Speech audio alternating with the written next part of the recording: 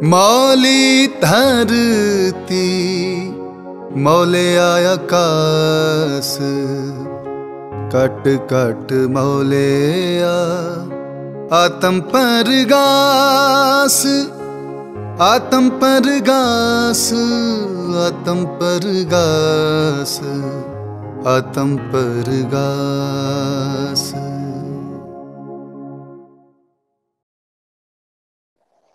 सतगुਰਾਂ ਦੀ ਅਪਾਰ ਰਹਿਮਤ ਸਦਕਾ ਅੱਜ ਦੀ ਇਸ ਇਕੱਤਰਤਾ ਵਿੱਚ ਦੇਸ਼ ਵਿਦੇਸ਼ ਤੋਂ ਸਾਧ ਨਵਾਜੇ ਸਮੂਹ ਪਤਵੰਤਿਆਂ ਦੇ ਚਰਨਾਂ ਵਿੱਚ ਸੀਸ ਨਵਾਉਂਦਾ ਹੋਇਆ ਫਤਿਹ ਅਰਜ਼ ਕਰਦਾ। ਵਾਹਿਗੁਰੂ ਜੀ ਕਾ ਖਾਲਸਾ, ਵਾਹਿਗੁਰੂ ਜੀ ਕੀ ਫਤਿਹ।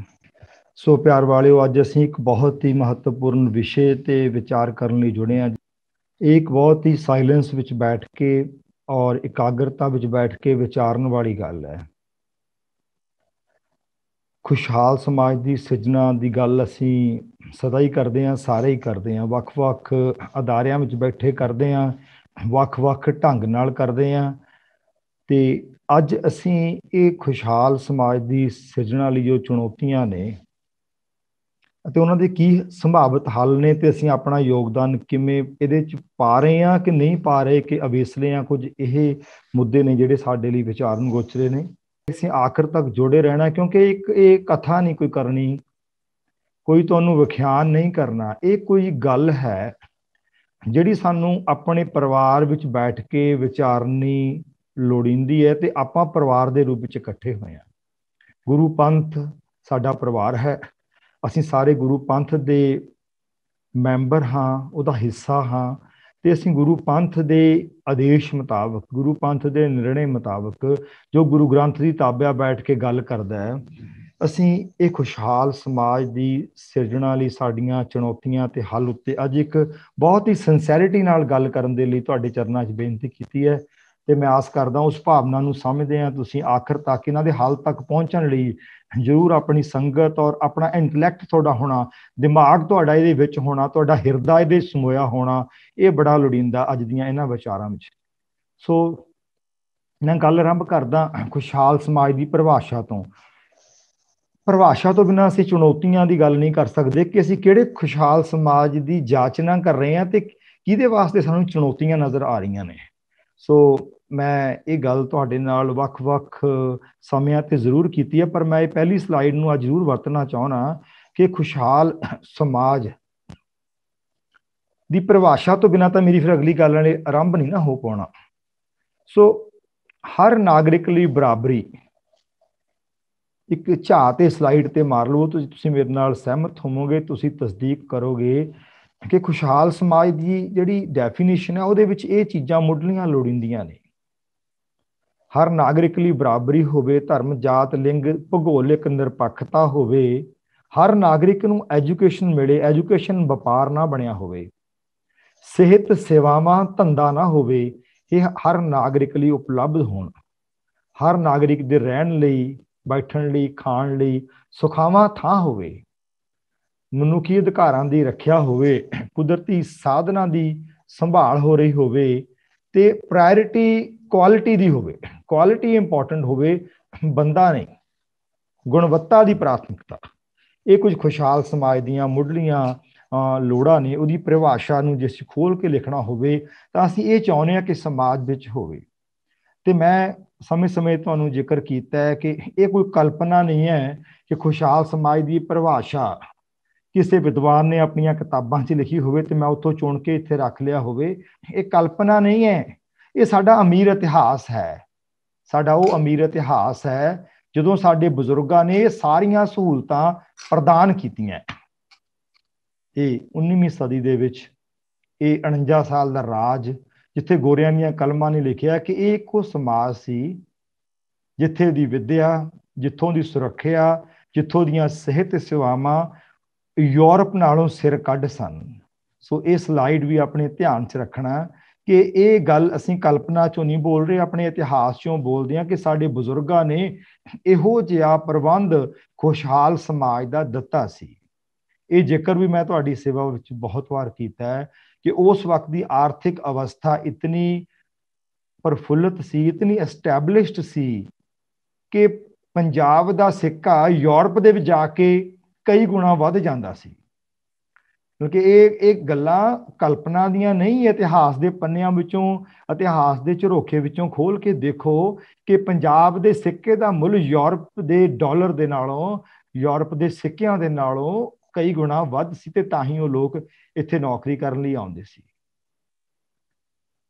ਮੈਟਕੈਲਫ ਦੀ ਗਾਥਾ ਮੈਂ ਤੁਹਾਡੇ ਨਾਲ ਇੱਕ ਦੋ ਵਾਰ ਸ਼ੇਅਰ ਕੀਤੀ ਹੈ ਕਿ ਅੰਮ੍ਰਿਤਸਰ ਦੀ ਪਹਿਲੀ ਸੰਧੀ ਦੇ ਵਿੱਚ ਜਦੋਂ ਮੈਟਕੈਲਫ, ਚਾਰਲਸ ਮੈਟਕੈਲਫ ਮਹਾਰਾਜਾ ਰਣਜੀਤ ਸਿੰਘ ਦੇ ਕੋਲੇ ਉਸ ਸੰਧੀ ਦੇ ਲਈ ਜਿਹੜੀ ਅਸੀਂ ਕਿਤਾਬਾਂ 'ਚ ਪੜ੍ਹਾਉਂਦੇ ਹਾਂ ਵਿਦਿਆਰਥੀਆਂ ਨੂੰ, 1809 ਦੀ ਸੰਧੀ, ਜਿਹੜੀਆਂ ਪੜ੍ਹਾਉਣ ਵਾਲੀਆਂ ਗੱਲਾਂ ਉਹ ਤਾਂ ਨਹੀਂ ਆਪਾਂ ਪੜ੍ਹਾਉਂਦੇ, ਪਰ ਇਹ ਸੰਧੀ ਨੂੰ ਪੜ੍ਹਾਉਂਦੇ ਜ਼ਰੂਰ ਆ। ਤੇ ਉਹ ਸੰਧੀ ਦੇ ਵਿੱਚ ਮੈਟਕੈਲਫ ਜਦੋਂ ਇੱਥੋਂ ਵਾਪਸ ਇੰਗਲੈਂਡ ਵਿੱਚ ਪਰਤਿਆ ਤਾਂ ਉੱਥੇ ਜਾ ਕੇ ਉਹਨੇ ਗੱਲ ਕਹੀ ਸੀ ਕਿ 1809 ਦੇ ਵਿੱਚ ਮਹਾਰਾਜਾ ਰਣਜੀਤ ਸਿੰਘ ਦਾ ਖਾਲਸਾ ਦਰਬਾਰ ਇੱਕ ਇੱਕ ਬੱਚੇ ਨੂੰ ਵਿੱਦਿਆ ਦਾ ਪ੍ਰਬੰਧ ਕਰਨ ਦੇ ਲਈ ਲਾਮਬੰਦ ਹੋ ਚੁੱਕਿਆ ਹੋਇਆ ਸੀ।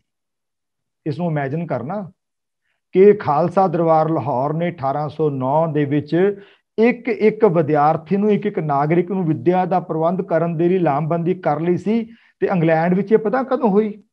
ਇਹਦਾ ਖਦਸ਼ਾ ਮੈਟਕੈਲਫ ਨੇ 1809 ਚ ਜ਼ਾਹਰ ਕੀਤਾ ਸੀ ਕਿ ਸਾਡੇ ਇੰਗਲੈਂਡ ਵਿੱਚ ਹਰ ਨਾਗਰਿਕ ਕੋਲੇ ਵਿੱਦਿਆ ਨਹੀਂ, ਪਰ ਇਸ ਨੂੰ ਕਾਨੂੰਨ ਬਣਾਉਣਾ ਜਾਂ ਇਹਦਾ ਫੈਸਲਾ ਕਰ ਲੈਣਾ ਕਿ ਬ੍ਰਿਟਿਸ਼ ਗਵਰਨਮੈਂਟ ਯੂਕੇ ਦੇ ਹਰ ਨਾਗਰਿਕ ਨੂੰ ਵਿੱਦਿਆ ਦੇਵੇਗੀ, ਇਹ ਪਤਾ ਕਦੋਂ ਪਾਸ ਹੋਇਆ? ਤੁਹਾਡੇ ਤੋਂ 61 ਸਾਲ ਪਿੱਛੋਂ 1870 ਵਿੱਚ ਯੂਕੇ ਗਵਰਨਮੈਂਟ ਨੇ ਸੋਚਣਾ ਸ਼ੁਰੂ ਕੀਤਾ। ਹੁਣ ਇਮੈਜਿਨ ਕਰਿਓ, ਤੁਸੀਂ 1809 ਵਿੱਚ ਹਰ ਨਾਗਰਿਕ ਨੂੰ ਵਿੱਦਿਆ ਦੇ ਚੁੱਕੇ ਸੀ ਤੇ ਇੰਗਲੈਂਡ 1870 ਵਿੱਚ ਫੋਸਟਰ ਐਜੂਕੇਸ਼ਨ ਐਕਟ, ਜਿਹੜਾ ਕਿ ਵਿਲੀਅਮ ਫੋਸਟਰ ਨੇ ਲਿਖਿਆ ਕਿ ਇੰਗਲੈਂਡ ਦੇ ਵਿੱਚ ਹਰ 5 ਤੋਂ 12 ਸਾਲ ਦੇ ਬੱਚੇ ਨੂੰ ਵਿੱਦਿਆ ਜ਼ਰੂਰ ਮਿਲਣੀ ਚਾਹੀਦੀ ਹੈ, ਉਹ ਸੋਚ ਰਿਹਾ ਹੈ। ਤੇ ਤੁਹਾਡੇ ਬਜ਼ੁਰਗਾਂ ਨੇ 61 ਸਾਲ ਪਹਿਲਾਂ ਦੇ ਦਿੱਤੀ ਸੀ। ਇਹ ਡਿਫਰੈਂਸ ਹੈ ਸਾਡੇ ਇਤਿਹਾਸ ਨੂੰ ਪੜ੍ਹਨ ਤੇ ਪੜ੍ਹਾਉਣ ਦਾ। ਕਦੀ ਅਸੀਂ ਇਹ ਗੱਲਾਂ ਵਾਚਦੇ ਨਹੀਂ, ਦੱਸਦੇ ਨਹੀਂ ਕਿ 1809 ਦੇ ਵਿੱਚ ਅਸੀਂ ਹਰ ਨਾਗਰਿਕ ਤੱਕ ਵਿੱਦਿਆ ਦੇ ਪ੍ਰਬੰਧ ਦੇ ਲਈ ਲਾਮਬੰਦ ਹੋ ਚੁੱਕੇ ਸੀ, ਉਹ ਕੰਮ ਆਰੰਭ ਚੁੱਕੇ ਸੀ, ਜਿਹੜਾ ਕੰਮ 1870 ਦੇ ਵਿੱਚ ਯੂਕੇ ਨੇ ਸੋਚਿਆ ਕਿ ਸਾਨੂੰ ਆਰੰਭ ਕਰ ਲੈਣਾ ਚਾਹੀਦਾ। ਇਹ ਤੁਹਾਡੀ ਖੁਸ਼ਹਾਲੀ ਦਾ ਉਹ ਢੰਗ ਸੀ ਕਿ ਕਿੱਥੋਂ ਤੱਕ ਪਹੁੰਚੇ ਸੀ। 1809 ਦੇ ਵਿੱਚ ਪੰਜਾਬ ਦੀਆਂ ਪਿੰਡਾਂ ਦੀਆਂ ਸੱਥਾਂ ਦੇ ਵਿੱਚ, ਪੰਜਾਬ ਦੇ ਸਕੂਲਾਂ ਦੇ ਵਿੱਚ ਘੜੀਆਂ ਲੱਗੀਆਂ ਹੁੰਦੀਆਂ ਸੀ ਤੇ ਯੂਕੇ ਤੋਂ ਆਇਆ ਮੈਟਕੈਲਫ ਹੈਰਾਨ ਹੋ ਰਿਹਾ ਕਿ ਇਹ ਲੋਕ ਇੰਨੇ ਆਰਗੇਨਾਈਜ਼ਡ ਨੇ, ਸਮੇਂ ਦੇ ਪਾਬੰਦ ਨੇ। ਇਹ ਜਿਹੜੀ ਅਸੀਂ ਦੇਖਦੇ ਹਾਂ ਨਾ 1801 ਤੋਂ 1849 ਦਾ ਰਾਜ, ਅਸੀਂ ਇਹਦੀਆਂ ਪੜਤਾਂ ਪੱਟ ਕੇ ਇਹਦੇ ਥੱਲੇ ਹੋਇਆ ਕੰਮ ਤੇ ਇਹ ਦਿੱਤੀ ਹੋਈ ਖੁਸ਼ਹਾਲੀ ਦੇ ਇਤਿਹਾਸ ਨੂੰ ਉਦਾਂ ਨਹੀਂ ਪੜ੍ਹਿਆ ਜਿੱਦਾਂ ਪੜ੍ਹਨਾ ਚਾਹੀਦਾ। ਤੇ ਮੈਂ ਅੱਜ ਇਸ ਨੂੰ ਇੱਕ ਰੋਲ ਮਾਡਲ ਰੱਖ ਕੇ ਚੱਲ ਰਿਹਾ ਅੱਜ ਦੀ ਗੱਲਬਾਤ ਵਿੱਚ। ਖੁਸ਼ਹਾਲ ਸਮਾਜ ਦਾ ਰੋਲ ਮਾਡਲ ਹੈ 1801 ਤੋਂ 1849 ਦਾ ਰਾਜ, ਜਿਹਦੇ ਸਿੱਕੇ ਦੀ ਕੀਮਤ ਯੂਰਪ ਦੇ ਸਿੱਕਿਆਂ ਤੋਂ ਕਈ ਗੁਣਾ ਵੱਧ ਸੀ। ਉਹ ਰਾਜ ਜਿਹਦੀ ਹੈਲਥ, ਜਿਹਦੀ ਐਜੂਕੇਸ਼ਨ, ਜਿਹਦੀ ਡਿਫੈਂਸ ਸਿੱਕੇ ਬੰਦ ਸੀ ਤੇ ਅੱਜ ਦੇ ਵਿਕਸਿਤ ਦੇਸ਼ਾਂ ਦੇ ਲੋਕ ਇੱਥੇ ਆ ਕੇ ਨੌਕਰੀ ਕਰਨ ਲਈ ਤਰਸਿਆ ਕਰਦੇ ਸਨ। ਹਿੰਦੂ, ਮੁਸਲਮਾਨ, ਸਿੱਖ, ਈਸਾਈ, ਗੋਰਾ, ਕਾਲਾ ਇਸ ਰਾਜ ਵਿੱਚ ਉੱਚੇ ਅਹੁਦੇ ਤੇ ਵਿਰਾਜਮਾਨ ਸੀ ਆਪਣੀ ਕੁਆਲਿਟੀ ਦੇ ਸਿਰ ਦੇ ਉੱਤੇ। ਤੇ ਇਹ ਖੁਸ਼ਹਾਲ ਸਮਾਜ ਜਿੱਥੇ ਸਾਰੇ ਖੁਸ਼ੀ ਵਸਦੇ ਸੀ ਤੇ ਪ੍ਰੇਮ ਦੀਆਂ ਬੁੱਕਾਂ ਭਰ ਭਰ ਕੇ ਖਾਲਸਾ ਦਰਬਾਰ ਸਾਰਿਆਂ ਨੂੰ ਵਰਤਾਉਂਦਾ ਸੀ, ਇਸ ਸਮਾਜ ਦੇ ਮੁਕਾਬਲੇ ਅਸੀਂ ਅੱਜ ਦੇ ਰਾਜ ਪ੍ਰਬੰਧ ਨੂੰ ਤੋਲਣਾ ਹੈ ਤੇ ਅੱਜ ਦੀਆਂ ਚੁਣੌਤੀਆਂ ਕੀ ਨੇ ਤੇ ਇਸ ਰਾਜ ਪ੍ਰਬੰਧ ਨੂੰ ਪੈਦਾ ਕਰਨ ਵਾਲੇ ਲੋਕ ਕੌਣ ਸਨ। ਸੋ ਇਹ ਸਚਾਰ ਮਨੁੱਖਾਂ ਦਾ ਇੱਕ ਕਾਫਲਾ ਹੈ। ਇਹ ਐਵੇਂ ਨਹੀਂ, ਮਤਲਬ ਕਿ ਇਹਨੂੰ ਸਿਰਫ ਸਟੇਜ ਦੇ ਉੱਤੇ ਕਥਾ ਕਰਨ ਵਾਸਤੇ ਨਹੀਂ ਹੈ। ਖਾਲਸਾ ਦਰਬਾਰ ਦਾ ਇਤਿਹਾਸ ਜਾਂ ਢਾਡੀਆਂ ਦਾ, ਵਾਰਾਂ ਦਾ ਵਿਸ਼ਾ ਨਹੀਂ ਹੈ। ਇਹ ਵਿਸ਼ਾ ਇਸ ਦਾ ਹੈ ਕਿ ਤੁਸੀਂ ਇਹਨੂੰ ਮੁੜ ਸੁਰਜੀਤ ਕਿਵੇਂ ਕਰਨਾ ਹੈ। ਤੁਸੀਂ ਆਪਣੇ ਘਰ ਨੂੰ ਦੁਬਾਰਾ ਬਣਾਉਣਾ ਹੈ ਕਿ ਨਹੀਂ ਬਣਾਉਣਾ, ਕਿ ਤੁਸੀਂ ਢਾਏ ਹੋਏ ਘਰਾਂ ਦੇ ਵਿੱਚ ਰਹਿਣਾ ਹੈ। ਉਹ ਖੁਸ਼ਹਾਲ ਸਮਾਜ ਵਾਲਾ ਘਰ ਇਹਨਾਂ ਸਚਿਆਰ ਮਨੁੱਖਾਂ ਦੇ ਕਾਫਲੇ ਨੇ ਤਿਆਰ ਕੀਤਾ। ਇਹਦੇ ਵਿੱਚ ਬੜੀ ਸੁਹਿਰਦਤਾ ਦੇ ਨਾਲ ਮੈਨੂੰ ਕਹਿ ਲੈਣ ਦੇਣਾ ਕਿ ਅੱਜ ਦੇ ਗੁਰਦੁਆਰੇ, ਅੱਜ ਦੇ ਸਕੂਲ, ਅੱਜ ਦੇ ਵਿਦਿਅਕ ਅਦਾਰੇ ਇਸ ਇਤਿਹਾਸ ਨੂੰ ਸਿਰਫ ਇੱਕ ਵਿਸ਼ਾ ਬਣਾ ਕੇ ਸੁਣਾਉਂਦੇ ਨੇ। ਏਦਾਂ ਵਿਸ਼ਾ ਬਣਾ ਕੇ ਸੁਣਾਇਆ ਗੱਲ ਨਹੀਂ ਬਣਨੀ। ਇਹ ਤੁਹਾਡੀ ਕਥਾ ਦਾ ਜਾਂ ਮੇਰੇ ਭਾਸ਼ਣ ਦਾ ਵਿਸ਼ਾ ਨਹੀਂ। ਇਹ ਵਿਸ਼ਾ ਇਸ ਗੱਲ ਦਾ ਕਿ ਤੁਸੀਂ ਇਹ ਕਾਫਲਾ ਮੁੜ ਸੁਰਜੀਤ ਕਰਨ ਦੇ ਲਈ ਇੱਛੁਕ ਹੋ, ਲਾਮਬੰਦ ਹੋ, ਜਥੇਬੰਦ ਹੋ, ਸਮਾਂ ਦਿੰਦੇ ਹੋ ਕਿ ਨਹੀਂ ਦਿੰਦੇ। ਇਹ ਗੱਲ ਬੜੀ ਸੁਹਿਰਤਾ ਨਾਲ ਅਸੀਂ ਅੱਜ ਦੀ ਇਸ ਗੱਲਬਾਤ ਵਿੱਚ ਵਿਚਾਰਨੀ ਹੈ ਕਿ ਇਹ ਸਚਾਰ ਮਨੁੱਖਾਂ ਦੇ ਕਾਫਲੇ ਨੇ 1801 ਤੋਂ 49 ਤੱਕ ਦੇ ਰਾਜ ਪ੍ਰਬੰਧ ਨੂੰ ਸਥਾਪਿਤ ਕਰਨ ਵਿੱਚ ਆਪਣੇ ਹੱਡਾਂ ਦਾ, ਆਪਣੇ ਖੂਨ ਦਾ, ਆਪਣੇ ਪਸੀਨੇ ਦਾ ਯੋਗਦਾਨ ਪਾਇਆ। ਤੇ ਅੱਜ ਅਸੀਂ ਭੁੱਲ ਗਏ ਹਾਂ ਕਿ ਸਾਡੇ ਬਜ਼ੁਰਗਾਂ ਨੇ ਰਾਜ ਵੀ ਕੀਤਾ, ਸਾਡੇ ਅੰਦਰ ਰਾਜ ਕਰਨ ਦੀ ਪ੍ਰਵਿਰਤੀ ਖਤਮ ਹੋ ਰਹੀ ਹੈ, ਜਿਹਨੂੰ ਅਸੀਂ ਡਰ ਦੀ ਨਿਗਾਹ ਨਾਲ ਦੇਖਦੇ ਹਾਂ। ਇਹਨੂੰ ਇੰਟਲੈਕਟ ਦੀ ਨਿਗਾਹ ਨਾਲ ਦੇਖਣਾ ਪੈਣਾ ਹੈ। ਜਦੋਂ ਜਰਮਨ ਦੇ ਵਿੱਚ ਸਾਨੂੰ ਪਤਾ ਨਾ ਜਦੋਂ ਯਹੂਦੀਆਂ ਨਾਲ ਕੀ ਹੋਇਆ, ਹਿਟਲਰ ਨੇ ਉਹਨੂੰ ਕਿਵੇਂ ਖਤਮ ਕੀਤਾ, ਉਹ ਇੱਕ ਦਿਨ 'ਚ ਨਹੀਂ ਹੋ ਗਿਆ। ਜਰਮਨ ਦੇ ਯਹੂਦੀ ਪੋਲੈਂਡ ਦੇ ਯਹੂਦੀਆਂ ਨੂੰ, ਯੂਰਪ ਦੇ ਯਹੂਦੀਆਂ ਨੂੰ ਇਹ ਗੱਲ ਕਿਹਾ ਕਰਦੇ ਸੀ ਕਿ ਤੁਸੀਂ ਖਤਰੇ ਵਿੱਚ ਹੋ ਸਕਦੇ ਹੋ, ਅਸੀਂ ਜਰਮਨੀ ਦੇ ਵਿੱਚ ਖਤਰੇ 'ਚ ਨਹੀਂ। ਅਸੀਂ ਤਾਂ ਜਿਹੜਾ ਜਰਮਨੀ ਦਾ ਰਾਜਾ ਉਹਦੇ ਨਾਲ ਬਹਿ ਕੇ ਚਾਹ ਪਾਣੀ ਪੀਂਦੇ ਹਾਂ, ਰੋਟੀ ਤੇ ਜਾਂਦੇ ਹਾਂ, ਸਾਨੂੰ ਤਾਂ ਉਹ ਰਸਗੁੱਲੇ ਖਵਾਉਂਦਾ। ਇਹੀ ਸਾਡੇ ਨਾਲ ਹੋਇਆ। ਅਸੀਂ ਉਹਨਾਂ ਦੇ ਨਾਲ ਬੈਠ ਕੇ ਰਸਗੁੱਲੇ ਖਾਂਦੇ ਹਾਂ। ਉਹ ਸਿੱਖੋ ਇਤਿਹਾਸ ਤੋਂ। ਪਰ ਜੋ ਯਹੂਦੀਆਂ ਦਾ ਹਿਟਲਰ ਨੇ ਉਹਨਾਂ ਨੂੰ ਗੈਸ ਦੇ ਚੈਂਬਰਾਂ ਵਿੱਚ ਪਾ ਕੇ ਸਾੜਿਆ, ਤਾਂ ਉਹਨਾਂ ਨੂੰ ਪਤਾ ਲੱਗਿਆ ਵੀ ਇਹ ਇੱਕਦਮ ਨਹੀਂ ਹੋ ਗਿਆ। ਇਹ ਡਿਸਕ੍ਰਿਮੀਨੇਸ਼ਨ ਇਹ ਬੜੀ ਦੇਰ ਦੀ ਹੋ ਰਹੀ ਸੀ। ਪਰ ਯਹੂਦੀਆਂ ਨੇ ਬੜੇ ਇਸ ਤਰ੍ਹਾਂ ਰਿਐਕਟ ਕੀਤਾ ਜਿਵੇਂ ਇੱਕ ਬਹੁਤ ਇੰਟੈਲੀਜੈਂਟ ਬੰਦਾ ਰਿਐਕਟ ਕਰਦਾ ਹੈ। ਤੁਹਾਨੂੰ ਸਿੱਖਣਾ ਪਵੇਗਾ। ਤੁਹਾਨੂੰ ਵੀ ਹੁਣ ਇੱਕ ਤੁਸੀਂ ਇੰਟੈਲੀਜੈਂਟ ਹੋ। ਤੁਹਾਡੀ ਕੌਮ ਦੇ ਕੋਲੇ ਪੈਸੇ ਦੀ ਘਾਟ ਨਹੀਂ, ਮਾਇਆ ਦੀ ਘਾਟ ਨਹੀਂ, ਇੰਟਲੈਕਟ ਦੀ ਘਾਟ ਨਹੀਂ, ਬਹਾਦਰੀ ਦੀ ਘਾਟ ਨਹੀਂ, ਕੁਰਬਾਨੀ ਦੇ ਜਜ਼ਬੇ ਦੀ ਘਾਟ ਨਹੀਂ। ਪਰ ਸਾਨੂੰ ਉਦਾਂ ਸੋਚਣਾ ਪਵੇਗਾ ਕਿ ਅਸੀਂ ਖੜੇ ਕਿੱਥੇ ਹਾਂ ਤੇ ਸਾਡਾ ਇਤਿਹਾਸ ਕੀ ਹੈ ਤੇ ਸਮਕਾਲੀ ਹੋਰ ਕੌਮਾਂ ਦੇ ਇਤਿਹਾਸ ਕੀ ਨੇ ਤੇ ਉਹਨਾਂ ਨੇ ਆਪਣੇ ਆਪ ਨੂੰ ਮੁਸੀਬਤਾਂ ਵਿੱਚੋਂ ਕਿਵੇਂ ਕੱਢਿਆ। ਤੇ ਤੁਹਾਡੇ ਕੋਲ ਤਾਂ ਆਪਣਾ ਹੀ ਬੜਾ ਵੱਡਾ ਇਤਿਹਾਸ ਹੈ, ਤੁਹਾਡੇ ਬਜ਼ੁਰਗਾਂ ਨੇ। ਅਸੀਂ ਆਜ਼ਾਦੀ ਦੀ ਗੱਲ ਬਹੁਤ ਕਰਦੇ ਹਾਂ, ਅਸੀਂ ਗੋਰਿਆਂ ਤੋਂ ਆਜ਼ਾਦੀ ਲਈ ਹੈ, ਪਰ ਅਸੀਂ ਕਦੀ ਗੱਲ ਨਹੀਂ ਕਰਦੀ ਅਸੀਂ 500 ਸਾਲ ਪੁਰਾਣੇ ਮੁਗਲ ਰਾਜ ਤੋਂ ਵੀ ਆਜ਼ਾਦੀ ਲਈ ਹੈ। ਗੋਰਿਆਂ ਦੀ ਆਜ਼ਾਦੀ ਵਿੱਚ ਤਾਂ ਭਾਰਤ ਦੇ ਵੱਖ-ਵੱਖ ਹਿੱਸਿਆਂ ਦਾ ਬੜਾ ਯੋਗਦਾਨ ਜਿਵੇਂ ਸਮੇਂ-ਸਮੇਂ ਤੇ ਕੁਝ ਹੱਦ ਤੱਕ ਆਇਆ। ਪਰ 500 ਸਾਲ ਪੁਰਾਣਾ ਰਾਜ 1202 ਦੇ ਵਿੱਚ ਮੁਹੰਮਦ ਗੋਰੀ ਨੇ ਪੰਜਾਬ ਦੇ ਉੱਤੇ ਕਬਜ਼ਾ ਕਰ ਲਿਆ ਸੀ, ਭਾਰਤ ਤੇ ਕਬਜ਼ਾ ਕਰ ਲਿਆ ਸੀ। ਤੇ ਉਹ 1202 ਦੇ ਸਥਾਪਿਤ ਰਾਜ ਨੂੰ 1709 ਦੇ ਵਿੱਚ ਵੀਰ ਬਹਾਦਰ ਬਾਬਾ ਬੰਦਾ ਸਿੰਘ ਬਹਾਦਰ ਨੇ ਜੜ੍ਹਾਂ ਤੋਂ ਕਿਵੇਂ ਪੱਟ ਕੇ ਸੁੱਟਿਆ, ਉਹ 500 ਸਾਲਾਂ ਦੀ ਗੁਲਾਮੀ ਤੋਂ ਕਿਵੇਂ ਆਜ਼ਾਦ ਕਰਾਇਆ, ਉਹਦੀ ਅਸੀਂ ਕਦੀ ਗੱਲ ਹੀ ਨਹੀਂ ਕਰਦੇ। ਤੇ ਅੱਜ ਜਿਹੜੀਆਂ ਗੁਲਾਮੀ ਦੀਆਂ ਜੰਜੀਰਾਂ ਤੁਹਾਡੇ ਗਲਾਂ ਨੂੰ ਪੈ ਰਹੀਆਂ ਨੇ ਨਾ, ਇਹ ਤੁਸੀਂ ਮਤਲਬ ਕਿ ਇੱਥੇ ਤੁਹਾਡਾ ਅੱਜ ਦੇ ਵਿਸ਼ੇ ਨੂੰ ਵਿਚਾਰਨਾ ਬੜਾ ਮਹੱਤਵਪੂਰਨ ਹੈ। ਇਸ ਲਈ ਅਸੀਂ ਅੱਜ ਇਸ ਵਿਸ਼ੇ ਦੀ ਵਿਚਾਰ ਰੱਖੀ ਹੈ ਕਿ ਇਹ ਕਾਫਲਾ ਜਿਹਨੇ ਉਹ ਸਚਾਰ ਮਨੁੱਖਾਂ ਦੇ ਕਾਫਲੇ ਨੇ ਇੱਕ ਖੁਸ਼ਹਾਲ ਸਮਾਜ ਦੀ ਸਿਰਜਣਾ ਕੀਤੀ ਸੀ, ਅਸੀਂ ਉਹਨੂੰ ਮੁੜ ਬਹਾਲ ਕਿਵੇਂ ਕਰਾਂ। ਇਹ ਸਚਾਰ ਮਨੁੱਖਾਂ ਦਾ ਜਿਹੜਾ ਕਾਫਲਾ ਖੁਸ਼ਹਾਲ ਸਮਾਜ ਨੂੰ ਸਿਰਜ ਗਿਆ ਸੀ 50 ਸਾਲਾਂ ਦੀ 19ਵੀਂ ਸਦੀ ਦੇ ਪਹਿਲੇ ਅੱਧ ਵਿੱਚ, ਉਹਨਾਂ ਦੇ ਜ਼ਿਹਨ ਦੇ ਵਿੱਚ ਇਹ ਗੱਲ ਵਸੀ ਹੋਈ ਸੀ ਕਿ ਪੰਥ ਵਸੇ ਮੈਂ ਉਜੜਾ ਮਨ ਚਾਹੁ ਘਨੇਰਾ। ਇਹ ਤੋਂ ਬਿਨਾਂ ਐਡੇ ਸ਼ਕਤੀਸ਼ਾਲੀ ਸਿੰਘਾਸਣ ਦੀ ਸਥਾਪਨਾ ਸੰਭਵ ਨਹੀਂ ਸੀ। ਤੇ ਗੁਰੂ ਗੋਬਿੰਦ ਸਿੰਘ ਜੀ ਦਾ ਇਹ ਨੇੜਲਾ ਇਤਿਹਾਸ ਸੀ। ਗੁਰੂ ਗੋਬਿੰਦ ਸਿੰਘ ਜੀ ਤੋਂ ਬਾਅਦ ਦੇ ਇਤਿਹਾਸ ਵਿੱਚ ਸਿੱਖਾਂ ਦੀ 18ਵੀਂ ਸਦੀ ਦੀਆਂ ਕੁਰਬਾਨੀਆਂ ਤੇ 19ਵੀਂ ਸਦੀ ਦੇ ਚੜ੍ਹਦੇ ਸੂਰਜ ਵਿੱਚ ਰਾਜ ਦੀ ਸਥਾਪਨਾ, ਇਹਦਾ ਕਾਰਨ ਇਹਨਾਂ ਸਚਾਰ ਮਨੁੱਖਾਂ ਦੇ ਇਕੱਲੇ ਮਨੁੱਖ ਦੇ ਅੰਦਰ ਇਹ ਚਾਉ ਠਾਠਾਂ ਮਾਰਦਾ ਸੀ, ਇਹ ਪ੍ਰਕਾਸ਼ ਸੀ। ਤੇ ਅਸੀਂ ਅੱਜ ਦੀ ਵਿਚਾਰ ਦੇ ਉੱਤੇ ਹੁਣ ਆਉਂਦੇ ਹਾਂ ਕਿ ਸਾਡੀਆਂ ਚੁਣੌਤੀਆਂ ਕੀ ਨੇ। ਕਿਸਾਨ ਸੜਕਾਂ ਤੇ ਬੈਠਾ ਹੈ, ਅੰਨਦਾਤਾ ਜਿਹੜਾ ਥੋੜਾ ਢਿੱਡ ਭਰਦਾ ਹੀ ਨੇ, ਸਾਰੇ ਦੇਸ਼ ਦਾ ਢਿੱਡ ਭਰਿਆ। 2.25% ਇਲਾਕਾ ਹੈ ਪੰਜਾਬ ਦਾ। ਜਿਓਗ੍ਰਾਫੀਕਲੀ ਤੁਸੀਂ 2.25% ਹੋ ਤੇ ਤੁਸੀਂ ਢਿੱਡ ਭਰਦੇ ਹੋ ਸਾਰਿਆਂ ਦਾ।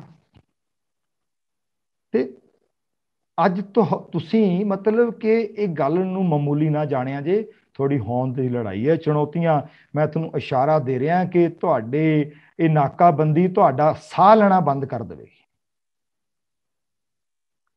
ਇਹਨੂੰ ਅੱਜ ਵੀ ਲਾਈਟਲੀ ਲੈ ਗਿਆ ਤੇ ਤੁਹਾਡਾ ਭਵਿੱਖ ਅੱਜ ਵੀ ਨਹੀਂ ਤੇ ਕੱਲ ਵੀ ਨਹੀਂ।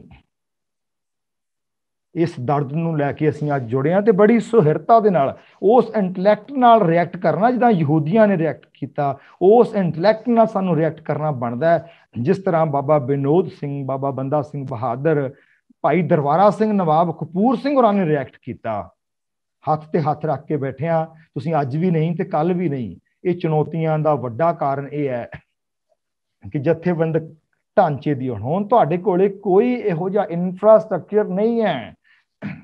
ਤੁਸੀਂ ਸੈਂਕੜੇ ਗੁਰਦੁਆਰੇ ਨਹੀਂ, ਹਜ਼ਾਰਾਂ ਗੁਰਦੁਆਰੇ ਖੜੇ ਕਰ ਲਏ। ਤੁਸੀਂ ਹਜ਼ਾਰਾਂ ਲੱਖਾਂ ਲੋਕਾਂ ਨੂੰ ਰੋਜ਼ ਲੰਗਰ ਛਕਾਉਣ ਦੀ ਸਮਰੱਥਾ ਰੱਖਦੇ ਹੋ।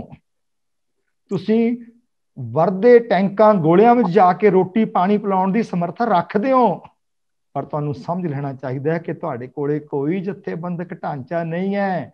ਇਹ ਤੁਹਾਡੀਆਂ ਚੁਣੌਤੀਆਂ ਦਾ ਕਾਰਨ ਹੈ। ਜਿੰਨਾ ਮਰਜ਼ੀ ਪਾਣੀ ਪਿਲਾ ਲਓ, ਜਿੰਨਾ ਮਰਜ਼ੀ ਪ੍ਰਸ਼ਾਦਾ ਛਕਾ ਲਓ, ਅਸੀਂ ਛਕਾ ਰਹੇ ਹਾਂ ਤੇ ਛਕਾਉਂਦੇ ਰਹਿਣਾ ਚਾਹੀਦਾ। ਇਹ ਸਾਡੇ ਵਿਰਸੇ ਦਾ ਅਨਿੱਖੜਵਾਂ ਅੰਗ ਹੈ। ਪਰ ਜੇ ਅਸੀਂ ਆਪਣਾ ਕੋਈ ਜਥੇਬੰਦਕ ਢਾਂਚਾ ਨਾ ਖੜਾ ਕਰ ਪਾਏ ਤੇ ਤੁਹਾਡੀ ਆਪਣੀ ਹੋਂਦ ਦੇ ਉੱਤੇ ਬੜਾ ਵੱਡਾ ਸਵਾਲੀਆ ਚਿੰਨ੍ਹ ਲੱਗਿਆ ਹੋਇਆ ਹੈ, ਤੇ ਇਹਦੀ ਘੇਰਾਬੰਦੀ ਬਹੁਤ ਤੇਜ਼ੀ ਨਾਲ ਅੱਗੇ ਵਧ ਰਹੀ ਹੈ। ਤੇ ਤੁਹਾਨੂੰ ਸਾਹ ਲੈਣ ਲਈ ਕਿਸੇ ਨੇ ਇੱਕ ਵਕਤ ਨਹੀਂ ਦੇਣਾ ਕਿ ਜਦੋਂ ਯਹੂਦੀਆਂ ਦਾ ਜਿਵੇਂ ਹੋਇਆ ਨਾ, ਪਤਾ ਨਹੀਂ ਲੱਗਿਆ ਫਿਰ ਹਿਟਲਰ ਨੇ ਕਿਵੇਂ ਚੈਂਬਰਾਂ 'ਚ ਪਾ ਕੇ ਸਿੱਟ ਦਿੱਤੇ ਮਿੰਟੋ ਮਿੰਟੀ, ਪਰ ਇੱਕ ਰਾਤ ਵਿੱਚ ਨਹੀਂ ਸੀ ਹੋਇਆ। ਤੁਹਾਨੂੰ ਕੌਮਾਂ ਦੇ ਇਤਿਹਾਸਾਂ ਤੋਂ, ਆਪਣੇ ਇਤਿਹਾਸ ਤੋਂ, ਛੋਟਾ ਘੱਲੂਘਾਰਾ ਤੁਹਾਡੇ ਕੋਲੇ ਹੈ, ਵੱਡਾ ਘੱਲੂਘਾਰਾ ਤੁਹਾਡੇ ਕੋਲੇ ਆ। ਇਹ ਤੁਸੀਂ ਸੁਚੇਤ ਹੋਣਾ। ਆਪਾਂ ਨੇ ਇਸ ਸੁਹਿਰਤਾ ਦੇ ਨਾਲ ਅੱਜ ਗੱਲ ਨੂੰ ਲੈ ਕੇ ਤੁਰੇ ਹਾਂ। ਚੁਣੌਤੀਆਂ ਦਾ ਕਾਰਨ ਸਾਡੇ ਕੋਲੇ ਕੋਈ ਐਸਾ ਜਥੇਬੰਦਕ ਢਾਂਚਾ ਨਹੀਂ ਕਿ ਸਮੁੱਚੇ ਸਿਸਟਮ ਨੂੰ ਕਿਸੇ ਥਾਂ ਤੇ ਬੈਠ ਕੇ ਵਿਚਾਰ ਕੇ ਸਮੱਸਿਆਵਾਂ ਦੇ ਹੱਲ ਕਰ ਸਕਦੇ ਹੋਈਏ, ਜਾਂ ਸਾਡਾ ਕੋਈ ਪਰਿਵਾਰ ਹੋਵੇ, ਸਾਡੇ ਪਰਿਵਾਰ ਦਾ ਕੋਈ ਮੁਖੀ ਹੋਵੇ। ਇਹ ਢਾਂਚੇ ਦੀ ਅਣਹੋਂਦ ਸਾਡੀਆਂ ਚੁਣੌਤੀਆਂ ਦਾ ਵੱਡਾ ਕਾਰਨ ਹੈ। ਅੱਛਾ, ਇਹ ਜਥੇਬੰਦਕ ਢਾਂਚੇ ਦੀ ਅਣਹੋਂਦ ਦਾ ਕਾਰਨ ਕੀ ਆ?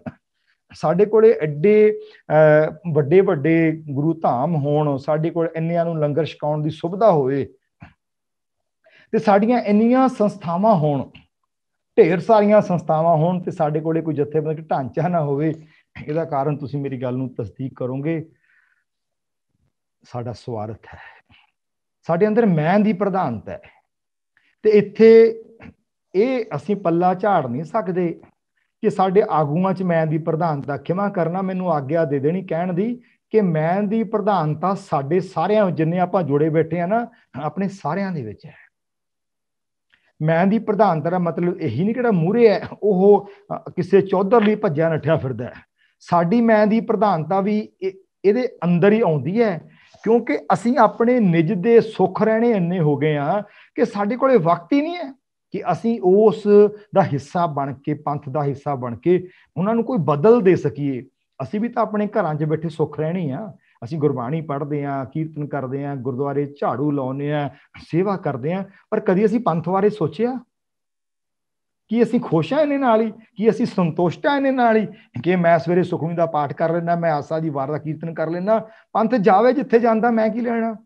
ਕੀ ਤੁਸੀਂ ਸੰਤੁਸ਼ਟ ਹੋ? ਮੈਂ ਅੱਜ ਇਸ ਵਿਸ਼ੇ ਨੂੰ ਅਧਿਆਤਮਕ ਪੱਖ ਤੋਂ ਵੀ ਔਰ ਪੰਥਕ ਪੱਖ ਤੋਂ ਵੀ ਮੈਂ ਇਸ ਨੂੰ ਗੰਭੀਰਤਾ ਨਾਲ ਤੁਹਾਡੀ ਸੇਵਾ 'ਚ ਰੱਖਣ ਦਾ ਯਤਨ ਕਰਾਂਗਾ ਕਿ ਤੁਸੀਂ ਮੈਂ ਦੀ ਪ੍ਰਧਾਨਤਾ ਦੀ ਪਰਿਭਾਸ਼ਾ ਗਲਤ ਤਾਂ ਨਹੀਂ ਕਰ ਰਹੇ। ਸਿਰਫ ਆਗੂਆਂ ਦਾ ਕਿਸੇ ਕਬਜ਼ੇ ਦੇ ਲਾਲਚ ਵਿੱਚ ਹੋਣਾ ਇਹੀ ਮੈਂ ਨਹੀਂ। ਮੇਰੇ ਵਰਗਿਆਂ ਦਾ ਆਪਣੇ ਘਰ ਸੁੱਖ ਰਹਿਣੇ ਹੋ ਕੇ ਬੈਠੇ ਰਹਿਣਾ ਕਿ ਚੱਲ ਕੋਈ ਗੱਲ ਨਹੀਂ, ਇਹ ਵੀ ਬਹੁਤ ਵੱਡੀ ਮੇਰੀ ਮੈਂ ਆ, ਮੇਰੀ ਹੋਂ ਹੈ ਕਿ ਮੈਨੂੰ ਆਪਣਾ ਹੀ ਪਰਿਵਾਰ ਦਿਸਦਾ, ਮੈਨੂੰ ਆਪਣੇ ਹੀ ਸੁੱਖ ਦਿਸਦੇ ਨੇ। ਮੈਂ ਕੁਰਬਾਨੀ ਤਾਂ ਕੀ ਕਰਨੀ ਹੈ, ਮੈਂ ਤਾਂ ਕੌਮ ਦੇ ਬੱਚਿਆਂ ਲਈ, ਕੌਮ ਦੀ ਪਨੀਰੀ ਲਈ, ਕੌਮ ਦੀ ਪ੍ਰਫੁੱਲਤਾ ਲਈ ਸਮਾਂ ਵੀ ਦੇਣ ਨੂੰ ਤਿਆਰ ਨਹੀਂ। ਕੁਰਬਾਨੀਆਂ ਤਾਂ ਬੜੀ ਦੂਰ ਦੀਆਂ ਨੇ ਨਾ ਕਿ ਸੀਸ ਮੇਰਾ ਭੇਟ ਕਰਨ ਦੇ ਲਈ ਮੈਂ ਤਿਆਰ ਹਾਂ। ਮੇਰੇ ਕੋਲ ਤਾਂ ਵਕਤ ਹੀ ਨਹੀਂ ਹੈਗਾ। ਮੈਂ ਤਾਂ ਕਦੀ ਗੁਰੂ ਘਰ ਦੀ ਗੱਲ ਕਰਨੀ ਹੋਵੇ, ਮੈਨੂੰ 10 ਵਾਰੀ ਕੋਈ ਕਹੇ ਮੈਂ ਤਾਂ ਨਹੀਂ ਹਿਲਦਾ। ਇਹਨੂੰ ਤੁਸੀਂ ਮਤ ਜਾਣਿਓ ਕਿ ਤੁਸੀਂ ਦੋਸ਼ੀ ਨਹੀਂ ਹੋ। ਇਹ ਵੀ ਹੋਂਦ ਦਾ ਇੱਕ ਬਹੁਤ ਵੱਡਾ ਵਿਗੜਿਆ ਹੋਇਆ ਰੂਪ ਹੈ ਜਿਹਨੂੰ ਅਸੀਂ ਪ੍ਰਵਾਨਿਤ ਕਰ ਲਿਆ, ਔਰ ਇਹਦੇ ਕਰਕੇ ਤੁਹਾਡੇ ਆਗੂ ਤੁਹਾਡੀ ਕਮਾਂਡ ਵਿੱਚ ਨਹੀਂ। ਅਕਾਲੀ ਬਾਬਾ ਫੂਲਾ ਸਿੰਘ ਦਾ ਇੱਕ ਆਦੇਸ਼ ਹੁੰਦਾ ਸੀ ਤੇ ਮਹਾਰਾਜਾ ਰਣਜੀਤ ਸਿੰਘ ਦੀਆਂ ਫੌਜਾਂ ਨੂੰ ਪਿੱਠ ਕਰ ਦਿੰਦੀਆਂ ਸੀ। ਇਹ ਢਾਂਚਾ ਕਿਹਨੇ ਬਣਾਇਆ? ਇਹ ਕਿਵੇਂ ਬਣਿਆ? ਹਰ ਸਿੱਖ ਨਾਲ ਸੰਬੰਧ ਰੱਖਦਾ ਸੀ, ਪੰਥ ਦੇ ਨਾਲ। ਮੈਂ ਦੀ ਪ੍ਰਧਾਨਤਾ ਦੀ ਗੱਲ ਦਾ ਹੁਣ ਖੁਲਾਸਾ ਕਰਨ ਦੇ ਲਈ ਕਿ ਇਹ ਸਵਾਰਥ ਜਿਹੜਾ ਹੈ ਛੁਟਕਾਰਾ ਕਿਵੇਂ ਹੋਵੇ, ਇਹ ਸਵਾਰਥ ਤੋਂ ਸਾਡੀ ਜਿਹੜੀ ਹੈ ਮੈਂ ਦੇ ਵਿੱਚੋਂ ਅਸੀਂ ਨਿਕਲੀਏ ਕਿਵੇਂ? ਇਹਦੇ ਲਈ ਮੈਨੂੰ ਯਾਦ ਆਉਂਦਾ ਇੱਕ ਬਹੁਤ ਬਚਪਨ ਦੇ ਵਿੱਚ ਮੈਂ ਇੱਕ ਕਹਾਣੀ ਡਾਕਟਰ ਰਘਵੀਰ ਸਿੰਘ ਵੀਰ ਹੋਰਾਂ ਦੀ ਲਿਖੀ ਪੜ੍ਹੀ ਸੀ। ਉਹਨਾਂ ਦੀ ਇੱਕ ਬਹੁਤ ਪਿਆਰੀ ਕਿਤਾਬ ਹੈ, ਜ਼ਰੂਰ ਪੜ੍ਹਿਓ, ਰਮਜੀ ਕਹਾਣੀਆਂ। ਮੈਂ ਕਿਤੇ ਉਸ ਵਕਤ ਖੇਤੀਬਾੜੀ ਯੂਨੀਵਰਸਿਟੀ 'ਚ ਆਪਣੀ ਪੜ੍ਹਾਈ ਆਰੰਭ ਕੀਤੀ ਸੀ ਤੇ ਕੋਈ ਇਹ ਅੱਜ ਤੋਂ 30 ਸਾਲ ਪੁਰਾਣੀ ਖਿਆਲ ਹੈ। ਤੇ ਉਸ ਵਕਤ ਮੈਂ ਉਸ ਰਮਜੀ ਕਹਾਣੀਆਂ ਦੇ ਵਿੱਚੋਂ ਉਸ ਚੈਪਟਰ ਨੂੰ ਪੜ੍ਹਿਆ ਸੀ ਤੇ ਪਿਛਲੇ ਦਿਨੀ ਅਚਾਨਕ ਮੈਨੂੰ ਇੱਕ ਦਿਨ ਰਾਤ ਨੂੰ ਕਿਤਾਬ ਮੇਰੇ ਸਿਰਹਾਣੇ ਪਈ ਮਿਲ ਗਈ ਤੇ ਬੱਚਿਆਂ ਨੇ ਜਾਂ ਘਰ ਕਿਸੇ ਨੇ ਪੜ੍ਹੀ ਤੇ ਮੇਰੇ ਸਿਰਹਾਣੇ, ਤੇ ਮੈਂ ਉਹਨੂੰ ਦੁਬਾਰਾ ਖੋਲ੍ਹਿਆ। ਉਹੀ ਮੇਰੀ ਪੁਰਾਣੀ ਪੜ੍ਹੀ ਹੋਈ ਕਿਤਾਬ, ਉਹਦੇ ਉੱਤੇ ਕੁਛ ਅੰਡਰਲਾਈਨ ਕੀਤੀਆਂ ਹੋਈਆਂ ਗੱਲਾਂ, ਤੇ ਮੈਨੂੰ ਉਹ ਪੂਰਾ ਹੂਬਹੂ ਉਹ ਨਕਸ਼ਾ ਮੇਰੇ ਬਿਲਕੁਲ ਧਿਆਨ ਵਿੱਚ ਨਹੀਂ ਸੀ ਕਿ ਮੈਂ ਉਸ ਨੂੰ ਕਦੀ ਪੜ੍ਹਿਆ ਸੀ, ਪਰ ਉਹ ਇਹੋ ਜਿਹੀ ਕਹਾਣੀ ਸੀ ਜਿਹਨੇ ਮੇਰੇ ਜਹਨ ਦੇ ਵਿੱਚ ਮੈਨੂੰ ਪਤਾ ਨਹੀਂ ਕਦੋਂ ਕਿੱਥੇ ਅਸਰ ਛੱਡਿਆ, ਤੇ ਹੁਣ ਮੈਂ ਅੱਜ ਉਸ ਕਹਾਣੀ ਨੂੰ ਤੁਹਾਡੀ ਸੇਵਾ ਵਿੱਚ ਆਪਣੇ ਅਨੁਭਵਾਂ ਨੂੰ ਵਿੱਚ ਗੁੰਦ ਕੇ ਰੱਖਣ ਲੱਗਿਆ। ਜੋ ਡਾਕਟਰ ਰਘਵੀਰ ਸਿੰਘ ਬੀਰੋਹਾ ਨੇ ਲਿਖਿਆ, ਉਹ ਤੋਂ ਜੋ ਮੈਂ ਪੜ੍ਹਨ ਤੋਂ ਬਾਅਦ ਆਪਣੇ ਜੀਵਨ ਦੇ ਵਿੱਚ ਸਮਝਿਆ ਤੇ ਮੇਰੇ ਨਿੱਜੀ ਐਕਸਪੀਰੀਅੰਸ ਹੋਏ, ਮੈਂ ਤੁਹਾਡੇ ਨਾਲ ਉਹ ਅੱਜ ਜ਼ਰੂਰ ਸ਼ੇਅਰ ਕਰਨੇ ਚਾਹੁੰਦਾ ਕਿ ਇਹ ਸਵਾਰਥ ਹੈ ਨਾ ਜਿਹੜਾ, ਮੈਂ ਤੋਂ ਛੁਟਕਾਰਾ, ਉਹਨਾਂ ਨੇ ਬੜੀ ਖੂਬਸੂਰਤ ਕਹਾਣੀ ਲਿਖੀ ਹੈ ਕਿ ਇਹ ਛੁਟਕਾਰਾ ਮਿਲਦਾ ਕਿਵੇਂ ਹੈ। ਕਹਾਣੀ ਸ਼ੁਰੂ ਹੁੰਦੀ ਹੈ ਕਿ ਦੋ ਮਿੱਤਰ ਨੇ, ਇੱਕ ਦਾ ਨਾਮ ਪ੍ਰਭੂ ਸਿੰਘ ਹੈ, ਇੱਕ ਦਾ ਨਾਮ ਮਨਮੁਖ ਸਿੰਘ ਹੈ। ਪ੍ਰਭੂ ਸਿੰਘ ਇੱਕ ਰਾਜੇ ਦਾ ਪੁੱਤਰ ਹੈ ਤੇ ਮਨਮੁਖ ਸਿੰਘ ਉਹਦਾ ਇੱਕ ਸਾਥੀ ਹੈ, ਕਿਸੇ ਵਜ਼ੀਰ ਦਾ ਬੱਚਾ ਹੈ। ਦੋਨਾਂ ਦਾ ਆਪਸ ਵਿੱਚ ਬੜਾ ਪ੍ਰੇਮ ਹੈ, ਦੋਨੋਂ ਬੱਚੇ ਬਹੁਤ ਪਿਆਰ ਨਾਲ ਖੇਡਦੇ ਨੇ।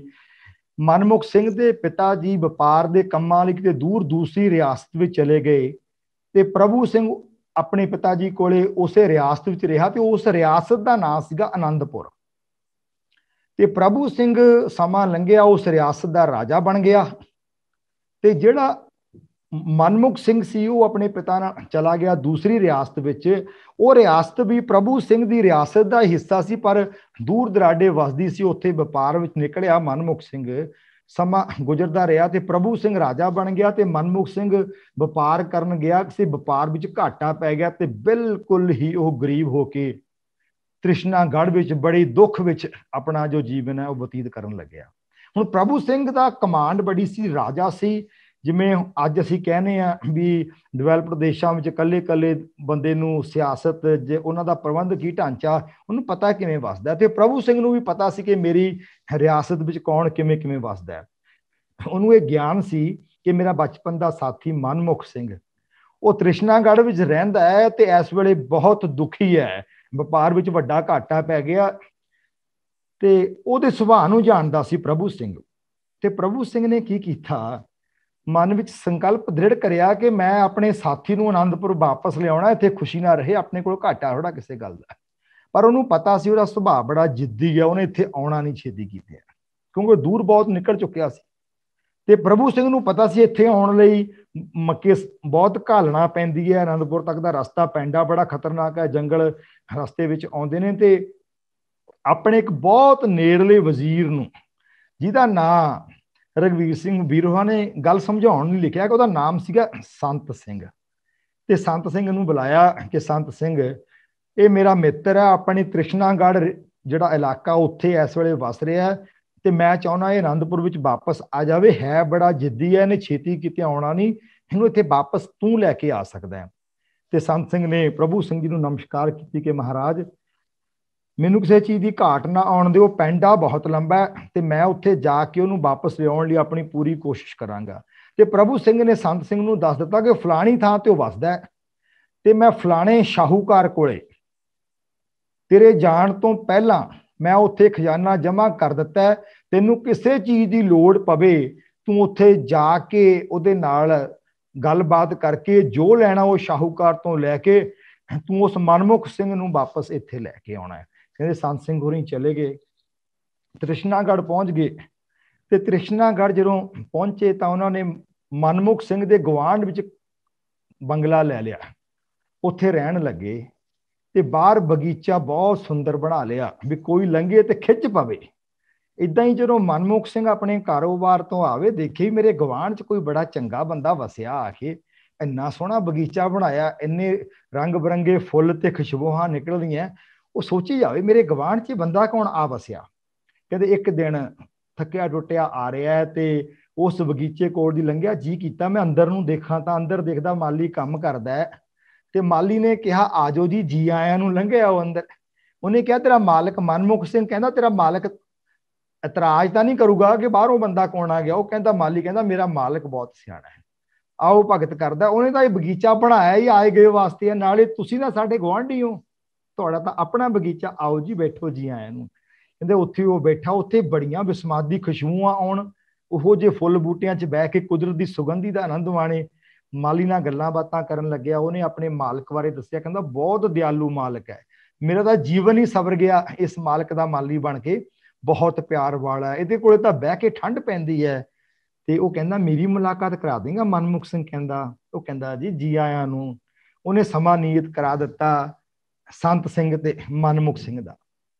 ਮਨਮੁਖ ਸਿੰਘ ਨੇ ਸੰਤ ਸਿੰਘ ਨੂੰ ਜਦੋਂ ਮਿਲਿਆ ਉਹ ਵੀ ਖਿੜ ਗਿਆ ਵੀ ਇਹ ਤਾਂ ਬੰਦੇ ਦਾ ਚਿਹਰਾ ਹੀ ਨੂਰਾਨੀ ਹੈ, ਤੇ ਆਪਣਾ ਦੁੱਖ ਰੋਇਆ ਕਿ ਮੈਂ ਇਦਾਂ, ਮੇਰਾ ਸਾਰਾ ਕਾਰੋਬਾਰ ਬਹੁਤ ਵੱਡਾ ਸੀ, ਮੈਂ ਲੁੱਟਿਆ ਗਿਆ, ਮੇਰੇ ਨਾਲ ਧੋਖਾ ਹੋਇਆ। ਤੇ ਉਹ ਸੰਤ ਸਿੰਘ ਨੇ ਉਹਨੂੰ ਕਿਹਾ, ਉਹ ਭਲਿਆ ਪੁਰਸ਼ਾ, ਘਬਰਾਈਦਾ ਨਹੀਂ, ਪ੍ਰਮਾਤਮਾ ਤੇ ਭਰੋਸਾ ਰੱਖੀਦਾ, ਤੂੰ ਮਿਹਨਤ ਕਰ, ਜੇ ਮੈਂ ਤੇਰੀ ਕੋਈ ਹੈਲਪ ਕਰ ਸਕਾਂ, ਤੇਰਾ ਕੋਈ ਸਹਿਯੋਗ ਕਰ ਸਕਾਂ ਤਾਂ ਮੈਂ ਕਰੂੰਗਾ, ਤੂੰ ਦੱਬ ਕੇ ਮਿਹਨਤ ਕਰ, ਤੇਰਾ ਕਾਰੋਬਾਰ ਫਿਰ ਵਧੀਆ ਹੋ ਜਾਣਾ, ਜਪਜੀ ਪੜਿਆ ਕਰ, ਸਵੇਰੇ ਸ਼ਾਮ ਨੂੰ ਸੋਦਰ ਕਰਿਆ ਕਰ, ਤੇ ਸਹਿਜੇ ਸਹਿਜੇ ਮਿਹਨਤ ਕਰ, ਕੋਈ ਗੱਲ ਨਹੀਂ, ਇਹ ਦੁੱਖ ਸੁੱਖ ਆਉਂਦੇ ਰਹਿੰਦੇ ਨੇ। ਹੌਸਲਾ ਦਿੱਤਾ, ਉਹ ਚੱਲਦਾ ਰਿਹਾ। ਤੇ ਮਨਮੁਖ ਸਿੰਘ ਆਪਣੇ ਸ਼ਾਹੂਕਾਰ ਕੋਲੇ ਗਿਆ ਕਿ ਭਾਈ ਮੈਂ ਕਾਰੋਬਾਰ ਸ਼ੁਰੂ ਕਰਨਾ ਤੇ ਮੈਨੂੰ ਥੋੜਾ ਉਧਾਰ ਦੇ ਦਿਓ। ਸ਼ਾਹੂਕਾਰ ਨੇ ਕਰ ਦਿੱਤਾ ਮਨਾ, ਕਹਿੰਦਾ ਵੀ ਤੇਰਾ ਕਾਰੋਬਾਰ ਤਾਂ ਹੋ ਗਿਆ ਖਤਮ, ਤੇ ਹੁਣ ਤੈਨੂੰ ਮੈਂ ਇੰਨਾ ਪੈਸਾ ਦਵਾਂ, ਤੂੰ ਮੁੜ ਕੇ ਵਾਪਸ ਕਰੇ ਨਾ ਕਰੇ, ਤੇਰੀ ਜਾਮਨ ਕੌਣ ਭਰੂਗਾ। ਉਹ ਵਿਚਾਰਾ ਨਿਰਾਸ਼ ਹੋ ਕੇ ਤੁਰਿਆ ਆਵੇ। ਇਹ ਖਬਰ ਮਨਮੁਖ ਸਿੰਘ ਦੀ ਸੰਤ ਸਿੰਘ ਹੋਰਾਂ ਨੂੰ ਮਿਲ ਗਈ। ਮਾਲੀ ਨੇ ਦੱਸ ਦਿੱਤਾ ਵੀ ਅੱਜ ਉਹ ਆਇਆ ਸੀ ਤੇ ਐਂ ਦੱਸ ਕੇ ਗਿਆ। ਤੇ ਸੰਤ ਸਿੰਘ ਹੋਰੀ ਉਹ ਸ਼ਾਹੂਕਾਰ ਕੋਲ ਚਲੇ ਗਏ, ਕਹਿੰਦੇ ਵੀ ਆਹ ਚੱਕ ਪੈਸਾ ਧਨ, ਤੇ ਤੂੰ ਮਨਮੁਖ ਸਿੰਘ ਨੂੰ ਸੱਦਾ ਦੇ ਕੇ ਆ ਕੇ ਮੇਰੇ ਕੋਲੋਂ ਪੈਸਾ ਲੈ ਤੇ ਆਪਣਾ ਕਾਰੋਬਾਰ ਸ਼ੁਰੂ ਕਰ। ਜੇ ਉਹਨੇ ਮੋੜਤਾ ਤਾਂ ਤੂੰ ਮੈਨੂੰ ਮੋੜਦੀ, ਨਹੀਂ ਮੈਂ ਤੇ ਤੋਂ ਵਾਪਸ ਨਹੀਂ ਮੰਗਦਾ। ਸ਼ਾਹੂਕਾਰ ਨੂੰ ਸੰਤ ਸਿੰਘ ਕਹਿੰਦੇ ਫਿਰ ਤੇਰਾ ਹੀ ਹੋਇਆ, ਪਰ ਤੂੰ ਮਨਮੁਖ ਸਿੰਘ ਨੂੰ ਬੁਲਾ ਕੇ ਕਹਿ ਮੈਂ ਨਹੀਂ ਦੇਣਾ, ਤੂੰ ਦੇ। ਕਹਿੰਦੇ ਸ਼ਾਹੂਕਾਰ ਨੇ ਸੁਨੇਹਾ ਭੇਜਿਆ ਤੇ ਮਨਮੁਖ ਸਿੰਘ ਸੋਚਦਾ ਵੀ ਕੱਲ ਮੈਨੂੰ ਨਾ ਕਰ ਦਿੱਤੀ, ਅੱਜ ਮੈਨੂੰ ਬੁਲਾ ਕੇ ਦੰਦਾ ਵੀ ਪੈਸੇ ਲੈ ਲੈ ਤੇ ਕਾਰੋਬਾਰ ਸ਼ੁਰੂ ਕਰ ਲੈ। ਚਲੋ ਕਾਰੋਬਾਰ ਸ਼ੁਰੂ ਹੋ ਗਿਆ, ਸਮਾਂ ਲੰਘਿਆ। ਬੜੀ ਲੰਮੀ ਗਾਥਾ, ਮੈਂ ਤੁਹਾਨੂੰ ਅੱਜ ਇਸ ਕਹਾਣੀ ਦਾ ਸਿਰਫ ਕਰਕਸ ਤੁਹਾਡੇ ਨਾਲ ਸ਼ੇਅਰ ਕਰਨਾ ਜਿਹਦਾ ਸੰਬੰਧ ਅੱਜ ਦੇ ਵਿਸ਼ੇ ਨਾਲ ਹੈ, ਮਤਲਬ ਕਿ ਇਹ ਮੈਂ ਤੋਂ ਛੁਟਕਾਰਾ ਕਿਵੇਂ ਹੁੰਦਾ। ਸਮਾਂ ਲੰਘਿਆ, ਕਾਰੋਬਾਰ ਸਥਾਪਿਤ ਹੋ ਗਿਆ ਤੇ ਉਹ ਸ਼ਾਹੂਕਾਰ ਨੂੰ ਪੈਸੇ ਮੋੜਨ ਗਿਆ ਤੇ ਉਹ ਨਾਲੇ ਧੰਨਵਾਦ ਕਰਨ ਗਿਆ। ਤੇ ਉਹ ਫਿਰ ਉਹਨੇ ਸ਼ਾਹੂਕਾਰ ਨੇ ਗੱਲ ਖੋਲਤੀ ਵੀ ਬਈ ਮੈਂ ਤੇਰਾ ਕੋਈ ਭਲਾ ਨਹੀਂ ਕੀਤਾ, ਕਿਉਂਕਿ ਮਨਮੁਖ ਉਹਨਾਂ ਨੂੰ ਕਹਿ ਰਿਹਾ ਸੀ ਕਿ ਭਾਈ ਤੂੰ ਮੇਰੇ ਤੇ ਬੜਾ ਉਪਕਾਰ ਕੀਤਾ ਮੇਰੇ ਤੇ ਭਰੋਸਾ ਕਰਕੇ। ਉਹਨੇ ਦੱਸਿਆ ਕਿ ਭਾਈ ਇਹ ਮੈਂ ਨਹੀਂ ਕੀਤਾ, ਤੇਰਾ ਜਿਹੜਾ ਗਵਾਂਢੀ ਹੈ ਨਾ ਸੰਤ ਸਿੰਘ, ਉਹਨੇ ਤੇਰੀ ਸ਼ੋਰਟੀ ਭਰੀ ਸੀ। ਤੇ ਮਨਮੁਖ ਉਸ ਸ਼ਾਹੂਕਾਰ ਨੂੰ ਕਹਿੰਦਾ ਵੀ ਤੁਸੀਂ ਜਾਣਦੇ ਹੋ ਸੰਤ ਸਿੰਘ ਨੂੰ? ਕਹਿੰਦਾ ਮੈਂ ਬਹੁਤਾ ਨਹੀਂ ਜਾਣਦਾ, ਪਰ ਮੈਨੂੰ ਇਹ ਪਤਾ ਹੈ ਕਿ ਬਹੁਤ ਵੱਡੇ ਮਹਾਰਾਜੇ ਦਾ ਵਜ਼ੀਰ ਹੈ ਤੇ ਕਿਸੇ ਰਾਜ ਭਾਗ ਦੇ ਵੱਡੇ ਕੰਮ ਲਈ ਸਾਡੇ ਤ੍ਰਿਸ਼ਨਾਗੜ੍ਹ ਵਿੱਚ ਆਇਆ ਹੋਇਆ ਹੈ। ਇਹ ਵਜ਼ੀਰ ਕੋਈ ਮਾਮੂਲੀ ਨਹੀਂ, ਇਹ ਪ੍ਰਭੂ ਸਿੰਘ ਦਾ ਵਜ਼ੀਰ ਹੈ ਜਿਹਦੀ ਰਿਆਸਤ ਬਹੁਤ ਵੱਡੀ ਹੈ। ਕਹਿੰਦਾ ਅੱਛਾ। ਕਹਿੰਦਾ ਜੇ ਤੂੰ ਧੰਨਵਾਦ ਕਰਨਾ ਹੀ ਹੈ ਤਾਂ ਮਨਮੁਖ ਸਿੰਘ ਜਾ ਕੇ ਆਪਣੇ ਗਵਾਂਢੀ ਦਾ ਕਰ, ਜਿਹੜਾ ਤੇਰੀ ਜਾਮਨ ਬਣ ਕੇ ਆ ਗਿਆ ਸੀ। ਮੈਂ ਤੈਨੂੰ ਡਰਦਾ, ਤੈਨੂੰ ਤੇਰੇ ਵਰਗੇ ਜਿਹੜਾ ਕਾਰੋਬਾਰ ਲੁਟਾ ਚੁੱਕਿਆ ਹੋਵੇ ਉਹਨੂੰ ਮੈਂ ਕਿੱਥੋਂ ਸ਼ਾਹੂਕਾਰ, ਮੈਂ ਕਰਜ਼ਾ ਕਿੱਥੋਂ ਦੇ ਦੂੰ, ਮੈਂ ਮਰਨਾ, ਮੈਂ ਨਹੀਂ ਆਪਣਾ ਸਾਂਭਣਾ, ਮੇਰੇ ਵੀ ਬੱਚੇ ਨੇ, ਮੇਰਾ ਵੀ ਪਰਿਵਾਰ ਹੈ, ਮੈਂ ਤੇਰੇ ਅੱਗੇ ਬੰਦੇ ਨੂੰ ਕਦੀ ਕੁਛ ਨਹੀਂ ਸੀ ਸਹਾਇਤਾ ਕਰ ਸਕਦਾ। ਇਹ ਤਾਂ ਸੰਤ ਸਿੰਘ ਨੇ ਤੇਰੀ ਜਾਮਨ ਭਰੀ ਤੇ ਪੈਸੇ ਵੀ ਉਸੇ ਨੇ ਦਿੱਤੇ ਮੇਰੇ ਰਾਹੀਂ। ਉਹ ਵਾਪਸ ਆਇਆ, ਆ ਕੇ ਸੰਤ ਸਿੰਘ ਦੇ ਪੈਰਾਂ ਤੇ ਡਿੱਗ ਗਿਆ ਮਨਮੁਖ ਸਿੰਘ। ਉਹ ਕਹਿੰਦਾ ਤੁਸੀਂ ਮੇਰੇ ਤੇ ਇੰਨਾ ਉਪਕਾਰ ਕੀਤਾ ਤੇ ਉਹ ਵੀ ਮੇਰੇ ਤੋਂ ਛੁਪ ਕੇ ਦੱਸਿਆ ਤੱਕ ਨਹੀਂ ਮੈਨੂੰ ਤੁਸੀਂ। ਤੇ ਅੱਗੇ ਸੰਤ ਸਿੰਘ ਨੇ ਹੱਥ ਬੰਨ ਲੈ ਕੇ ਪੱਲਾ ਪਾ ਲਿਆ, ਕਹਿਣ ਲੱਗੇ ਮਨਮੁਖ ਸਿੰਘ ਇਹ ਉਪਕਾਰ ਮੈਂ ਨਹੀਂ ਕੀਤਾ, ਇਹ ਉਪਕਾਰ ਮੇਰੇ ਮਹਾਰਾਜਾ ਜੀ ਨੇ ਕੀਤਾ ਹੈ, ਪ੍ਰਭੂ ਸਿੰਘ ਜੀ ਦਾ ਉਪਕਾਰ ਹੈ। ਉਹਨਾਂ ਨੇ ਮੈਨੂੰ ਡਿਊਟੀ ਲਾ ਕੇ ਭੇਜਿਆ ਵੀ ਤੈਨੂੰ ਕੋਈ ਕਸ਼ਟ ਨਹੀਂ ਆਉਣ ਦੇਣਾ, ਤੇਰਾ ਕੋਈ ਕੰਮ ਰੁਕਣ ਨਹੀਂ ਦੇਣਾ, ਤੈਨੂੰ ਹਰ ਤਰ੍ਹਾਂ ਨਾਲ ਸਹਾਇਤਾ ਕਰਨੀ ਹੈ। ਤੇ ਤੂੰ ਪਤਾ ਨਹੀਂ ਜਾਣਦਾ ਕਿ ਨਹੀਂ, ਤੇਰੇ ਉਹ ਬਚਪਨ ਦੇ ਮਿੱਤਰ ਨੇ, ਤੁਸੀਂ ਇਕੱਠੇ ਖੇਡਦੇ ਰਹੇ ਹੋ, ਤੁਹਾਨੂੰ ਉਹ ਬਹੁਤ ਪਿਆਰ ਕਰਦੇ ਨੇ ਤੇ ਉਹਨਾਂ ਦੀ ਰੀਝ ਹੈ ਕਿ ਤੁਸੀਂ, ਅੱਜ ਤੱਕ ਮੈਂ ਤੁਹਾਨੂੰ ਇਹ ਗੱਲ ਦੱਸੀ ਨਹੀਂ। ਤੇ ਅੱਜ ਲੰਮੇ ਅਰਸੇ ਬਾਅਦ ਸੰਤ ਸਿੰਘ ਨੇ ਉਸ ਮਨਮੁਖ ਸਿੰਘ ਨੂੰ ਕਿਹਾ ਕਿ ਬਈ ਪ੍ਰਭੂ ਸਿੰਘ ਚਾਹੁੰਦੇ ਨੇ ਤੂੰ ਮੇਰੇ ਕੋਲੇ ਆਨੰਦਪੁਰ ਵਿੱਚ ਆ ਵਸ ਤੇ ਖੁਸ਼ੀਆਂ ਨਾਲ ਰਹਿ, ਇੱਥੇ ਤੁਸੀਂ ਚੱਲੋਗੇ? ਤੇ ਮਨਮੁਖ ਕਹਿੰਦਾ ਮੈਂ ਕਿਉਂ ਨਹੀਂ ਚੱਲੂੰਗਾ, ਮੇਰੇ ਲਈ ਇੰਨਾ ਮੇਰਾ ਮਿੱਤਰ ਮੈਨੂੰ ਯਾਦ ਕਰਦਾ। ਪਰ ਮਨਮੁਖ ਸਿੰਘ ਕਹਿੰਦਾ ਮੈਨੂੰ ਯਾਦ ਨਹੀਂ ਪ੍ਰਭੂ ਸਿੰਘ ਕੌਣ ਹੈ, ਤੁਸੀਂ ਉਹਨਾਂ ਨੂੰ ਆਪਣੀ ਆਤਮਾ ਨਾਲ ਜੋੜ ਕੇ ਵਿਚਾਰਦੇ ਜਾਣਾ। ਇੱਕ ਰਮਜੀ ਕਹਾਣੀ ਹੈ ਤੇ ਅਨੁਭਵ ਦੀ ਕਹਾਣੀ ਹੈ। ਇਹ ਪ੍ਰਭੂ ਸਿੰਘ, ਸੰਤ ਸਿੰਘ ਤੇ ਮਨਮੁਖ ਸਿੰਘ, ਇਹਨਾਂ ਦੇ ਨਾਮਾਂ ਤੋਂ ਤੁਹਾਨੂੰ ਸਮਝ ਆ ਰਿਹਾ ਹੋਗਾ ਵੀ ਕੌਣ ਨੇ ਇਹ। ਤੇ ਮਨਮੁਖ ਸਿੰਘ ਕਹਿੰਦਾ ਜਿੱਦਾਂ ਅਸੀਂ ਲਿਵ ਛੁੜਕੀ ਲੱਗੀ ਤ੍ਰਿਸ਼ਨਾ ਮਾਇਆ ਅਮਰ ਵਰਤਾਇਆ, ਅਸੀਂ ਰੱਬ ਨੂੰ ਭੁੱਲ ਜਾਂਦੇ ਆ ਨਾ, ਏਦਾਂ ਮਨਮੁਖ ਸਿੰਘ ਭੁੱਲ ਗਿਆ ਸੀ ਰੱਬ ਨੂੰ। ਕਹਿੰਦਾ ਮੈਨੂੰ ਯਾਦ ਨਹੀਂ, ਪਰ ਤੁਸੀਂ ਕਹਿੰਦੇ ਹੋ ਤਾਂ ਹੋਣਾ ਮੇਰਾ ਬਚਪਨ ਦਾ ਦੋਸਤ ਕੋਈ ਜਿਹਨੇ ਮੇਰੇ ਤੇ ਇੰਨਾ ਉਪਕਾਰ ਕੀਤਾ, ਮੈਂ ਆਪਣੇ ਬਚਪਨ ਦੇ ਦੋਸਤ ਨੂੰ ਜਿਹਨੇ ਮੇਰੇ ਤੇ ਇੰਨਾ ਉਪਕਾਰ ਕੀਤਾ ਕਿਉਂ ਨਹੀਂ ਮਿਲਣ ਜਾਊਂਗਾ। ਤੇ ਸੰਤ ਸਿੰਘ ਜੀ ਕਹਿੰਦੇ बहुत खुशी हुई कि तुसीं अपने मित्र नूं मिलना चाहुंदे हो, पर मैं तुहानूं एक गल दस दवां भी तुहाडे मित्र दी रियासत बहुत दूर है। रस्ते विच जंगल आउंदे है, बियाबान जंगल, जानवर शिकार कर लेंदे ने, बंदे शिकार कर लेंदे ने, धाड़ भी शिकार कर लेंदे ने, ते कंडियाला रस्ता है, ते बड़ियां उच्चियां घाटियां चढ़नियां पैंदियां ते उतरनियां पैंदियां। रस्ता बहुत लंबा है ते तुहानूं तैयारी करनी पैनी है, और रियासत बहुत दूर है। ਆਪਾਂ ਨੂੰ ਕਾਫੀ ਲੰਮਾ ਸਮਾਂ ਲੱਗ ਜਾਣਾ ਹੈ, ਤੇ ਤੁਸੀਂ ਉਸ ਹਿਸਾਬ ਨਾਲ ਆਪਣਾ ਕਾਰੋਬਾਰ ਬੱਚਿਆਂ ਨੂੰ ਸੰਭਾਲ ਦਿਓ ਤੇ ਰਸਤ ਪਾਣੀ ਦਾ ਪ੍ਰਬੰਧ ਕਰੋ, ਤੇ ਆਪਾਂ ਇਹ ਲੰਮੇ ਸਫ਼ਰ ਤੇ ਫਿਰ ਨਿਕਲਾਂਗੇ। ਜਦ ਥੋੜਾ ਪ੍ਰਬੰਧ ਹੋ ਗਿਆ, ਜੇ ਕਾਰੋਬਾਰ ਬੱਚਿਆਂ ਨੂੰ ਸੰਭਾਲਤਾ ਤਾਂ ਮੈਨੂੰ ਦੱਸ ਦਿਓ, ਤੇ ਆਪਾਂ ਤਿਆਰੀ ਆਰੰਭ ਦਾਂਗੇ ਜਾਣ ਦੀ। ਸਮਾਂ ਲੰਘਿਆ ਤੇ ਹੁਣ ਜਿਹੜਾ ਮਨਮੁਖ ਸਿੰਘ ਸੀ ਉਹਨੂੰ ਵੀ ਬੜੀ ਮਨ ਵਿੱਚ ਖਿੱਚ ਕੇ ਮੈਂ ਪ੍ਰਭੂ ਸਿੰਘ ਨੂੰ ਮਿਲਣ ਜਾਣਾ। ਫਟਾਫਟ ਕਾਰੋਬਾਰੀਆਂ ਨੂੰ ਕੰਮ ਸੰਭਾਲਿਆ, ਜ਼ਿੰਮੇਵਾਰੀਆਂ ਦਿੱਤੀਆਂ, ਤੇ ਕਹਿੰਦਾ ਸੰਤ ਸਿੰਘ ਜੀ ਆਪਾਂ ਹੁਣ ਤਿਆਰ ਆ, ਚਲੋ ਚੱਲੀਏ। ਤੇ ਸੰਤ ਸਿੰਘ ਕਹਿਣ ਲੱਗੇ ਮਨਮੁਖ ਸਿਆਂ ਰਸਤਾ ਬੜਾ ਭਾਰਾ ਹੈ, ਮੁੜ ਕੇ ਆਉਣ ਨੂੰ ਸਮਾਂ ਲੱਗੇਗਾ, ਕੰਮ ਸੰਭਾਲਦਾ ਨਾ ਸਾਰਿਆਂ ਨੂੰ। ਕਹਿੰਦਾ ਜੀ ਮੈਂ ਸਾਰਾ ਕੰਮ ਸੰਭਾਲਦਾ। ਚਾਲੇ ਪਾਤੇ, ਜੰਗਲਾਂ ਵਿੱਚੋਂ ਲੰਘਦਿਆਂ ਇਹੋ ਜਿਹੇ ਰਸਤਿਆਂ ਚੋਂ ਲੰਘਿਆ। ਜਦੋਂ ਲੈ ਕੇ ਤੁਰੇ ਸੰਤ ਸਿੰਘ ਹੋਰੀ ਮਨਮੁਖ ਸਿੰਘ ਨੂੰ ਪਹਿਲਾਂ ਹੀ ਅਗਾਹ ਕਰਤਾ ਸੀ ਵੀ ਰਸਤੇ ਵਿੱਚ ਬਹੁਤ ਰਸਤਾ ਖਤਰਨਾਕ ਹੈ, ਘਬਰਾਉਣਾ ਨਹੀਂ ਬਈ। ਜਦੋਂ ਰਸਤੇ ਵਿੱਚੋਂ ਲੰਘਣਾ ਸ਼ੁਰੂ ਹੋਇਆ, ਸਫ਼ਰ ਆਇਆ ਕੰਡਿਆਲਾ ਤੇ ਪੱਥਰਾਂ ਦਾ ਤੇ ਜੰਗਲੀ ਜਾਨਵਰਾਂ ਦੀਆਂ ਆਵਾਜ਼ਾਂ, ਬੀਆਬਾਨ ਜੰਗਲ। ਕਹਿੰਦੇ ਜਦੋਂ ਉੱਥੋਂ ਹੀ ਲੰਘਣ ਲੱਗਿਆ ਤੇ ਮਨਮੁਖ ਸਿੰਘ ਘਬਰਾਵੇ। ਕਹਿੰਦਾ ਮੈਂ ਤਾਂ ਨਹੀਂ ਜਾਂਦਾ ਇੱਧਰ ਨੂੰ, ਮੈਨੂੰ ਤਾਂ ਵਾਪਸ ਛੱਡਿਆ, ਮੇਰਾ ਤਾਂ ਕਾਰੋਬਾਰ ਚੰਗਾ ਭਲਾ ਸਥਾਪਿਤ ਹੋਇਆ, ਤੂੰ ਮੈਨੂੰ ਕਿਹੜੇ ਰਾਹ ਲੈ ਕੇ ਤੁਰ ਪਿਆ। ਹੁਣ ਇਹਨੂੰ ਦੇਖਿਓ, ਸਾਡੀ ਮੈਂ ਜਾਂ ਸਾਨੂੰ ਸੁੱਖ ਮਿਲਦੇ ਆ ਨਾ, ਸਾਤੋਂ ਛੁੱਟਦੇ ਨਹੀਂ। ਮਨ ਇਹਨੂੰ ਇਹ ਬੜੀ ਰਮਜੀ ਅਧਿਆਤਮਕ ਕਹਾਣੀ ਹੈ। ਇਹਦੀ ਡੂੰਘਾਈ ਨੂੰ ਨਾਪਦੇ ਜਾਇਓ ਤੇ ਆਪਣੇ ਆਪ ਨੂੰ ਇਹਦੇ ਉੱਤੇ ਨਾਲ ਲੈ ਕੇ ਤੁਰਦੇ ਜਾਇਓ। ਕਹਿੰਦਾ ਤੂੰ ਕਿੱਥੇ ਲੈ ਵੜਿਆ ਮੈਨੂੰ, ਇੰਨਾ ਕਸ਼ਟ, ਇੰਨੇ ਕੰਡਿਆਲੇ, ਮੈਂ ਤਾਂ ਮਸਾਂ ਆਪਣਾ ਕਾਰੋਬਾਰ ਫਿਰ ਸਥਾਪਿਤ ਕੀਤਾ। ਫਿਰ ਸੰਤ ਸਿੰਘ ਕਹਿਣ ਲੱਗੇ ਭਲਿਆ ਪੁਰਸ਼ਾ, ਪ੍ਰਭੂ ਸਿੰਘ ਦਾ ਹੁਕਮ ਹੈ ਵੀ ਜਦੋਂ ਮਨਮੁਖ ਸਿੰਘ ਵਾਪਸ ਮੁੜਨਾ ਚਾਹੇ ਉਹਨੂੰ ਵਾਪਸ ਮੋੜਦੀ, ਅੱਗੇ ਤਾਂ ਹੀ ਆਈ ਜੇ ਮਨਮੁਖ ਸਿੰਘ ਆਉਣਾ ਚਾਹੇ। ਚੰਗਾ ਭਾਈ ਤੇਰੀ ਮਰਜ਼ੀ ਹੈ, ਤੂੰ ਵਾਪਸ ਜਾਣਾ ਫਿਰ ਚਲਿਆ ਜਾ, ਮੈਂ ਪ੍ਰਭੂ ਸਿੰਘ ਵੱਲ ਜਾਣਾ। ਤੇ ਉਹ ਕਹਿੰਦਾ ਵੀ ਮੈਂ ਵਾਪਸ ਕਿਵੇਂ ਜਾਵਾਂ ਅੱਧੇ ਜੰਗਲ ਤੋਂ, ਮੈਨੂੰ ਤਾਂ ਪਤਾ ਹੀ ਨਹੀਂ ਤੂੰ ਮੈਨੂੰ ਕਿੱਥੋਂ ਦੀ ਕੱਢ ਕੇ ਲੈ ਕੇ ਆਇਆ, ਮੈਂ ਤਾਂ ਨਾ ਉਧਰ ਦਾ ਨਾ ਉਧਰ ਦਾ। ਤੇ ਫਿਰ ਸੰਤ ਸਿੰਘ ਨੇ ਬਿਠਾ ਕੇ ਸਮਝਾਇਆ ਕਿ ਭਲਿਆ ਪੁਰਸ਼ਾ ਵੀ ਮੈਂ ਤਾਂ ਪਿੱਛੇ ਮੁੜਨਾ ਨਹੀਂ, ਤੂੰ ਅੱਗੇ ਆਉਣਾ ਤਾਂ ਚੱਲ, ਤੇ ਪਰ ਮੈਂ ਤੈਨੂੰ ਯਕੀਨ ਦਵਾਉਣਾ ਵੀ ਅੱਗੇ ਆਉਣਾ ਕੀ ਹੈ। ਹੁਣ ਜਿਵੇਂ ਆਪਣੀ ਮੀਟਿੰਗ ਮੈਂ ਦੇਖ ਰਿਹਾ, ਆਸਟ੍ਰੇਲੀਆ ਤੋਂ, UK ਤੋਂ ਵੀ ਸਿੰਘ ਜੁੜੇ ਆ, ਅਮਰੀਕਾ ਤੋਂ, ਕੈਨੇਡਾ ਤੋਂ ਵੀ ਸਿੰਘ ਬੈਠੇ ਨੇ, ਤੇ ਤੁਹਾਨੂੰ ਵੀ ਸਾਰਿਆਂ ਨੂੰ ਬਾਹਰ ਯਾਤਰਾਵਾਂ ਤੇ ਆਪਣੇ ਮਿੱਤਰਾਂ ਸਾਥੀਆਂ ਰਿਸ਼ਤੇਦਾਰਾਂ ਕੋਲ ਜਾਂ ਪੜ੍ਹਨ ਲਈ, ਕਾਰੋਬਾਰ ਲਈ ਜਾਣਾ ਪੈਂਦਾ ਰਹਿੰਦਾ। ਜਿਵੇਂ ਇੱਥੋਂ ਨਿਕਲਦੇ ਆ ਨਾ ਯੂਰਪ ਦੇ ਵਿੱਚ ਉਤਰ ਕੇ, ਕਿੰਨਾ ਸੋਹਣਾ ਮਾਹੌਲ, ਕਿੰਨੀ ਸਫਾਈ ਹੈ ਨਾ। ਭਾਰਤ ਦਾ ਤੇ ਉਹ ਜ਼ਮੀਨ ਅਸਮਾਨ ਦਾ ਫਰਕ ਹੈ। ਜਿਹੜੇ ਜਾਂਦੇ ਆ ਆਉਂਦੇ ਆ ਉਹਨਾਂ ਨੂੰ ਪਤਾ ਵੀ ਅੰਤਰ ਕਿੱਡਾ ਵੱਡਾ ਹੈ। ਸੰਤ ਸਿੰਘ ਨੇ ਉਹਨੂੰ ਐਂ ਦੱਸਿਆ ਵੀ ਉੱਥੇ ਐਂ ਫਰਕ ਹੈ। ਉਹ ਨਕਸ਼ਾ ਖਿੱਚਤਾ ਵੀ ਇਹ ਯੂਰਪ ਦਾ ਉਹਦੇ ਮੁਕਾਬਲੇ ਕੁਛ ਵੀ ਨਹੀਂ। ਜਿਹੜੇ ਮੈਂ ਪ੍ਰਭੂ ਸਿੰਘ ਦੇ ਰਾਜ ਤੱਕ ਆਪਾਂ ਅੱਜ ਜਾਣਾ ਹੈ, ਇਹ ਤਾਂ ਮੈਂ ਤੁਹਾਨੂੰ ਇੱਕ ਰਿਲੇਟਿਵ ਕੰਪੈਰੀਜ਼ਨ ਛੋਟਾ ਜਿਹਾ ਦੱਸਿਆ। ਜੋ ਦੱਸਿਆ ਨਾ ਸੰਤ ਸਿੰਘ ਨੇ ਵੀ ਉੱਥੇ ਤਾਂ ਐਡਾ ਵੱਡਾ ਕਮਾਲ ਦਾ ਦਰਬਾਰ ਹੈ, ਇੰਨੇ ਸੁੱਖ ਤੇ ਸਾਰਾ ਕੁਛ। ਫਿਰ ਮਨਮੁਖ ਸਿੰਘ ਕਹਿੰਦਾ ਵੀ ਮੈਂ ਤਾਂ ਚੱਲੂਗਾ, ਅੱਧਾ ਤਾਂ ਆ ਗਿਆ, ਅੱਗੇ ਚੱਲੀਏ। ਅੱਗੇ ਚਲੇ ਗਏ ਅੱਗੇ। ਇਹ ਸਮਾਂ ਬੜਾ ਔਖਾ ਨਿਕਲਿਆ, ਮਨਮੁਖ ਸਿੰਘ ਦਾ ਸਮਾਂ ਬਹੁਤ ਔਖਾ ਨਿਕਲਿਆ। ਪਰ ਉਹ ਕਰਦਿਆਂ ਹੁਣ ਅਗਾਹ ਕਰ ਦਿੱਤਾ ਸੰਤ ਸਿੰਘ ਨੇ ਵੀ ਹੁਣ ਬਸ ਅੱਜ ਦਾ ਸੂਰਜ ਛਿਪਣ ਤੋਂ ਪਹਿਲਾਂ ਆਪਾਂ ਇਹ ਔਖੀ ਘਾਟੀ ਲੰਘ ਕੇ ਇੱਕ ਬਹੁਤ ਹੀ ਰਮਣੀਕ ਥਾਂ ਤੇ ਪਹੁੰਚ ਜਾਣਾ ਹੈ। ਇੰਨਾ ਸੁੰਦਰ ਨਜ਼ਾਰਾ ਹੈ ਉੱਥੇ, ਪਰ ਉਹ ਪ੍ਰਭੂ ਸਿੰਘ ਦਾ ਰਾਜ ਦਰਬਾਰ ਨਹੀਂ ਹੈ।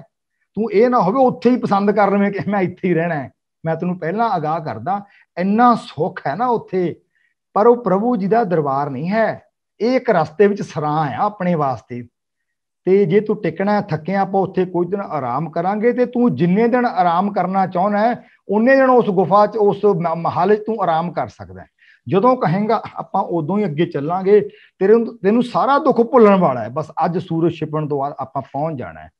ਕਹਿੰਦੇ ਸੂਰਜ ਛਿਪਿਆ। ਇਹ ਹੈ ਮੈਂ ਤੋਂ ਪ੍ਰੀਤਮ ਦੇ ਦੇਸ਼ ਦਾ ਸਫ਼ਰ। ਤੁਹਾਨੂੰ ਇਸ਼ਾਰਾ ਪਹਿਲਾਂ ਮੈਂ ਦੇ ਦਿੱਤਾ ਸੀ। ਹੁਣ ਮੈਂ ਇਹਦੇ 'ਚ ਨਿਕਲਣਾ ਕਿਵੇਂ ਹੈ? ਇਹ ਤ੍ਰਿਸ਼ਨਾਗੜ੍ਹ ਤੋਂ ਤੁਰਿਆ ਮਨਮੁਖ ਸਿੰਘ ਨੂੰ ਲੈ ਕੇ ਸੰਤ ਸਿੰਘ, ਉਹਨੇ ਆਨੰਦਪੁਰ ਤੱਕ ਜਾਣਾ। ਔਖਾ ਪੈਂਡਾ ਜਦੋਂ ਹੁੰਦਾ ਨਾ ਪੁਰਾਤਨ ਸਮਿਆਂ 'ਚ ਸਿੰਘ ਜਦੋਂ ਘਾਟ ਘੜਦੇ ਸੀ, ਉਹ ਆਏ ਹੁੰਦਾ ਜਿਵੇਂ ਔਖੇ ਘਾਟੀ 'ਚੋਂ ਲੰਘਣਾ, ਮਿਹਨਤਾਂ ਪੈਂਦੀਆਂ। ਅੰਮ੍ਰਿਤ ਵੇਲਾ ਦਸਵੰਧ, ਸਭ ਦੀ ਸੇਵਾ, ਆਪਣੀ ਕਿਰਤ ਕਮਾਈ ਨੂੰ ਇਮਾਨਦਾਰੀ ਨਾਲ ਕਰਨਾ, ਇਹ ਵੀ ਬੜੀ ਔਖੀ ਘਾਟੀ ਹੁੰਦੀ ਹੈ। ਇਹ ਸਾਰੀਆਂ ਘਾਟੀਆਂ ਵਿੱਚੋਂ ਹੁਣ ਮਨਮੁਖ ਸਿੰਘ ਲੰਘਦਾ ਆ ਰਿਹਾ ਸੰਤ ਸਿੰਘ ਦੇ ਨਾਲ, ਤੇ ਅੱਜ ਪਹਿਲੇ ਸੁੱਖ ਵਾਲੇ ਥਾਂ ਤੇ ਪਹੁੰਚ ਗਿਆ। ਪਹਿਲਾ ਮਹੱਲ ਪ੍ਰਭੂ ਦੇ ਦਰ ਤੇ ਜਿਹੜਾ ਆਉਂਦਾ ਨਾ, ਉਹ ਇਹ ਹੈ ਕਿ ਹੁਣ ਇੱਕ ਘਾਟੀ ਆਉਣ ਲੱਗੀ ਹੈ। ਤੇ ਸੰਤ ਸਿੰਘ ਕਹਿੰਦੇ ਮਨਮੁਖ ਸਿੰਘ ਨੂੰ ਵੀ ਅਗਲੀ ਘਾਟੀ ਹੈ, ਜਿਹੜੀ ਇਹ ਘਾਟੀ ਆਪਾਂ ਇਹ ਚੜ੍ਹਨੀ ਹੈ, ਤੇ ਬਹੁਤ ਛੋਟੀ ਜਿਹੀ ਘਾਟੀ ਹੈ। ਆਪਾਂ ਹੁਣੇ ਚੜ੍ਹਨੀ ਹੈ ਤੇ ਸ਼ਾਮ ਨੂੰ ਸੂਰਜ ਛਿਪਣ ਤੋਂ ਪਹਿਲਾਂ ਉਤਰ ਜਾਣਾ ਹੈ। ਪਰ ਤੂੰ ਇਹ ਤੇ ਚੜ੍ਹ ਤਾਂ ਸਕਦਾ ਜੇ ਤੂੰ ਆਪਣੀ ਮਨ ਦੀ ਮੱਤ ਤਿਆਗ ਦੇਵੇਂ। ਜੇ ਤੂੰ ਮਨ ਦੀ ਮੱਤ ਤਿਆਗ ਦੇਂਗਾ, ਇਹ ਘਾਟੀ ਤੇਰੀ ਪਲੋ ਪਲੀ ਝੜੀ ਜਾਣੀ ਹੈ। ਨਹੀਂ ਤੇ ਤੋਂ ਇਹ ਘਾਟੀ ਤੇ ਚੜ੍ਹ ਨਹੀਂ ਹੋਣਾ। ਤੈਨੂੰ ਇਹ ਤਿੱਖੀ ਚੜ੍ਹਾਈ ਹੈ, ਤੈਨੂੰ ਭਾਰੀ ਲੱਗੇਗੀ। ਇਹ ਮਨ ਵਿੱਚ ਸੰਕਲਪ ਕਰ ਲੈ ਕਿ ਮੈਂ ਆਪਣੀ ਮੱਤ ਸਾਰੀ ਤਿਆਗੀ। ਤੂੰ ਇਹ ਮਨ ਵਿੱਚ ਕੋਈ ਫੁਰਨਾ ਆਪਣੀ ਮੱਤ ਦਾ ਨਾ ਆਣ ਦੇਈਂ। ਤੇ ਚੰਗਾ ਹੋਵੇ ਜੇ ਤੂੰ ਮੈਨੂੰ ਆਗਿਆ ਦਵੇਂ ਕਿ ਇਸ ਘਾਟੀ ਚੜ੍ਹਨ ਤੋਂ ਪਹਿਲਾਂ ਮੈਂ ਤੈਨੂੰ ਮਨਮੁਖ ਸਿੰਘ ਕਹਿ ਕੇ ਨਾ ਬੁਲਾਵਾਂ, ਮੈਂ ਤੇਰਾ ਨਾਂ ਗੁਰਮੁਖ ਸਿੰਘ ਬੁਲਾ ਸਕਦਾ। ਤੇ ਮਨਮੁਖ ਕਹਿਣ ਲੱਗਿਆ, ਸੰਤ ਸਿੰਘ ਜੀ ਮਹਾਰਾਜ, ਤੁਸੀਂ ਜੋ ਚਿੱਤ ਕਰਦਾ ਮੈਨੂੰ ਕਹਿ ਕੇ ਬੁਲਾ ਲਓ, ਮੈਨੂੰ ਸੁੱਖ ਦੀ ਘਾਟੀ ਤੇ ਲੈ ਜਾਓ ਇੱਕ ਵਾਰੀ, ਮੈਂ ਥੱਕ ਗਿਆ ਇੰਨਾ ਲੰਮੇ ਸਫ਼ਰ ਤੋਂ। ਕਹਿੰਦੇ ਵੀ ਤੇਰਾ ਨਾਂ ਅੱਜ ਤੋਂ ਹੋਇਆ ਗੁਰਮੁਖ ਸਿੰਘ, ਤੇ ਤੂੰ ਹੁਣ ਮਨ ਵਿੱਚ ਆਪਣੀ ਮੱਤ ਬਿਲਕੁਲ ਨਹੀਂ ਆਉਣ ਦੇਣੀ। ਗੁਰੂ ਦੀ ਮੱਤ ਮੈਂ ਤੈਨੂੰ ਲੰਮੇ ਸਮੇਂ ਦਾ ਦੱਸਦਾ ਆ ਰਿਹਾ। ਇਕੱਠੇ ਆਪਾਂ ਕਿੰਨੇ ਸਮੇਂ ਦੇ ਬਾਣੀ ਪੜ੍ਹ ਰਹੇ ਹਾਂ, ਸੰਗਤ ਕਰਦੇ ਹਾਂ। ਬਸ ਜੇ ਤੂੰ ਆਪਣੇ ਮਨ ਵਿੱਚ ਆਪਣੀ ਮੱਤ ਲਿਆਂਦੀ, ਤੂੰ ਇਸ ਘਾਟੀ ਤੋਂ ਧੜਮ ਦੇ ਕੇ ਥੱਲੇ ਡਿੱਗ ਜਾਣਾ। ਜੇ ਤੂੰ ਮੱਤ ਨਾ ਲਿਆਂਦੀ, ਬਸ ਸ਼ਾਮਾਂ ਤੱਕ ਤੂੰ ਇਹੋ ਜਿਹੇ ਸਥਾਨ ਤੇ ਪਹੁੰਚ ਜਾਣਾ। ਪਰ ਉਹ ਯਾਦ ਰੱਖੀ, ਉਹ ਅਸਲੀ ਥਾਂ ਨਹੀਂ ਹੈ ਜਿੱਥੇ ਆਪਾਂ ਨੇ ਜਾਣਾ। ਉੱਥੇ ਡੇਰਾ ਲਾ ਕੇ ਨਾ ਬਹਿ ਜੀ। ਕਹਿੰਦਾ 7 ਵਚਨ, ਮਨ ਮਤ ਤਿਆਗ ਘਾਟੀ।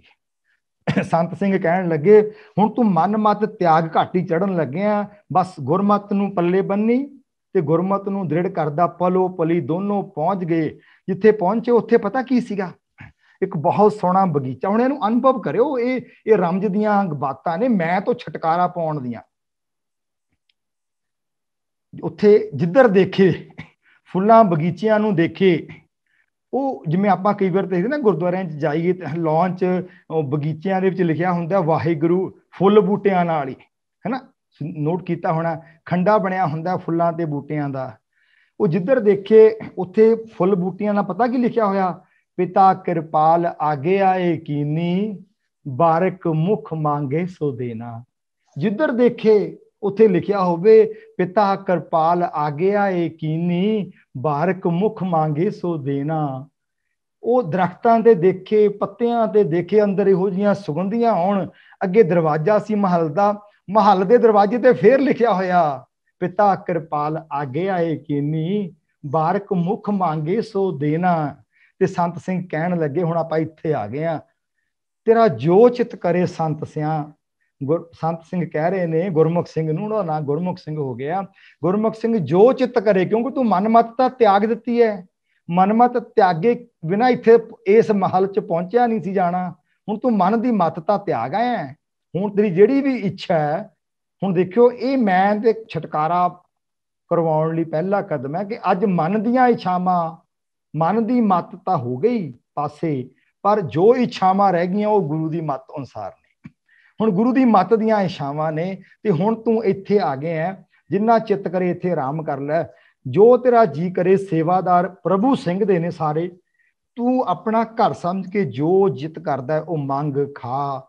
ਤੇ ਉਹ ਉਹੀ ਹੋਇਆ, ਅੰਦਰ ਵੜਦਾ, ਜੋ ਮਨ ਵਿੱਚ ਇੱਛਾ ਆਉਂਦੀ ਹੈ। ਸੇਵਾਦਾਰ ਖੜੇ ਨੇ, ਉਹ ਦੱਸਦਾ, ਤੇ ਪ੍ਰਭੂ ਸਿੰਘ ਦੇ ਸੇਵਾਦਾਰ ਉਹਦੀਆਂ ਸਾਰੀਆਂ ਇੱਛਾਵਾਂ ਪੂਰੀਆਂ ਕਰੀ ਜਾ ਰਹੇ, ਜੋ ਚਾਹੁੰਦਾ। ਇੰਨਾ ਸੁੱਖ ਆਰਾਮ ਮਿਲਿਆ। ਕੁਝ ਸਮਾਂ ਬਤੀਤ ਹੋਇਆ ਤੇ ਇੱਕ ਦਿਨ ਸੰਤ ਸਿੰਘ ਕਹਿਣ ਲੱਗੇ ਗੁਰਮੁਖ ਸਿੰਘ ਨੂੰ ਕਿ ਭਲਿਆ ਪੁਰਸ਼ਾ, ਚੱਲੀਏ ਆਪਾਂ ਹੁਣ ਅਗਾਂਹ ਨੂੰ ਪ੍ਰਭੂ ਸਿੰਘ ਦੇ ਦਰਬਾਰ ਤੱਕ। ਤੇ ਗੁਰਮੁਖ ਸਿੰਘ ਕਹਿਣ ਲੱਗਿਆ, ਉਹ ਵੀ ਇੰਨਾ ਸੁੱਖ ਹੈ ਇੱਥੇ, ਆਪਾਂ ਕਿਤੇ ਹੋਰ ਕਿੱਥੇ ਜਾਣਾ, ਹੋਰ ਪ੍ਰਭੂ ਕੋਲੇ ਕਿੰਨਾ ਸੁੱਖ ਹੋਊਗਾ। ਹੁਣ ਇੱਥੋਂ ਸਾਡਾ ਜੀਵਨ ਸ਼ੁਰੂ ਹੁੰਦਾ ਕਿ ਅਸੀਂ ਚੰਗੀਆਂ ਨੌਕਰੀਆਂ ਤੇ ਬੈਠੇ ਹਾਂ, ਖਾਣ ਪੀਣ ਨੂੰ ਬਹੁਤ ਵਧੀਆ, ਜੋ ਮਨ ਵਿੱਚ ਇੱਛਾ ਉਹ ਲੈ ਆਉਨੇ ਆ ਘਰੇ, ਤੇ ਚਿੱਤ ਕਰਦਾ ਹੋਰ ਗੁਰੂ ਨੇ ਕੀ ਦੇਣਾ, ਇਹ ਤਾਂ ਫਿਰ ਠੀਕ ਹੀ ਹੈ, ਇਦੋਂ ਉੱਪਰ ਕੀ ਹੋਣਾ। ਤੇ ਸੰਤ ਸਿੰਘ ਕਹਿੰਦੇ ਨੇ, ਭਲਿਆ ਪੁਰਸ਼ਾ, ਮੈਂ ਤੈਨੂੰ ਪਹਿਲਾਂ ਕਿਹਾ ਸੀ, ਇਹ ਤਾਂ ਇੱਕ ਸਰਾਂ ਆ, ਪੜਾ ਆ। ਪ੍ਰਭੂ ਸਿੰਘ ਦੀ ਇੱਛਾ ਹੁੰਦੀ ਹੈ ਇੱਥੇ ਬੰਦਾ ਘੱਟ ਤੋਂ ਘੱਟ ਟਿਕੇ, ਪਰ ਪ੍ਰਭੂ ਸਿੰਘ ਦਾ ਇਹ ਵੀ ਹੁਕਮ ਹੈ ਕਿ ਬੰਦਾ ਜਿੰਨੀ ਦੇਰ ਟਿਕਣਾ ਚਾਹਵੇ ਇੱਥੇ ਟਿਕਿਆ ਰਵੇ। ਪਰ ਮੈਂ ਤੈਨੂੰ ਹੁਣ ਬੇਨਤੀ ਕਰਦਾ, ਲੰਮਾ ਸਮਾਂ ਹੋ ਗਿਆ, ਆਪਾਂ ਅੱਗੇ ਚੱਲੀਏ। ਅਗਲੇ ਨਜ਼ਾਰੇ ਦਿਖਾਏ ਕਿ ਇੱਕ ਸਰਾਂ ਹੋਰ ਵੀ ਆਉਣੀ ਹੈ। ਉਹ ਕਹਿੰਦਾ ਇਦੋਂ ਵਧੀਆ ਸਰਾਂ ਕਿਹੜੀ ਹੋਊਗੀ, ਮੂੰਹ ਤੋਂ ਜੋ ਮੰਗਦਾ ਉਹੀ ਤਾਂ ਮਿਲ ਜਾਂਦਾ, ਹੋਰ ਕੀ। ਉਹ ਕਹਿੰਦਾ ਨਹੀਂ ਮੈਂ ਤੈਨੂੰ ਦੱਸ ਨਹੀਂ ਸਕਦਾ, ਇਹ ਦੱਸਣ ਵਾਲੀ ਗੱਲ ਨਹੀਂ, ਉੱਥੇ ਦਾ ਤਾਂ ਆਨੰਦ ਹੀ ਹੋ ਰਿਹਾ। ਜਿਵੇਂ ਉਹਨੇ ਪਹਿਲਾਂ ਦੱਸਿਆ ਸੀ ਨਾ, ਭਾਰਤ ਤੇ ਯੂਰਪ ਦਾ ਫਰਕ ਕੀ ਹੈ ਨਾ, ਹੁਣ ਯੂਰਪ ਤੋਂ ਤਾਹਾਂ ਕੀ ਹੈ, ਹੁਣ ਮੈਂ ਤਾਂ ਦੇਖਿਆ ਨਹੀਂ ਉਹ। ਹੁਣ ਉਹ ਗੱਲ ਸੰਤ ਸਿੰਘ ਨੇ ਗੁਰਮੁਖ ਸਿੰਘ ਹੋਰਾਂ ਨੂੰ ਦਿਖਾ ਦਿੱਤੀ ਕਿ ਭਾਈ ਆਏ ਆ। ਗੁਰਮੁਖ ਸਿੰਘ ਕਹਿੰਦੇ ਚੱਲ ਵੀ ਸੰਤ ਸਿਆ ਚੱਲੀਏ ਫਟਾਫਟ। ਤੇ ਉਹ ਕਹਿਣ ਲੱਗੇ ਵੀ ਅੱਗੇ ਚੱਲਦੇ ਆ, ਅੱਗੇ ਚੱਲਦੇ ਆ, ਪਰ ਜਿਹੜੀ ਅਗਲੀ ਘਾਟੀ ਹੈ ਨਾ, ਇਹਦਾ ਵੀ ਇੱਕ ਅਸੂਲ ਹੈ। ਇਹ ਚੜੀ ਜਾਣੀ ਹੈ ਸਿਮਰਨ ਦੇ ਨਾਲ। ਬਹੁਤ ਤਿੱਖੀ ਘਾਟੀ ਹੈ ਵੀ, ਗੱਲ ਨਹੀਂ ਕਰਨੀ। ਹੁਣ ਤੱਕ ਆਪਾਂ ਗੱਲਾਂ ਕਰਦੇ ਆਏ, ਹੁਣ ਗਾਂ ਗੱਲ ਨਹੀਂ ਕਰਨੀ, ਸਿਰਫ ਵਾਹਿਗੁਰੂ ਦਾ ਉਚਾਰਨ ਕਰਨਾ, ਸਿਰਫ ਵਾਹਿਗੁਰੂ ਦਾ। ਬੜੀ ਤਿੱਖੀ ਘਾਟੀ ਹੈ, ਤੇ ਇਹ ਘਾਟੀ ਵੀ ਬਹੁਤੀ ਦੂਰ ਨਹੀਂ, ਆਪਾਂ ਨੂੰ 7 ਕੁ ਦਿਨ ਲੱਗਣੇ ਆ। 7 ਕੁ ਦਿਨਾਂ ਚ ਆਪਾਂ ਨੇ ਘਾਟੀ ਚੜ੍ਹ ਲੈਣੀ ਹੈ, ਤੇ ਚੜ੍ਹ ਕੇ ਉੱਥੇ ਕਿਹੋ ਜਿਹਾ ਮਹੱਲ ਆਉਣਾ। ਤੂੰ ਆ ਜਿਹੜੇ ਮਹੱਲ ਚੋਂ ਦੇਖ ਕੇ ਆਇਆ ਨਾ, ਪਿਤਾ ਕਿਰਪਾਲ ਆਗੇ ਆਈ ਕੀਨੀ, ਬਾਰਕ ਮੁਖ ਮੰਗੇ ਸੋ ਦੇਣਾ, ਤੈਨੂੰ ਉੱਥੇ ਮੰਗਣਾ ਵੀ ਨਹੀਂ ਪੈਣਾ। ਤੂੰ ਦੇਖੀ ਉਹਦਾ ਨਜ਼ਾਰਾ ਕਿੰਨਾ, ਤੇ ਉੱਥੋਂ ਦੀਆਂ ਖੁਸ਼ਬੂਆਂ ਦਾ ਫਰਕ ਬੜਾ ਹੈ। ਉਹਨਾਂ ਖੁਸ਼ਬੂਆਂ ਦੇ ਵਿੱਚ ਉਦੋਂ ਉੱਥੇ ਜਾ ਕੇ ਦੇਖਾਂ ਕਿਹੋ ਜਿਹੀ ਕੁਦਰਤ ਦਾ ਨਜ਼ਾਰਾ, ਫੁੱਲ ਬੂਟੇ, ਤੇ ਤੂੰ ਉਹ ਉੱਥੇ ਜਾ ਕੇ ਮਾਣੇਗਾ। ਪਰ ਇਹ ਘਾਟੀ ਚੜੀ ਜਾਣੀ ਹੈ ਵਾਹਿਗੁਰੂ ਦੇ ਸਿਮਰਨ ਨਾਲ। ਕੋਈ ਗੱਲ ਨਹੀਂ ਕਰਨੀ, ਬਸ ਅੱਗੇ ਪਿੱਛੇ ਧਿਆਨ ਕੀਤਾ ਵਾਹਿਗੁਰੂ ਤੋਂ, ਥੱਲੇ ਧਰਮ ਦੇ ਕੇ ਡਿੱਗ ਜਾਏਗਾ, ਮੇਰੀ ਕੋਈ ਜ਼ਿੰਮੇਵਾਰੀ ਨਹੀਂ। ਬਟ ਵਾਹਿਗੁਰੂ ਦਾ ਪੱਲਾ ਫੜ ਕੇ ਰੱਖੇਗਾ। ਆਪਾਂ ਹਫ਼ਤੇ ਵਿੱਚ ਘਾਟੀ ਤੁਰ ਪੈਣੀ ਹੈ, ਤੇ ਗੱਲ ਮੈਂ ਵੀ ਨਹੀਂ ਕਰਨੀ, ਤੂੰ ਵੀ ਨਹੀਂ ਕਰਨੀ, ਤੇ ਹੁਣ ਇਹ ਸਮਾਂ ਸੰਭਾਲ ਕੇ ਰੱਖੀ। ਕਹਿੰਦਾ 7 ਵਚਨ ਜੀ। ਹੁਣ ਗੱਲ ਤਾਂ ਕਰਨੀ ਕੋਈ ਨਹੀਂ ਸੀ, ਘਾਟੀ ਬੜੀ ਔਖੀ ਸੀ, ਪਰ ਵਾਹਿਗੁਰੂ ਦੇ ਸਿਮਰਨ ਦਾ ਰਸ ਇਹੋ ਜਿਹਾ ਸੀ। ਤੇ ਫਿਰ ਉਹ ਸਿਮਰਨ ਦੇ ਵਿੱਚੋਂ ਰੋਮ ਰੋਮ ਵਾਹਿਗੁਰੂ ਕਰਦਾ ਕਰਦਾ ਇੱਕ ਅਜਿਹੇ ਥਾਂ ਤੇ ਪਹੁੰਚ ਗਿਆ, ਉੱਥੇ ਇੱਕ ਹੋਰ ਮਹੱਲ ਆ ਗਿਆ। ਇਹ ਸਾਰੇ ਮਹੱਲ ਸਾਨੂੰ ਸਾਰਿਆਂ ਨੂੰ ਨਸੀਬ ਨਹੀਂ ਹੁੰਦੇ। ਪਹਿਲਾ ਮਹੱਲ ਜਿਹੜਾ ਹੁਣੇ ਆਇਆ ਸੀ, ਇਹ ਸਾਨੂੰ ਨਸੀਬ ਬਹੁਤਿਆਂ ਨੂੰ ਹੋ ਜਾਂਦਾ ਹੈ, ਕਿਉਂਕਿ ਆਹ ਸਿਮਰਨ ਵਾਲੀ ਘਾਟੀ ਨਹੀਂ ਨਾ ਅਸੀਂ ਚੜ੍ਹਦੇ। ਅੱਜ ਗੁਰਮੁਖ ਸਿੰਘ ਚੜ੍ਹ ਗਿਆ ਸੰਤ ਸਿੰਘ ਨਾਲ, ਉਹ ਘਾਟੀ ਕਿਹੋ ਜਿਹੀ ਹੈ। ਉਹ ਕਹਿੰਦੇ ਘਾਟੀ ਦੇ ਅੰਦਰ ਵੜਿਆ, ਉੱਥੇ ਤਾਂ ਇੱਕ ਹਵਾ ਦਾ ਬੁੱਲਾ ਆਵੇ, ਹੋਰ ਸੁਗੰਧ ਆਵੇ, ਦੂਜਾ ਹਵਾ ਦਾ ਬੁੱਲਾ ਆਵੇ ਤੇ ਨਵੀਂ ਸੁਗੰਧ ਆਵੇ, ਤੀਜਾ। ਉਹ ਸੁਗੰਧਾਂ ਦੀ ਵੈਰਾਈਟੀ ਉਹ ਇੰਨੀ ਸੀ, ਜਿਵੇਂ ਆਪਾਂ ਬਾਜ਼ਾਰ ਵਿੱਚ ਜਾਂਦੇ ਨਾ, ਆਈਸਕ੍ਰੀਮ ਦੇ ਕਿੰਨੇ ਹੀ ਬ੍ਰਾਂਡ, ਕਿੰਨੇ ਹੀ ਫਲੇਵਰ ਹੁੰਦੇ ਹੈ, ਚਾਕਲੇਟ ਦੇ ਕਿੰਨੇ ਹੀ ਫਲੇਵਰ ਹੁੰਦੇ ਹੈ, ਉੱਥੇ ਹਵਾ ਦੇ ਇੰਨੇ ਫਲੇਵਰ, ਇੰਨਾ ਆਨੰਦ, ਇੰਨੀ ਖੁਸ਼ਬੂ, ਇੰਨਾ ਪਿਆਰ। ਅੰਦਰ ਵੜਿਆ ਤਾਂ ਕੀ ਦੇਖਦਾ, ਮਨ ਵਿੱਚ ਕੋਈ ਫੁਰਨਾ ਆਇਆ, ਉਹੀ ਚੀਜ਼ ਹਾਜ਼ਰ ਹੋ ਗਈ, ਹੋਰ ਫੁਰਨਾ ਆਇਆ, ਉਹੀ ਹਾਜ਼ਰ ਹੋ ਗਈ, ਤੇ ਸੇਵਾਦਾਰ ਕੋਈ ਹੈ ਹੀ ਕੋਈ ਨਹੀਂ। ਤੇ ਸੰਤ ਸਿੰਘ ਕਹਿਣ ਲੱਗੇ ਗੁਰਮੁਖ ਸਿਆ, ਹੁਣ ਮੈਂ ਤੈਨੂੰ ਬੋਲ ਕੇ ਕੀ ਦੱਸਣਾ, ਤੂੰ ਨਜ਼ਾਰਾ ਤਾਂ ਅੰਦਰ ਵੜਦਾ ਹੀ ਦੇਖ ਲਿਆ, ਪਰ ਇਹ ਵੀ ਇੱਕ ਸਰਾਂ ਆ। ਅੰਦਰ ਵੜਿਆ, ਅੰਦਰੋਂ ਆਵਾਜ਼ਾਂ ਆ ਰਹੀਆਂ, ਮੋਤੀ ਤਾਂ ਮੰਦਰ ਉਸਰੈ, ਰਤਨੀ ਤਾਂ ਹੋਏ ਜੁੜਾਓ, ਮਤ ਦੇਖ ਭੂਲਾ ਵਿਸਰੈ, ਤੇਰਾ ਚਿਤ ਨਾ ਆਵੇ ਨਾਉ। ਦੂਜੇ ਪਾਸੇ ਮੁਖ ਕੀਤਾ ਗੁਰਮੁਖ ਸਿੰਘ ਨੇ, ਉਧਰੋਂ ਆਵਾਜ਼ ਆਈ, ਨਵ ਨਿਧੀ 18 ਸਿੱਧੀ, ਪਿੱਛੇ ਲੱਗੀਆਂ ਫਿਰੇ, ਜੋ ਹਰ ਹਿਰਦੇ ਸਦਾ ਵਸਾਏ।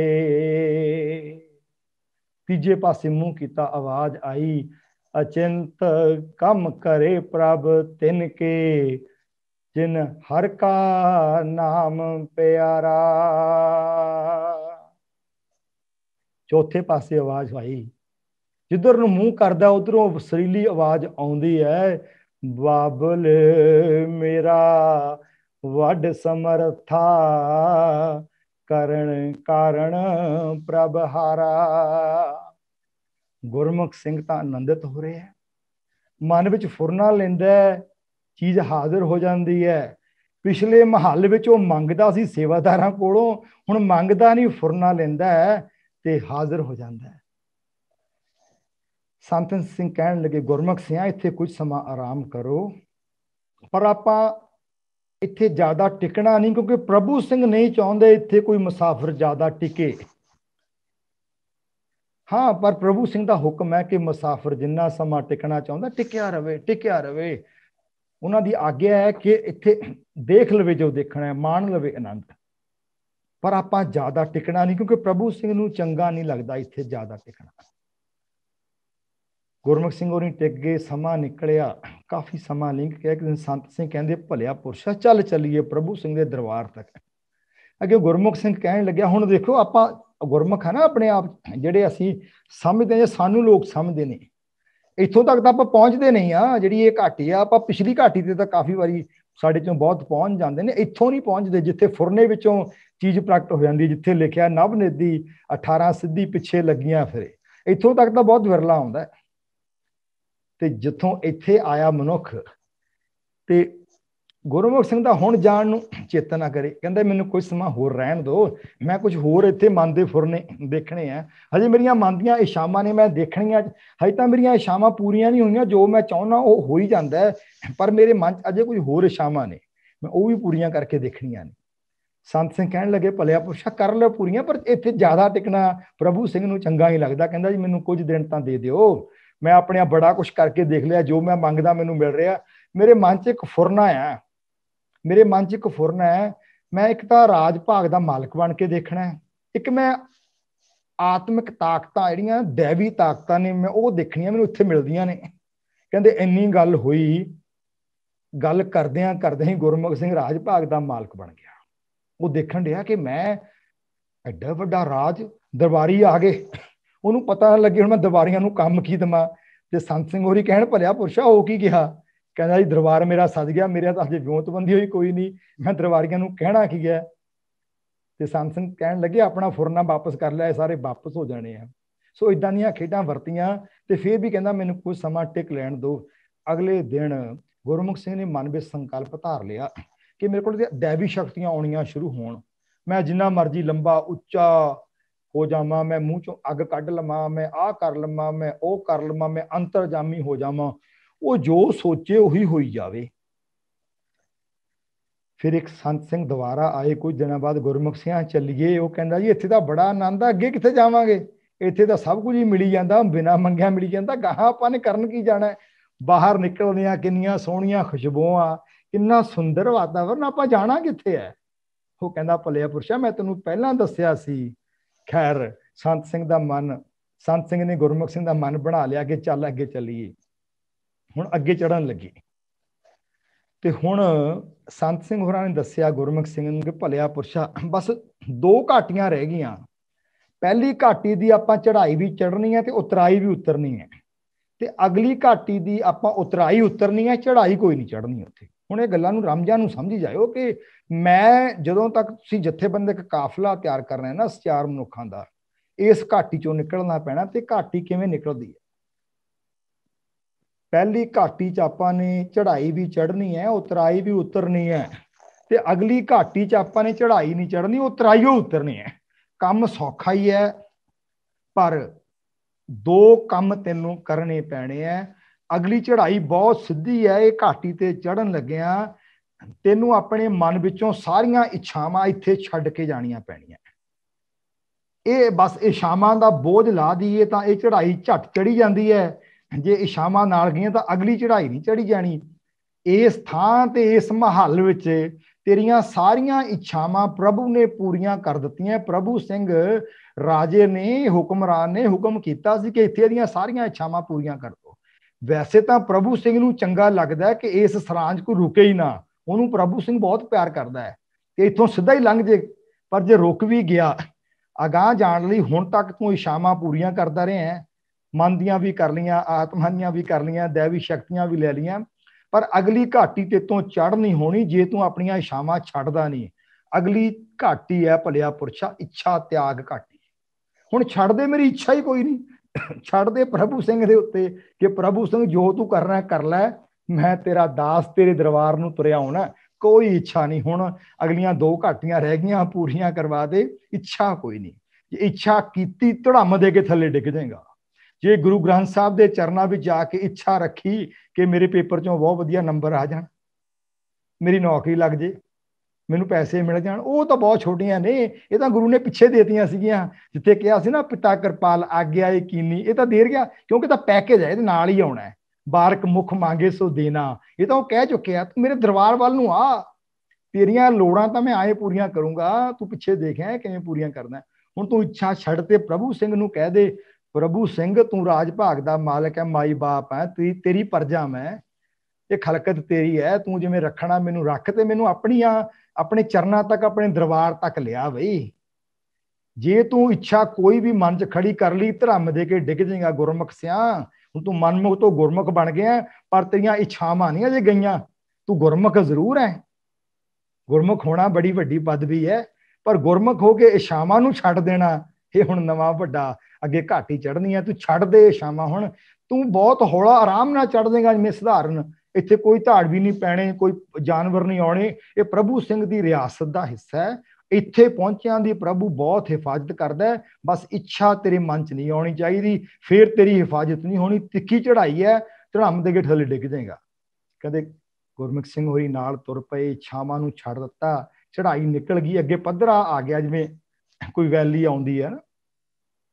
ਹੁਣ ਕਹਿਣ ਲੱਗੇ ਸੰਤ ਸਿੰਘ ਗੁਰਮੁਖ ਸਿੰਘ, ਬਸ ਹੁਣ ਤਾਂ ਆਪਾਂ ਆ ਗਏ ਦਰਬਾਰ, ਬਸ ਦਰਬਾਰ ਨੇੜੇ ਹੀ ਹੈ।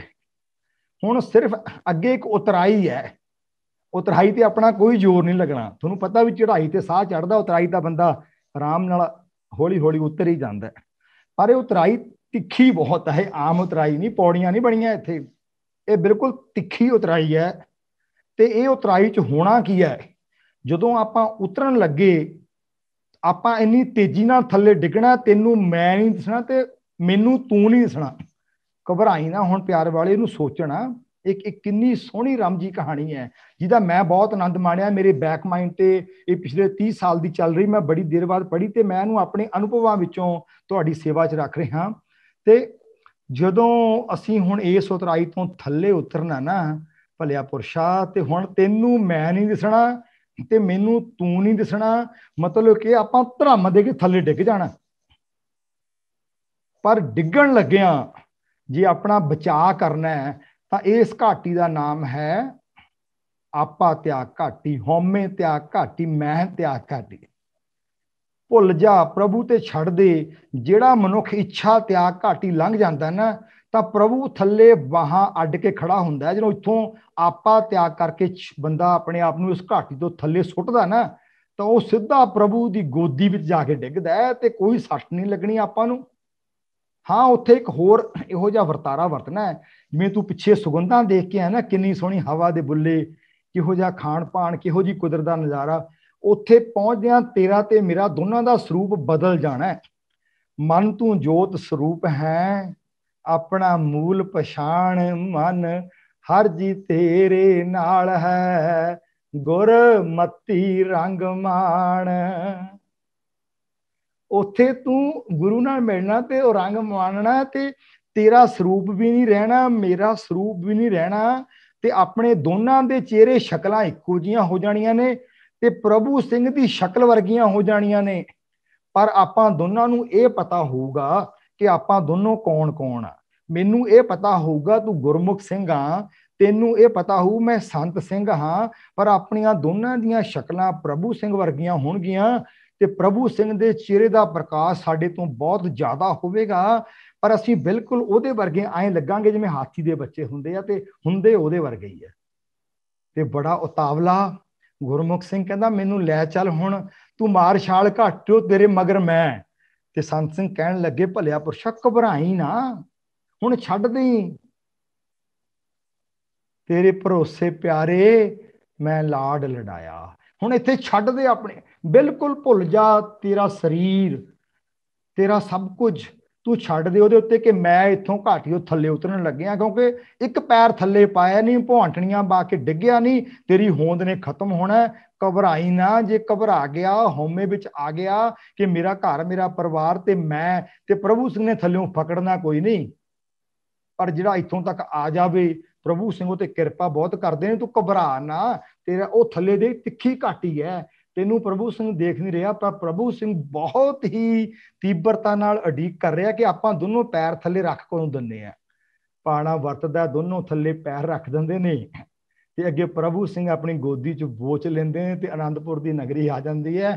ਤੇ ਤ੍ਰਿਸ਼ਨਾਗੜ੍ਹ ਤੋਂ ਆਨੰਦਪੁਰ ਦਾ ਇਹ ਸਫ਼ਰ ਹੈ, ਮੈਂ ਤੋਂ ਪ੍ਰੀਤਮ ਦੇ ਦੇਸ਼ ਦਾ ਸਫ਼ਰ। ਇਹ ਜਿਹੜਾ ਅਸੀਂ ਕਾਫਲਾ ਦੇਖਦੇ ਹਾਂ ਨਾ 18ਵੀਂ ਸਦੀ ਦੇ ਇਤਿਹਾਸ ਦਾ ਕਾਫਲਾ, ਇਹ ਉਹ ਗੁਲਾਟੀਏ ਨੇ ਜਿਨ੍ਹਾਂ ਨੇ ਮਨਮਤ ਦੀਆਂ ਘਾਟੀਆਂ, ਸਿਮਰਨ ਦੀਆਂ ਘਾਟੀਆਂ, ਇੱਛਾ ਤਿਆਗ ਘਾਟੀਆਂ, ਹਉਮੈ, ਆਹ ਦੇਖੋ ਇਹ ਆਪਾ ਤਿਆਗ ਘਾਟੀ ਲੰਘਿਆਂ ਦਾ ਕਾਫਲਾ ਹੈ। ਤੁਸੀਂ ਮੇਰਾ ਇਸ਼ਾਰਾ ਸਮਝ ਗਏ ਹੋਵੋਗੇ ਕਿ ਉਹੋ ਜਿਹਾ ਖੁਸ਼ਹਾਲ ਸਮਾਜ, ਬਾਹਾਂ ਦੇ ਵਿੱਚ ਡੋਲਿਆਂ 'ਚ ਉਨੀ ਤਾਕਤ, ਆਤਮਿਕ ਸ਼ਕਤੀਆਂ, ਭਰੋਸਾ ਇਹਨਾਂ ਘਾਟੀਆਂ 'ਚੋਂ ਨਿਕਲ ਕੇ ਪ੍ਰਾਪਤ ਹੁੰਦਾ। ਉਹ ਭਰੋਸਾ ਪ੍ਰਾਪਤ ਕੀਤੇ ਬਿਨਾਂ ਤੁਸੀਂ ਜਥੇਬੰਦੀ ਖੜੀ ਨਹੀਂ ਕਰ ਸਕਦੇ। ਅੱਜ ਤਾਂ ਸਾਡੀਆਂ ਜਥੇਬੰਦੀਆਂ ਦਾਅਵਤ ਕਰਦੀਆਂ, ਸੇਵਾ ਕਰਦੀਆਂ ਨੇ, ਪਰ ਉਹ ਸਿਆਸੀ ਲੋਕਾਂ ਨੂੰ ਛੱਡੋ, ਸੇਵਾ ਵਾਲੇ ਇਕੱਠੇ ਹੋ ਕੇ ਨਹੀਂ ਬਹਿ ਸਕਦੇ। ਇਹ ਤਾਂ ਘਾਟੀਆਂ ਹੀ ਦੂਰ ਦੀਆਂ ਨੇ, ਜਿੱਥੇ ਇੱਛਾ ਦਾ ਵੀ ਤਿਆਗ ਕਰਨਾ ਪੈਂਦਾ, ਆਪ ਦਾ ਵੀ ਤਿਆਗ ਕਰਨਾ ਪੈਂਦਾ। ਉਦੋਂ ਪਹਿਲਾਂ ਦੀਆਂ ਘਾਟੀਆਂ ਸਿਮਰਨ ਘਾਟੀ ਤੇ ਮਨਮਤ ਤਿਆਗ ਘਾਟੀ, ਅਸੀਂ ਤਾਂ ਇਹ ਤੋਂ ਥੱਲੇ ਖੜੇ ਹਾਂ। ਤਾਂ ਹੀ ਸਾਡੀ ਜਥੇਬੰਦੀ ਨਹੀਂ ਬਣ ਸਕਦੀ ਕੋਈ, ਪਰ ਇਹਨਾਂ ਦੀ ਜਥੇਬੰਦੀ ਸੀ। ਇਹਨਾਂ ਦਾ ਦੇਖੋ ਤਾਂ ਸੀ, ਇੱਕ ਤੋਂ ਇੱਕ ਸਰੂਰ ਚੜਿਆ ਪਿਆ ਚਿਹਰੇ ਦੇ ਉੱਤੇ। ਭਾਈ ਕਨਈਆ ਜੀ, ਬਾਬਾ ਬੰਦਾ ਸਿੰਘ ਬਹਾਦਰ, ਨਵਾਬ ਕਪੂਰ ਸਿੰਘ, ਬਾਬਾ ਦੀਪ ਸਿੰਘ, ਜੱਸਾ ਸਿੰਘ ਆਲੂਵਾਲੀਆ, ਹਰੀ ਸਿੰਘ ਨੜੂਆ ਅਕਾਲੀ, ਬਾਬਾ ਫੂਲਾ ਸਿੰਘ, ਇਹ ਤਾਂ ਸਿਰਫ ਮੂਹਰੇ ਚਿਹਰੇ ਨੇ। ਇਹਨਾਂ ਦੇ ਮਗਰ ਇੱਕ ਬੜਾ ਵੱਡਾ ਆਪਾ ਤਿਆਗ ਘਾਟੀ ਲੰਘਿਆਂ ਦਾ ਕਾਫਲਾ ਵੀ ਸੀ, ਜਿਨ੍ਹਾਂ ਦੇ ਨਾਮ ਨਹੀਂ ਅਸੀਂ ਜਾਣਦੇ, ਜਿਨ੍ਹਾਂ ਬਜ਼ੁਰਗਾਂ ਦੇ ਅਸੀਂ ਨਾਮ ਨਹੀਂ ਜਾਣਦੇ, ਪਰ ਉਹ ਇੱਕ ਤੋਂ ਇੱਕ ਚੜ੍ਹੰਦੀਆਂ, ਉਹ ਵੀ ਇਹਨਾਂ ਵਰਗੇ ਹੀ ਸੀ ਜਿਨ੍ਹਾਂ ਦੀ ਸ਼ਕਲਾਂ ਤੇ ਨਾਮ ਅਸੀਂ ਜਾਣਦੇ ਹਾਂ। ਇਹ ਕਾਫਲਾ ਤਿਆਰ ਕੀਤੇ ਬਿਨਾਂ ਜਥੇਬੰਦੀ ਨਹੀਂ ਖੜੀ ਹੋਣੀ, ਤੇ ਇਹ ਜਥੇਬੰਦੀ ਖੜੀ ਕੀਤੇ ਬਿਨਾਂ ਸਚਾਰ ਮਨੁੱਖਾਂ ਦੇ ਕਾਫਲੇ ਤੋਂ ਬਿਨਾਂ ਤੁਹਾਡੇ ਸਮਾਜ ਨੇ ਖੁਸ਼ਹਾਲ ਨਹੀਂ ਹੋਣਾ। ਤੁਹਾਨੂੰ ਅੱਜ ਕੋਈ ਲੁੱਟ ਰਿਹਾ, ਕੱਲ ਕੋਈ ਲੁੱਟੇਗਾ, ਪਰਸੋਂ ਕੋਈ ਲੁੱਟੇਗਾ। ਤੁਹਾਡੀ ਲੁੱਟ ਖਸੁੱਟ ਦੇ ਚਿਹਰੇ ਬਦਲਦੇ ਰਹਿਣਗੇ, ਪਰ ਤੁਸੀਂ ਲੁਟੀਂਦੇ ਰਹੋਗੇ। ਇਸ ਲੁੱਟ ਖਸੁੱਟ ਤੋਂ ਜੇ ਬਚਣਾ ਤਾਂ ਇਹ ਸਾਡੇ ਵਿਰਸੇ ਚੋਂ, ਇਹ ਸਾਡੀ ਬਾਣੀ ਵਿੱਚੋਂ ਇਹ ਪਹਿਲਾ ਸਿਧਾਂਤ ਮਿਲਦਾ ਕਿ ਅਸੀਂ ਆਪਾ ਤਿਆਗ ਕਰਨਾ ਹੈ। ਸੋ ਚੁਣੌਤੀਆਂ ਦਾ ਹੱਲ ਕੀ ਹੈ? ਮੈਂ ਬੜੀ ਤੇਜ਼ੀ ਨਾਲ ਅੱਗੇ ਵਧ ਰਿਹਾ ਕਿ ਚੁਣੌਤੀਆਂ ਅਸੀਂ ਪਹਿਲਾਂ ਵਿਚਾਰ ਆਏ ਹਾਂ, ਜਿਹਦੇ ਵਿਸਥਾਰ ਵਿੱਚ ਮੈਂ ਨਹੀਂ ਜਾਣਾ, ਕਿਉਂਕਿ ਤੁਸੀਂ ਉਹਨੂੰ ਜਾਣਦੇ ਹੋ ਕਿ ਸਾਡਾ ਸਾਹ ਲੈਣਾ ਔਖਾ ਹੋ ਰਿਹਾ ਹੈ, ਹਵਾ ਅਸ਼ੁੱਧ ਹੋ ਰਹੀ ਹੈ, ਪਾਣੀ ਅਸ਼ੁੱਧ ਹੋ ਰਹੀ ਹੈ, ਸਿਹਤ ਸੇਵਾਵਾਂ ਸਾਡੇ ਕੋਲੇ ਨਹੀਂ, ਕਿਸਾਨ ਸੜਕਾਂ ਤੇ ਬੈਠਾ, ਅਧਿਆਪਕ ਸੜਕਾਂ ਤੇ ਬੈਠਾ, ਹਰ ਬੰਦੇ ਨੂੰ ਡਰ ਹੈ, ਖਦਸ਼ਾ ਹੈ। ਤੁਸੀਂ ਆਪਣੀ ਧੀ ਭੈਣ ਨੂੰ ਬਾਹਰ ਪੜ੍ਹਨ ਨਹੀਂ ਭੇਜ ਸਕਦੇ, ਤੁਹਾਨੂੰ ਪਤਾ ਨਹੀਂ ਤੁਸੀਂ ਖਾ ਭੋਜਨ ਰਹੇ ਹੋ ਕਿ ਜ਼ਹਿਰ ਰਹੇ ਹੋ, ਤੁਸੀਂ ਵਿਚਰ ਕਿੱਥੇ ਰਹੇ ਹੋ, ਤੁਹਾਡੇ ਗੁਰਧਾਮਾਂ ਵਿੱਚ ਕੀ ਹੋ ਰਿਹਾ, ਤੁਹਾਡੇ ਵਿਦਿਅਕ ਅਦਾਰਿਆਂ 'ਚ ਕੀ ਹੋ ਰਿਹਾ। ਸੜਕਾਂ ਤੁਹਾਡੀਆਂ ਟੁੱਟੀਆਂ ਪਈਆਂ ਨੇ, ਆਰਥਿਕਤਾ ਥੋਲੀ ਡਿੱਗ ਰਹੀ ਹੈ, ਪੈਸਾ ਥੱਲੇ ਨੂੰ ਆਏ ਜਾ ਰਿਹਾ ਤੁਹਾਡੇ ਦੇਸ਼ ਦਾ, ਜਿਵੇਂ ਬਾਜ ਉੱਪਰੋਂ ਉਡਾਰੀ ਮਾਰ ਕੇ ਥੱਲੇ ਨੂੰ ਆਇਆ ਹੋਵੇ। ਸੋ ਇਹ ਚੀਜ਼ਾਂ ਦਾ, ਇਹ ਚੁਣੌਤੀਆਂ ਨੇ ਜਿਹਦਾ ਮੈਂ ਵਿਸਥਾਰ ਨਹੀਂ ਕਰਨਾ। ਮੈਂ ਹੱਲ ਵੱਲ ਵਧਾਂ ਤੇ ਉਹੀ ਚੰਗਾ ਲੱਗਦਾ। ਹੱਲ ਇਹ ਹੈ ਕਿ ਬਾਲ ਪਨੀਰੀ ਅੰਦਰ ਆਪਾ ਤਿਆਗ ਘਾਟੀ ਪਾਰ ਕਰਨ ਦੀ ਪ੍ਰਬਲ ਜਿਗਿਆਸਾ। 500 ਸਾਲ ਪੁਰਾਣਾ ਰਾਜ ਮੁਹੰਮਦ ਗੌਰੀ ਦਾ ਸਥਾਪਿਤ ਕੀਤਾ, 1202 ਦਾ ਤੁਹਾਡੇ ਬਜ਼ੁਰਗਾਂ ਨੇ ਪੱਟ ਕੇ ਸੁੱਟ ਦਿੱਤਾ, ਤੇ ਮੁਹੰਮਦ ਗੌਰੀ ਵਰਗੇ ਨਹੀਂ ਹੈਗੇ, ਪਰ ਤੁਸੀਂ ਤੇ ਮੈਂ ਆਪਣੇ ਬਜ਼ੁਰਗਾਂ ਵਰਗੇ ਵੀ ਨਹੀਂ ਹੈਗੇ। ਸਮੱਸਿਆ ਇਹ ਹੈ, ਟਾਕਰਾ ਵੱਡਾ ਇਸ ਕਰਕੇ ਹੈ ਕਿ ਉਹ ਮੁਹੰਮਦ ਗੌਰੀ ਵਰਗੇ ਨਹੀਂ ਤੇ ਅਸੀਂ ਜੱਸਾ ਸਿੰਘ ਆਲੂਵਾਲੀਆ ਵਰਗੇ ਵੀ ਨਹੀਂ, ਪਰ ਸਾਡੀਆਂ ਰਗਾਂ ਵਿੱਚ ਤਾਂ ਗੋਬਿੰਦ ਸਿੰਘ ਦਾ ਖੂਨ ਹੈ। ਇਹ ਤੋਂ ਤਾਂ ਅਸੀਂ ਮੁਨਕਰ ਨਹੀਂ ਹੁੰਦੇ, ਅਸੀਂ ਉਸ ਖੂਨ ਦੇ ਵਾਰਿਸ ਹਾਂ। ਤੇ ਉਹ ਇਸ ਮਾਰਗ ਤੇ ਤੁਰਿਆਂ ਨੂੰ ਸੰਤ ਸਿੰਘ ਦੇ ਨਾਲ ਜਦੋਂ ਅੰਦਰ ਬੋਚਿਆ ਨਾ ਗੁਰਮੁਖ ਸਿੰਘ ਨੂੰ, ਤੇ ਹੁਣ ਪ੍ਰਭੂ, ਉਹ ਗੱਲ ਹਜੇ ਪੂਰੀ ਨਹੀਂ ਹੋਈ, ਹੁਣ ਨਾਲ ਅੱਗੇ ਚੱਲੇਗੀ। ਹੁਣ ਪ੍ਰਭੂ ਸਿੰਘ ਹੋਰੀ ਅੰਦਰ ਲੈ ਗਏ ਦਰਬਾਰ ਵਿੱਚ। ਉਹ ਦਰਬਾਰ ਕਿੱਦਾਂ ਦਾ ਸੀ? ਹੁਣ ਦੋਨੋਂ ਜਿਵੇਂ ਹਾਥੀ ਦੇ ਬੱਚੇ ਹਾਥੀ ਦੇ ਮਗਰ ਜਾ ਰਹੇ ਹੋਣ, ਪ੍ਰਭੂ ਸਿੰਘ ਦੇ ਮਗਰ ਗੁਰਮੁਖ ਸਿੰਘ ਤੇ ਸੰਤ ਸਿੰਘ ਤੁਰੇ ਜਾ ਰਹੇ ਆ। ਅੱਗੇ ਪਤਾ ਕੀ ਹੋ ਰਿਹਾ? ਰੋਜ਼ ਪੜ੍ਹਦੇ ਆ ਨਾ, ਹੁਣ ਦੇਖਿਓ ਉਹਦਾ ਨਜ਼ਾਰਾ, ਉਧਰ ਨੂੰ ਥੋੜਾ ਜੋੜ ਕੇ ਦੇਖਿਓ। ਆਨੰਦ ਭਇਆ ਮੇਰੀ ਮਾਏ, ਸਤਿਗੁਰੂ ਮੈਂ ਪਾਇਆ, ਸਤਿਗੁਰ ਤਾਂ ਪਾਇਆ ਸਹਿ ਜੀ, ਮਨ ਵਧੀਆਂ ਵਧਾਈਆਂ, ਰਾਗ ਰਤਨ ਪਰਵਾਰ ਪਰੀਆਂ, ਸ਼ਬਦ ਗਾਵਣ ਆਈਆਂ।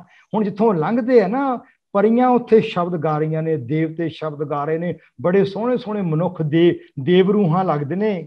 ਰਾਗ ਰਤਨ ਪਰਵਾਰ ਪਰੀਆਂ, ਸ਼ਬਦ ਗਾਵਣ ਆਈਆਂ। ਉਹ ਸੋ ਦਰ ਤੇਰਾ ਸੋ ਘਰ ਕਿਹਾ, ਜਿਤ ਵੈ ਸਰਬ ਸਮਾਲੇ, ਸੋ ਦਰ ਕਿਹਾ ਸੋ ਘਰ ਕਿਹਾ, ਜਿਤ ਵੈ ਸਰਬ ਸਮਾਲੇ। ਵਾਜੇ ਤੇਰੇ ਨਾਦ ਅਨੇਕ ਅਸੰਖਾ, ਕੇਤੇ ਵਾਵਣ ਹਾਰੇ, ਕੇਤੇ ਰਾਗ ਭਰੀ ਸੋ ਕਹੀਐ, ਕੇਤੇ ਗਾਵਣ ਹਾਰੇ। ਗਾਵੇ ਤੁਧਨੋ ਪੌਣ ਪਾਣੀ ਬੈਸੰਤਰ, ਗਾਵੇ ਰਾਜਾ ਧਰਮ ਦੁਆਰੇ। ਹੁਣ ਪ੍ਰਭੂ ਸਿੰਘ ਦੇ ਮਗਰ ਮਗਰ ਉੱਥੋਂ ਲੰਘਦੇ ਪਏ ਨੇ ਦਰਬਾਰ ਵਿੱਚੋਂ, ਹਜੇ ਅੰਦਰ ਨਹੀਂ ਗਏ, ਦਰਬਾਰ ਦੇ ਵਿੱਚੋਂ ਲੰਘ ਰਹੇ ਨੇ। ਹੁਣ ਉਹ ਨਜ਼ਾਰਾ ਵੇਖਦੇ ਪਏ।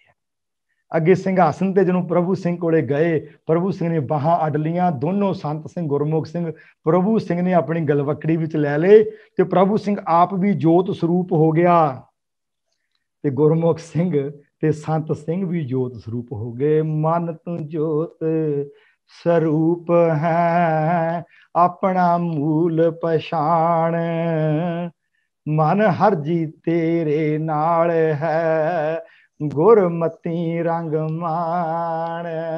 ਇਹ ਦੇਖੋ ਕਿਆ ਕਮਾਲ ਹੈ।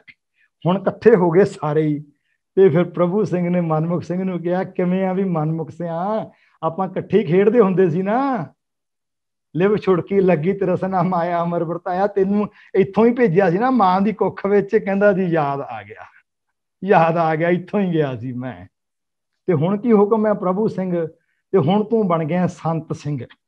ਜਿਵੇਂ ਮੈਂ ਸੰਤ ਸਿੰਘ ਨੂੰ ਤੈਨੂੰ ਲਿਆਉਣ ਵਾਸਤੇ ਭੇਜਿਆ ਨਾ, ਤੇ ਹੁਣ ਤੈਨੂੰ ਮੈਂ ਹੋਰਨਾਂ ਨੂੰ ਲਿਆਉਣ ਵਾਸਤੇ ਵੀ ਭੇਜਣਾ। ਗੁਰਮੁਖ ਸਿੰਘ ਕਹਿੰਦਾ, ਸਤ ਵਚਨ ਜੀ, ਸਤ ਵਚਨ ਮੇਰੇ ਵੱਡੇ ਭਾਗ। ਮੈਂ ਵੀ ਸੰਤ ਸਿੰਘ ਵਾਂਗੂ ਆਪਣੇ ਵਿਛੜੇ ਹੋਰ ਸਾਥੀਆਂ ਨੂੰ ਇੱਥੇ ਲੈ ਕੇ ਆਉਂਗਾ। ਬਈ ਇਹ ਘੱਟ ਹੀ ਹੈ।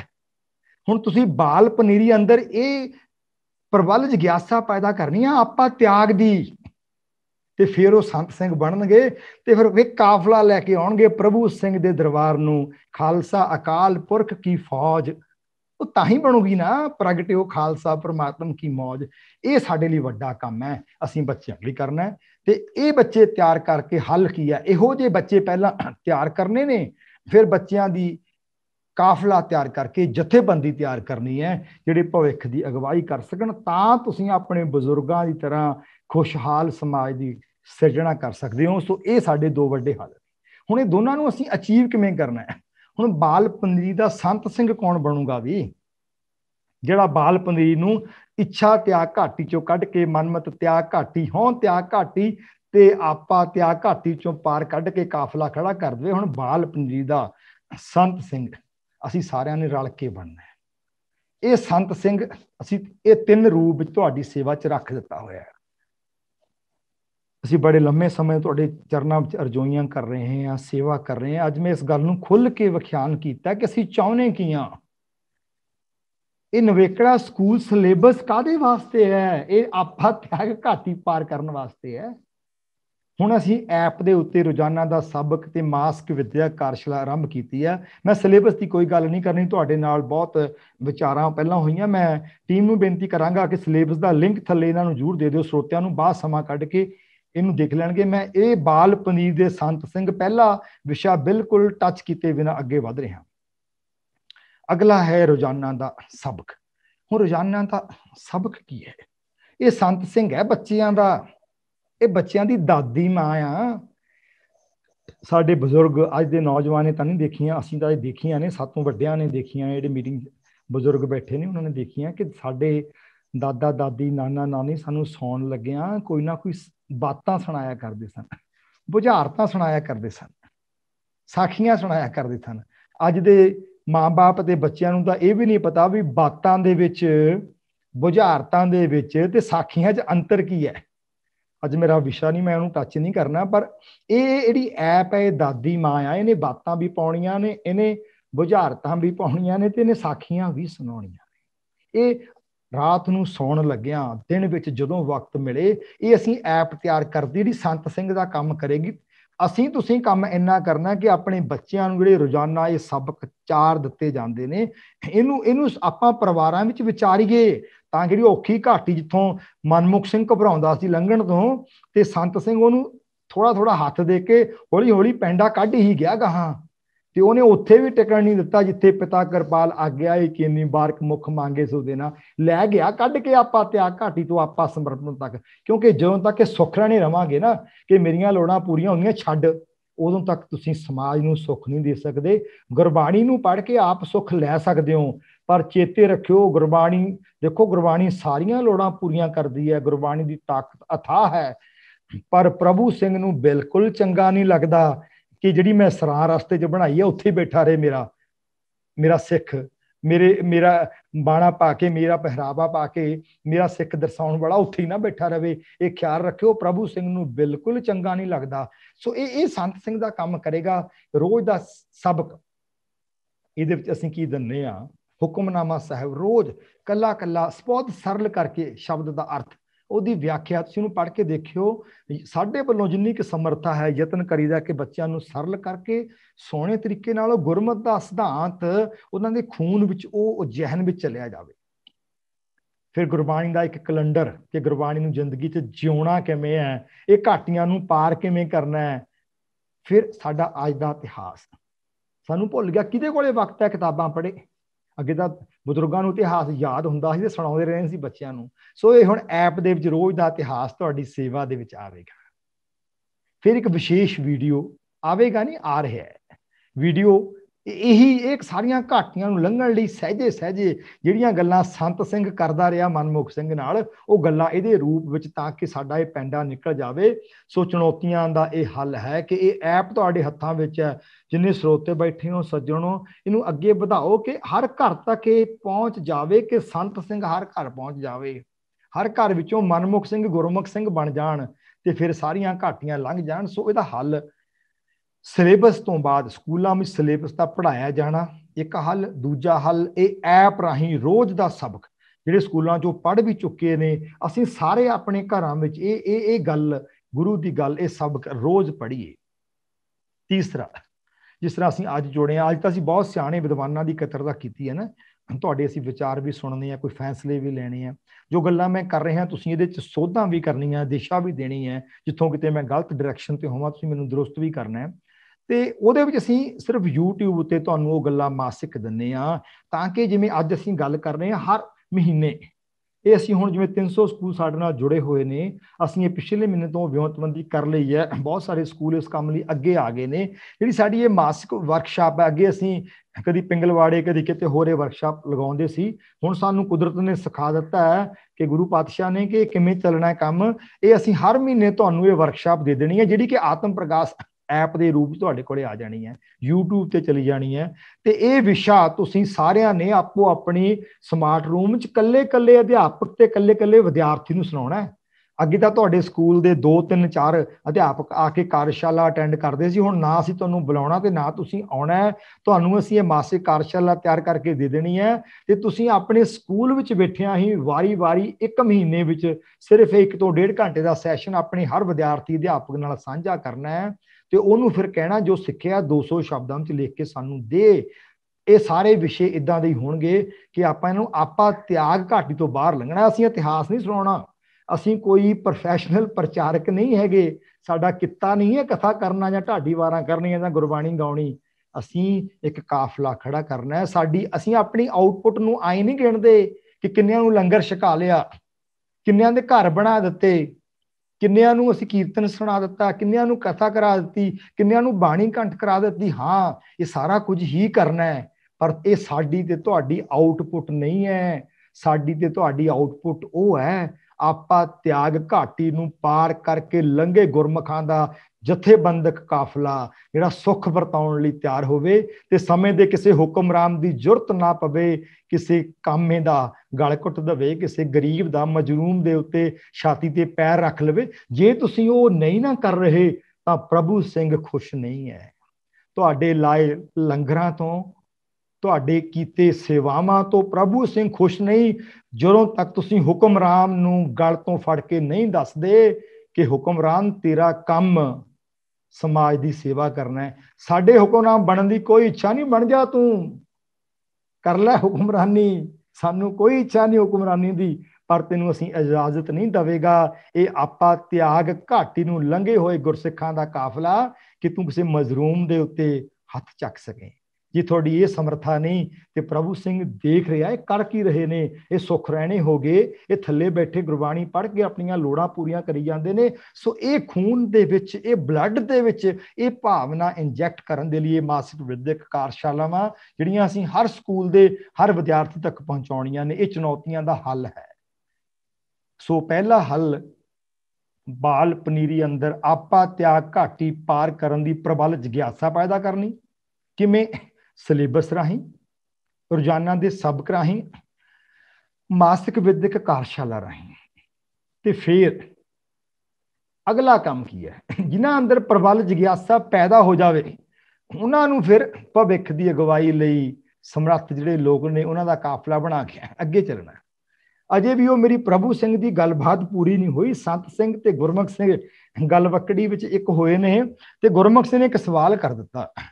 ਕਹਿੰਦਾ, ਪ੍ਰਭੂ ਸਿੰਘ ਜੀ ਐਡਾ ਆਨੰਦ ਤੁਹਾਨੂੰ ਵਿਛੜ ਕੇ ਗਏ ਸਾਂ ਤੇ ਉਹ ਤ੍ਰਿਸ਼ਨਾਗੜ੍ਹ 'ਚ ਕਿੰਨੇ ਲੋਕੀ ਤੜਫਦੇ ਪਏ ਨੇ, ਤੁਸੀਂ ਇੰਜ ਕਿਉਂ ਨਹੀਂ ਕਰ ਦਿੰਦੇ? ਇੱਕ ਬੜੀ ਸੋਹਣੀ ਜਰਨੈਲੀ ਸੜਕ ਬਣਾਓ ਤੇ ਆਪਾਂ ਸਾਰਾ ਤ੍ਰਿਸ਼ਨਾਗੜ੍ਹ ਇੱਥੇ ਲੈ ਆਈਏ। ਹੁਣ ਦੇਖੋ ਇਹ ਕਮਾਲ ਦੇ ਅਧਿਆਤਮਕ ਸਵਾਲ ਨੇ। ਗੁਰਮੁਖ ਸਿੰਘ ਕਹਿੰਦਾ ਪ੍ਰਭੂ ਸਿੰਘ ਜੀ ਤੁਹਾਡੇ ਕੋਲੇ ਘਾਟਾ ਕਾਹਦਾ ਹੈ, ਇੱਕ ਜਰਨੈਲੀ ਸੜਕ ਬਣਾਓ, ਸਾਰਾ ਤ੍ਰਿਸ਼ਨਾਗੜ੍ਹ ਇੱਥੇ ਨਾ ਲਿਆਈਏ। ਤੇ ਪ੍ਰਭੂ ਸਿੰਘ ਹੱਸ ਪਏ, ਕਹਿੰਦੇ ਇੱਥੇ ਇਸੇ ਕਰਕੇ ਤਾਂ ਇਹ ਰਸਤਾ ਬਰੀਕ ਰੱਖਿਆ, ਆਪਾਂ ਕਹਿੰਦੇ ਖੰਡੇ ਧਾਰ ਗਲੀ ਅਤਨੀ ਕੀ ਹੈ ਇਹ, ਇੱਥੇ ਤੱਕ ਆਉਣ ਲਈ ਤਾਂ ਵੀ ਆਈ ਨਿਕਲਣਾ ਪੈਣਾ। ਹੁਣ ਜਿਨ੍ਹਾਂ ਦੀ ਜਗਿਆਸਾ ਪੈਦਾ ਹੋ ਗਈ ਉਹਨਾਂ ਨੂੰ ਹੁਣ ਅੱਗੇ ਕੱਢ ਕੇ ਲਿਆਉਣਾ, ਬਾਕੀਆਂ ਨੇ ਥੱਲੇ ਗੁਰਮੁਖ ਬਣੇ ਰਹਿਣਾ, ਥੜੀਆਂ ਘਾਟੀਆਂ 'ਚ ਆਨੰਦ ਮਾਣਦੇ ਰਹਿਣਾ। ਤੇ ਰਾਜ ਪ੍ਰਬੰਧ ਨੂੰ ਸੰਭਾਲਣ ਦੇ ਲਈ, ਸਮਾਜ ਨੂੰ ਖੁਸ਼ਹਾਲ ਕਰਨ ਦੇ ਲਈ ਥੋੜੇ ਬੰਦਿਆਂ ਦਾ ਕਾਫਲਾ ਸਮਰੱਥ ਹੁੰਦਾ ਹੈ, ਜਿਹਾ ਦੀ ਲੋੜ ਨਹੀਂ ਹੁੰਦੀ। ਤੇ ਉਹਨਾਂ ਨੂੰ ਤੁਸੀਂ ਅੱਗੇ ਚੱਕ ਕੇ ਲੈ ਕੇ ਜਾਣਾ। ਭਵਿੱਖ ਦੀ ਅਗਵਾਈ ਲਈ ਜਿਹੜੇ ਸਮਰੱਥ ਲੋਕ ਨੇ ਉਹਨਾਂ ਨੂੰ ਸੰਤ ਸਿੰਘਾਂ ਨੇ ਚੱਕ ਕੇ ਅੱਗੇ ਲਿਆਉਣਾ। ਸੰਤ ਸਿੰਘ ਵਾਂਗੂ ਉਸਤਾਦ ਬਣ ਕੇ ਉਹਨਾਂ ਦਾ ਜਥੇਬੰਦਕ ਕਾਫਲਾ, ਜਿਨ੍ਹਾਂ ਨੇ ਗੁਰੂ ਗੋਬਿੰਦ ਸਿੰਘ ਪਿਤਾ ਨੂੰ ਆਪਣਾ ਰੋਲ ਮਾਡਲ ਜਾਣਨਾ ਤੇ ਉਹਨਾਂ ਨੇ ਬੱਚਿਆਂ ਦੇ ਅੰਦਰ ਪੰਥ ਵਸੇ ਮੈਂ ਉਜੜਾ ਮਨ ਚਾਉ ਘਨੇਰਾ ਦਾ ਸੰਕਲਪ ਦ੍ਰਿੜ ਕਰਨਾ ਹੈ। ਸੋ ਇਹ ਅਗਵਾਈ ਕਰਨ ਦੀ ਸਮਰੱਥਾ ਵਾਲੇ ਬੱਚਿਆਂ ਨੂੰ ਇਹ ਐਪ ਦੇ ਵਿੱਚ ਆਹ ਸਹੂਲਤ ਵੀ ਉਪਲਬਧ ਹੈ। ਆਮ ਲੋਕਾਂ ਦੇ ਲਈ ਗੁਰਮੁਖ ਪਦ ਤੱਕ ਆਉਣ ਦੇ ਲਈ ਰੋਜ਼ਾਨਾ ਦਾ ਸਭ ਬਹੁਤ ਹੈ, ਪੜ੍ਹੋ, ਗੁਰਬਾਣੀ ਨੂੰ ਸਮਝੋ ਤੇ ਆਨੰਦ ਮਾਣੋ। ਜਿਨ੍ਹਾਂ ਨੇ ਪ੍ਰਭੂ ਸਿੰਘ ਦੇ ਦਰਬਾਰ ਤੱਕ ਜਗਿਆਸਾ ਪ੍ਰਬਲ ਕਰ ਲਈ, ਫਿਰ ਉਹਨਾਂ ਵਾਸਤੇ ਹੁਣ ਔਖੀ ਘਾਟੀ ਹੈ ਰੋਜ਼ਾਨਾ ਸਮਾਂ ਸਾਰਨੀ। ਜਿਹੜੇ ਵਰਦੇ ਆ ਤੁਹਾਨੂੰ ਪਤਾ ਹੈ ਨਾ, ਕਈ ਵਾਰੀ ਮੈਨੂੰ ਸੱਜਣ ਕਹਿੰਦੇ ਵੀ ਇਹ ਬਹੁਤ ਹੈਕਟਿਕ ਹੈ। ਉਹ ਪ੍ਰਭੂ ਸਿੰਘ ਦੇ ਦਰਬਾਰ ਤੱਕ ਜਾਣ ਦਾ ਰਸਤਾ ਹੈਕਟਿਕ ਹੀ ਰਹਿਣਾ ਹੈ, ਉੱਦਾਂ ਨਹੀਂ। ਇਹ ਸੁੱਖ ਰਹਿਣੇ ਦਾ ਕੰਮ ਹੀ ਨਹੀਂ ਹੈਗਾ। ਉਹਦਾ ਥੱਲੇ ਹੀ ਉਹਨੂੰ ਸਮਝ ਲੈਂਦੇ ਨੇ, ਪਹਿਲੀ ਘਾਟੀ ਤੇ ਆ ਕੇ ਹੀ ਕੰਮ ਸਰ ਜਾਂਦਾ, ਦੂਜੀ ਤੱਕ ਵੀ ਨਹੀਂ ਜਾਣਦੇ। ਜਿਨ੍ਹਾਂ ਨੇ ਪ੍ਰਭੂ ਸਿੰਘ ਕੋਲ ਜਾਣਾ ਇਹ ਹੈਕਟਿਕ, ਇੱਕ ਇੱਕ ਵਕਤ ਘੜੀ ਘੜੀ ਕਾ ਲੇਖਾ ਮੰਗੇ। ਗੱਲ ਸਮਝ ਲਵੋ, ਇਹ 'ਚ ਮਾਮੂਲੀ ਗੱਲ ਨਹੀਂ। ਘੜੀ ਘੜੀ ਕਾ ਲੇਖਾ ਮੰਗੇ, ਲੇਖਾ ਰੱਬ ਮੰਗੇਸੀਆ ਬੈਠਾ ਕੱਢ ਬਹੀ। ਉੱਥੇ ਜਾਣ ਦੇ ਲਈ ਤਾਂ ਤੁਹਾਨੂੰ ਇੱਕ ਇੱਕ ਪਲ ਦਾ, ਜੇ ਗੁਰੂ ਨੇ ਲਿਖਿਆ ਹੈ ਕਿ ਘੜੀ ਘੜੀ ਕਾ ਲੇਖਾ ਮੰਗੇ, ਤੇ ਫਿਰ ਆਪਣੀ ਘੜੀ ਘੜੀ ਦਾ ਲੇਖਾ ਬਣਾ ਲਵੋ ਨਾ। ਆਪਣਾ ਦੇਖੋ ਤਾਂ ਅਸੀਂ ਕੀ ਹੈ, ਸਮਾਂ ਪ੍ਰਬੰਧ ਕਿਵੇਂ ਹੈ, ਆਪਣੀ ਪ੍ਰਗਤੀ ਦੇਖੋ। ਇਹਨਾਂ ਦੀ ਘਾਟ ਲਈ ਮਾਸਿਕ ਪ੍ਰਸ਼ਨੋਤਰੀ ਮੁਕਾਬਲਾ, ਫਿਰ 3 ਮਹੀਨਿਆਂ ਬਾਅਦ ਫੇਰ ਪ੍ਰੋਗਰੈਸ ਦਾ ਐਨਾਲਿਸਿਸ, ਸਾਲ ਬਾਅਦ ਫੇਰ ਪ੍ਰੋਗਰੈਸ ਦਾ ਐਨਾਲਿਸਿਸ, ਤੇ ਉਸਤਾਦਾਂ ਵਜੋਂ ਸਿਖਲਾਈ। ਤੇ ਉਸਤਾਦ ਕਿਹੜੇ ਮੈਂ ਕਈ ਵਾਰੀ ਜ਼ਿਕਰ ਕਰ ਚੁੱਕਿਆ, ਇਹੋ ਜਿਹੇ ਉਸਤਾਦ ਬਣਨਾ ਪੈਣਾ ਹੈ। ਅਕਾਲੀ ਨੈਣਾ ਸਿੰਘ ਵਰਗੇ, ਬਾਬਾ ਦੀਪ ਸਿੰਘ ਵਰਗੇ, ਭਾਈ ਦਰਬਾਰਾ ਸਿੰਘ ਵਰਗੇ, ਭਾਈ ਮਨੀ ਸਿੰਘ ਵਰਗੇ ਇਹੋ ਜਿਹੇ ਬਾਕਮਾਲ ਘਾੜਿਆਂ ਨੇ ਘੜਨਾ ਹੈ। ਇਹ ਐਪ ਦੇ ਵਿੱਚ ਅਸੀਂ ਯਤਨ ਕੀਤਾ ਹੈ ਕਿ ਗੁਰਮੁਖਾਂ ਦੇ ਇਹਨਾਂ ਦੇ ਲਿਖੇ ਹੋਏ ਇਤਿਹਾਸ ਔਰ ਜੀਵਨ ਨੂੰ ਇਸ ਤਰ੍ਹਾਂ ਐਪ ਵਿੱਚ ਲਿਆਂਦਾ ਕਿ ਬੱਚਾ ਸੂਈ ਦੇ ਨੱਕੇ ਵਿੱਚੋਂ ਦੀ ਲੰਘ ਜਾਵੇ। 50-100 ਹੀ ਲੰਘ ਗਏ ਨਾ, ਮੈਂ ਪੂਰੇ ਦ੍ਰਿੜ ਇਰਾਦੇ ਨਾਲ ਕਹਿ ਸਕਦਾ ਕਿ ਤੁਸੀਂ ਉਹ ਇਤਿਹਾਸ ਦੁਆਰਾ ਖੜਾ ਕਰ ਦੇਵੋਗੇ ਜਿਹੜਾ ਤੁਹਾਡੇ ਬਜ਼ੁਰਗਾਂ ਦਾ ਇਤਿਹਾਸ ਸੀ। ਇਹ ਕਿਸ ਤਰ੍ਹਾਂ ਐਪ ਚੱਲਦੀ ਹੈ ਮੈਂ ਤੁਹਾਨੂੰ ਝਾੜ ਦੇ ਰਿਹਾ। ਅੱਜ ਮੈਂ ਸਿਰਫ ਤੁਹਾਨੂੰ ਇਹ ਸਚਾਰ ਮਨੁੱਖਾਂ ਦੀ ਜਥੇਬੰਦਕ ਘਾਟ ਲਈ ਐਪ 2 ਕੰਮ ਕਿਵੇਂ ਕਰਦੀ ਹੈ, ਪ੍ਰਮੁੱਖ ਉਹਦੀ ਗੱਲ ਕਰਾਂਗਾ। ਆਉਣ ਵਾਲੀਆਂ ਇਕੱਤਰਤਾਵਾਂ ਜਿਵੇਂ ਗੁਰੂ ਬਖਸ਼ਿਸ਼ ਕਰਨਗੇ ਇਹ ਕੰਮ ਅੱਗੇ ਕਿਵੇਂ ਚੱਲਣਾ ਉਹਦੀ ਵੀ ਗੱਲ ਕਰਾਂਗਾ। ਰੋਜ਼ਾਨਾ ਸਮਾਂ ਸਾਰਨੀ, ਤੁਸੀਂ ਕਾਫੀ ਸਮੇਂ ਤੋਂ ਇਹਨਾਂ ਗੱਲਾਂ ਨੂੰ ਸਮਝਦੇ ਆ ਰਹੇ ਹੋ। ਸਿਰਫ ਇੱਕ ਸਲਾਈਡ ਵਿੱਚ ਮੈਂ ਇਸ ਨੂੰ ਮੁਕਾ ਦੇਣਾ। ਤੁਹਾਨੂੰ ਸਮਾਂ ਨਿਯਤ ਕਰਨਾ ਪਵੇਗਾ ਅੰਮ੍ਰਿਤ ਵੇਲੇ ਦਾ, ਨਾਮ ਅਭਿਆਸ ਦਾ। ਤੁਹਾਨੂੰ ਸਮਾਂ ਨਿਯਤ ਕਰਨਾ ਪਵੇਗਾ ਮਾਲਿਸ਼ ਕਰਨ ਦਾ, ਸਮਾਂ ਨਿਯਤ ਕਰਨਾ ਪਵੇਗਾ ਧੁੱਪ ਸੇਕਣ ਦਾ, ਪਾਣੀ ਪੀਣ ਦਾ। ਤੁਹਾਨੂੰ ਇਹ ਸੁਨਿਸ਼ਚਿਤ ਕਰਨਾ ਪੈਣਾ ਕਿ ਤੁਹਾਡੀ ਖੁਰਾਕ ਵਿੱਚ ਛੋਲੇ ਹੈਗੇ, ਔਲਾ ਹੈਗਾ, ਬਦਾਮ ਹੈਗੇ, ਲੱਸੀ ਹੈਗੀ, ਮੱਖਣ ਹੈਗਾ। ਤੁਹਾਡਾ ਰਸਤਾ ਬੜਾ ਕਠਿਨ ਹੈ, ਇੱਥੋਂ ਤੁਸੀਂ ਲੰਘਣਾ ਨਾ। ਤੁਹਾਡੇ ਇਹ ਸਰੀਰ ਤੁਹਾਡਾ ਘੋੜਾ ਆ, ਜਿਹਦੇ ਉੱਤੇ ਚੜ੍ਹ ਕੇ ਤੁਹਾਡੇ ਸਵਾਰੀ ਦੇ ਮਨ ਨੇ ਚੜ੍ਹ ਕੇ ਪ੍ਰੀਤਮ ਦੇ ਦੇਸ਼ ਜਾਣਾ। ਤੇ ਵੱਡੇ ਕੰਮ ਮਾੜੇ ਸਰੀਰ ਤੋਂ, ਦਲਿਦਰੀ ਸਰੀਰ ਤੋਂ ਜਾਂ ਸੁੱਖ ਰਹਿਣੇ ਸਰੀਰ ਤੋਂ ਨਹੀਂ ਆਉਣੇ। ਇਹ ਤਾਂ ਜਿਵੇਂ ਵਰਜਿਸ਼ ਕਰਦੇ ਵੇਟ ਲਿਫਟਰ ਨੂੰ ਜਾਂ ਬਾਡੀ ਬਿਲਡਰ ਨੂੰ ਕੋਚ ਦੱਸਦਾ ਹੁੰਦਾ ਨਾ ਕਿ ਜਦੋਂ ਸਰੀਰ ਥੱਕ ਗਿਆ ਉਦੋਂ ਬਾਅਦ ਜਿਹੜੀ ਐਕਸਰਸਾਈਜ਼ ਕਰੇਗਾ ਤੁਹਾਡਾ ਮਸਲ ਉਹਨੇ ਬਣਾਉਣਾ ਹੈ, ਪਹਿਲਾਂ ਤਾਂ ਐਵੇਂ ਸ਼ੁਗਲ ਹੀ ਹੈ। ਇਸੇ ਤਰ੍ਹਾਂ ਜਿਹੜਾ ਕੰਮ ਤੁਸੀਂ ਸਰੀਰ ਦੇ ਥੱਕਣ ਤੋਂ ਬਾਅਦ ਕਰਕੇ ਪੈਂਡਾ ਰਾਤ ਨੂੰ ਸੁੱਤਿਆਂ ਕੱਢਣਾ, ਜਦੋਂ ਲੋਕ ਸੁੱਤੇ ਪਏ ਨੇ ਉਦੋਂ ਜਾਗ ਕੇ ਕੱਢਣਾ ਹੈ, ਉਹੀ ਪੈਂਡਾ ਕੱਢਿਆ। ਬਾਕੀ ਤਾਂ ਲੋਕੀ ਬਾਕੀ ਦੇ ਵੀ ਕੱਢੀ ਜਾਂਦੇ ਨੇ। ਇਹ ਉਦੋਂ ਨਿਕਲਣਾ ਜਦੋਂ ਤੁਸੀਂ ਆਪਣੇ ਸਰੀਰ ਨੂੰ ਤੰਦਰੁਸਤ ਰੱਖੋਗੇ, ਵਿਕਾਰਾਂ ਤੋਂ ਦੂਰ ਰੱਖੋਗੇ, ਖੁਰਾਕ ਨੂੰ ਵਧੀਆ ਰੱਖੋਗੇ। ਤੁਹਾਡੇ ਤੇ ਮੇਰੇ ਬੱਚਿਆਂ ਦੀ ਖੁਰਾਕ ਉਹ ਗੰਦਾ ਮੰਦਾ ਖਾਣ ਪੀਣ ਤੇ ਉੱਦਾਂ ਦੇ ਸਰੀਰ ਤੇ ਉੱਦਾਂ ਦੀ ਜਾਨ ਤੇ ਉੱਦਾਂ ਦੇ ਦਿਲ, ਉੱਦਾਂ ਦਾ ਜਿਹੜਾ ਉਹਨਾਂ ਦਾ ਅੰਦਰਲੀ ਸਪਿਰਿਟ ਹੈ, ਇਹ ਐਪ ਨੇ ਇੰਸ਼ੋਰ ਕਰਾਉਣੀ ਹੈ ਕਿ ਦੱਸ ਤੂੰ ਖਾਂਦਾ ਕੀ ਹੈ, ਦੱਸ ਤੂੰ ਪੀਂਦਾ ਕੀ ਹੈ। ਸਾਰੀਆਂ ਗੱਲਾਂ ਐਪ ਨੇ ਵੱਖ-ਵੱਖ ਸਮੇਂ ਤੇ ਪੁੱਛ ਲੈਣੀਆਂ। ਫਿਰ ਸੈਰ, ਕਸਰਤ, ਸ਼ਸਤਰ ਵਿਦਿਆ, ਅੰਮ੍ਰਿਤਪਾਨ ਕਰਕੇ ਗਾਤੇ 'ਚ ਕਿਰਪਾਨ ਪਾ ਲੈਣੀ ਤੇ ਡਾਂਗ ਚਲਾਉਣੀ ਨਾ ਆਉਂਦੀ ਹੋਵੇ ਤੇ ਫਿਰ ਉਹ ਪੰਜਾਬੀ ਵਿੱਚ ਰਹਿਤਨਾਮੇ ਤਾਂ ਐਂ ਕਹਿੰਦੇ ਦੁਰ ਫੁੱਟੇ ਮੂੰਹ ਤੇਰੇ। ਫਿਰ ਤੂੰ ਅੰਮ੍ਰਿਤਪਾਨ ਕਾਹਦਾ ਕੀਤਾ ਹੋਏ? ਅੰਮ੍ਰਿਤਪਾਨ ਤਾਂ ਕਰਵਾਇਆ ਨਹੀਂ ਸੀ ਜਾਂਦਾ ਜਦੋਂ ਤੱਕ ਸ਼ਸਤਰ ਵਿਦਿਆ ਦਾ ਅਭਿਆਸੀ ਨਾ ਹੋ ਜਾਵੇ, ਜਦੋਂ ਤੱਕ ਮਨ ਵਿੱਚ ਇੱਕ ਸੰਕਲਪ ਨਾ ਹੋਵੇ ਕਿ ਮੈਂ ਗੁਰੂ ਨੂੰ ਸਿਰ ਦੇ ਦੇਣਾ। ਤੇ ਸਾਡੇ ਇਹ ਨਿਤਨੇਮ ਦਾ ਹਿੱਸਾ ਹੀ ਨਹੀਂ ਹੈਗਾ। ਸਾਡੀਆਂ ਗੁਗੜਾਂ ਕਿੱਡੀਆਂ ਕਿੱਡੀਆਂ ਨਿਕਲੀਆਂ ਹੋਈਆਂ ਨੇ, 10 ਕਦਮ ਅਸੀਂ ਤੁਰ ਨਹੀਂ ਸਕਦੇ ਤੇ ਅਸੀਂ ਸਮਝਦੇ ਹਾਂ ਅਸੀਂ ਹਾਂ ਕੌਣ ਹੈ। ਇਹ ਰਸਤਾ ਬੜਾ ਕਦੀ ਸੁਣਿਆ ਕਿਸੇ ਜਰਨੈਲ ਦਾ ਪੁਰਾਤਨ ਸਮੇਂ ਤੁਹਾਡੇ ਗੁਰਮੁਖਾਂ ਦਾ ਕਿਸੇ ਦਾ ਗੁਗੜ ਨਿਕਲੀ ਹੋਵੇ? ਸੋ ਇਹ ਕੀ ਹੈ? ਇਹ ਸਾਡੀ ਸੁੱਖ ਰਹਿਣੇ ਹਾਲਾਤ ਨੇ। ਅਸੀਂ ਪਰਿਵਾਰਕ ਜ਼ਿੰਮੇਵਾਰੀਆਂ ਐਪ ਰਾਹੀਂ ਬੱਚਿਆਂ ਨੂੰ ਦ੍ਰਿੜ ਕਰਾਉਣੀਆਂ, ਗੁਰਬਾਣੀ ਅਧਿਐਨ ਕਰਾਉਣਾ, ਵਿਸ਼ੇਸ਼ ਕਲਾ ਦਾ ਅਭਿਆਸ, ਆਵਾਜਾਈ ਦਾ ਸਮਾਂ, ਜਦੋਂ ਕਿਤੇ ਆ ਜਾ ਰਹੇ ਹਾਂ ਉਹ ਸਮੇਂ ਨੂੰ ਵੀ ਐਪ ਦੱਸਦੀ ਹੈ ਕਿਵੇਂ ਵਰਤਣਾ ਹੈ, ਰੋਜ਼ਾਨਾ ਦੇ ਸਬਕ ਦਾ ਦਿਨ। ਸੋ ਮੈਂ ਤੁਹਾਨੂੰ ਇੱਕ ਸਲਾਈਡ ਵਿੱਚ ਸਿਰਫ ਦ੍ਰਿਸ਼ਟਾਂਤ ਦਿੱਤਾ ਹੈ ਕਿ ਟਾਈਮ ਟੇਬਲ ਨੇ ਤੁਹਾਨੂੰ ਆਏ ਬੰਨ ਦੇਣਾ ਹੈ ਕਿ ਹੁਣ ਤੁਸੀਂ ਬਿਲਕੁਲ ਤਿਆਰ ਸੰਤ ਸਿਪਾਹੀ ਹੋ, ਤੁਸੀਂ ਪ੍ਰਭੂ ਸਿੰਘ ਦੇ ਦਰਬਾਰ ਦੇ ਸਿਪਾਹੀ ਹੋ, ਤੁਸੀਂ ਇੱਕ ਵਕਤ ਵੀ ਆਪਣਾ ਗਵਾ ਨਹੀਂ ਰਹੇ। ਸੋ ਕਈ ਤਰ੍ਹਾਂ ਦੇ ਟਾਈਮ ਟੇਬਲ ਇਹਦੇ ਵਿੱਚ ਉਪਲਬਧ ਨੇ, ਵਰਕਿੰਗ ਡੇ ਦਾ, ਹੌਲੀਡੇ ਦਾ, ਰਿਲੈਕਸ ਡੇ ਦਾ। ਫਿਰ ਇਹ ਤੁਹਾਨੂੰ ਐਪ ਪੁੱਛੇਗੀ ਕਿੰਨਾ ਸਮਾਂ ਕਿਹੜੀ ਗਤੀਵਿਧੀ ਨੂੰ ਦੇ ਰਹੇ ਹੋ। ਇਹ ਐਪ ਤੁਹਾਡੇ ਕੋਲ ਰਿਪੋਰਟ ਮੰਗੇਗੀ, ਤੁਸੀਂ ਪ੍ਰੋਗਰੈਸ ਦੱਸੋ ਕੀ ਹੈ।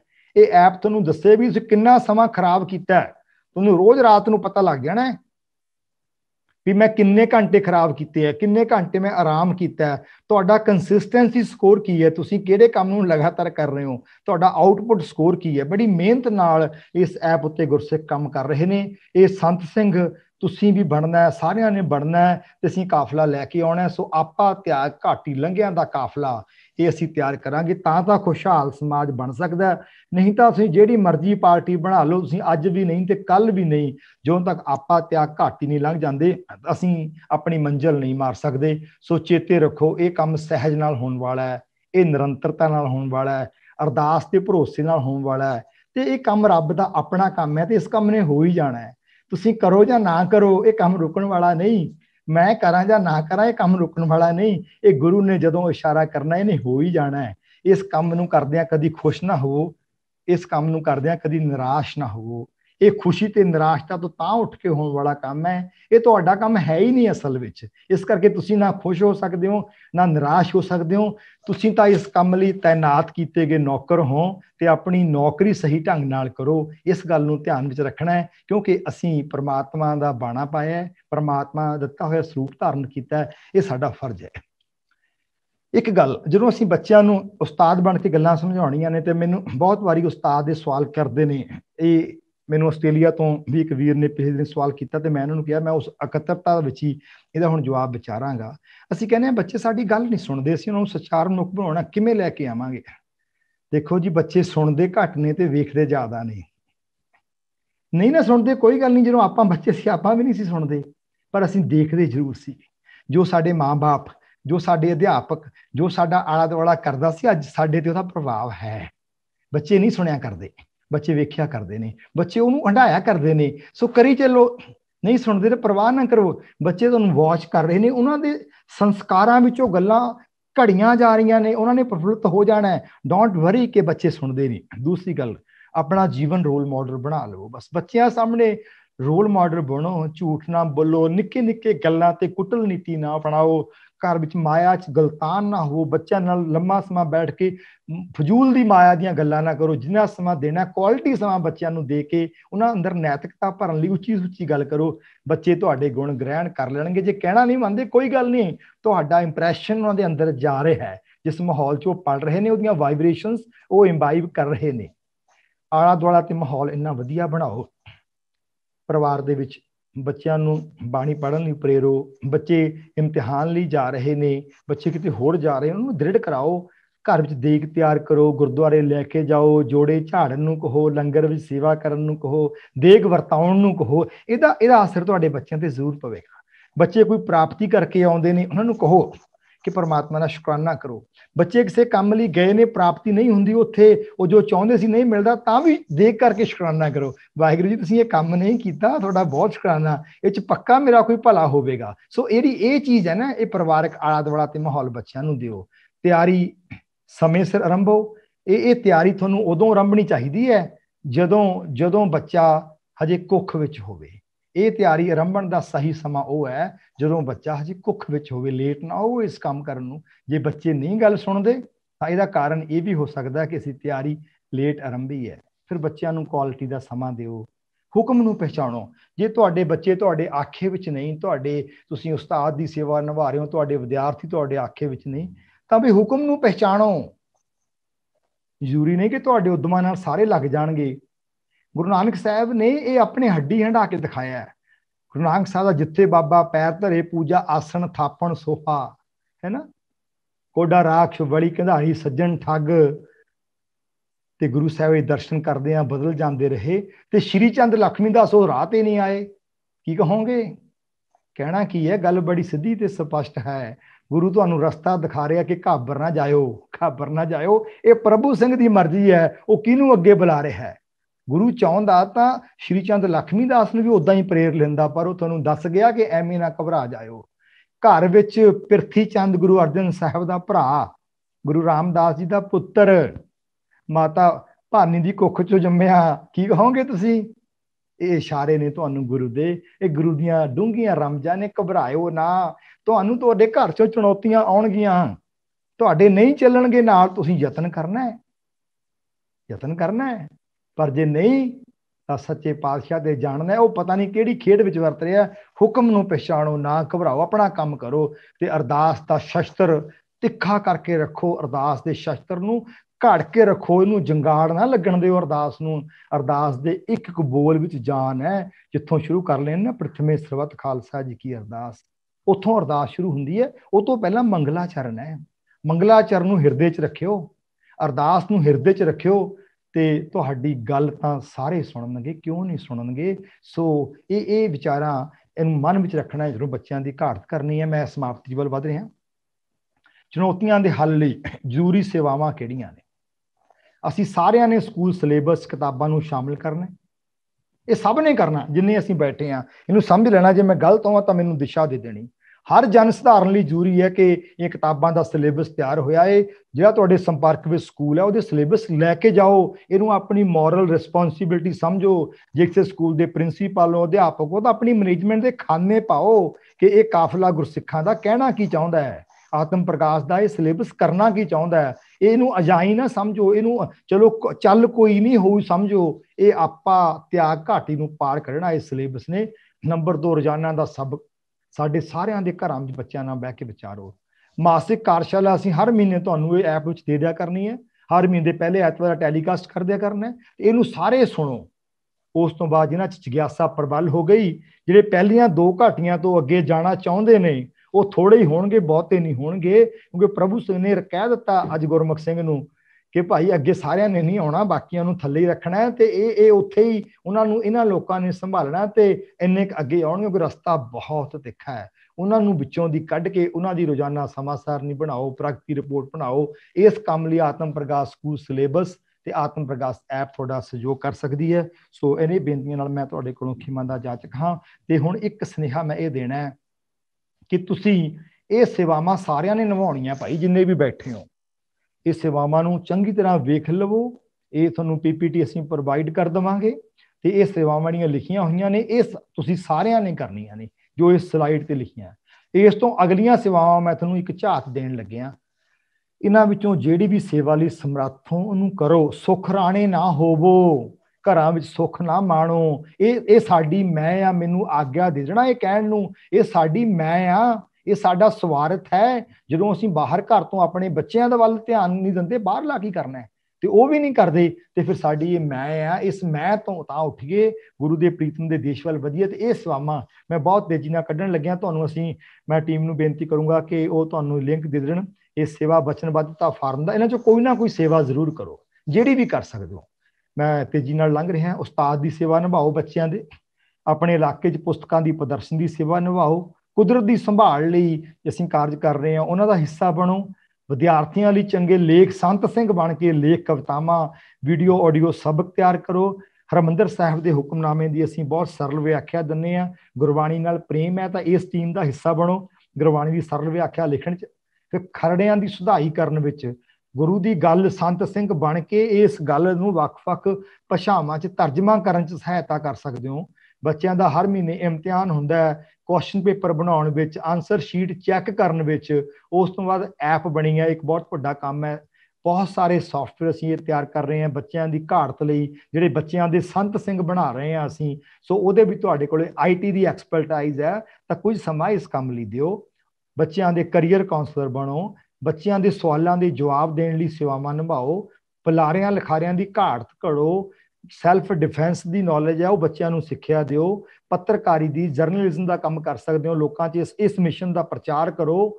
ਹਿਸਟੋਰੀਕਲ ਰੈਫਰੈਂਸਿਸ ਸੰਭਾਲਣੇ ਬਹੁਤ ਜ਼ਰੂਰੀ ਨੇ। ਤੁਹਾਡੀਆਂ ਬੀੜਾਂ ਤੁਹਾਡੇ ਆਪਣੇ ਪ੍ਰਬੰਧਕਾਂ ਨੇ ਗੁਰੂ ਗ੍ਰੰਥ ਸਾਹਿਬ ਦੀਆਂ ਕਿੱਥੇ ਪਹੁੰਚਾ ਦਿੱਤੀਆਂ ਨੇ।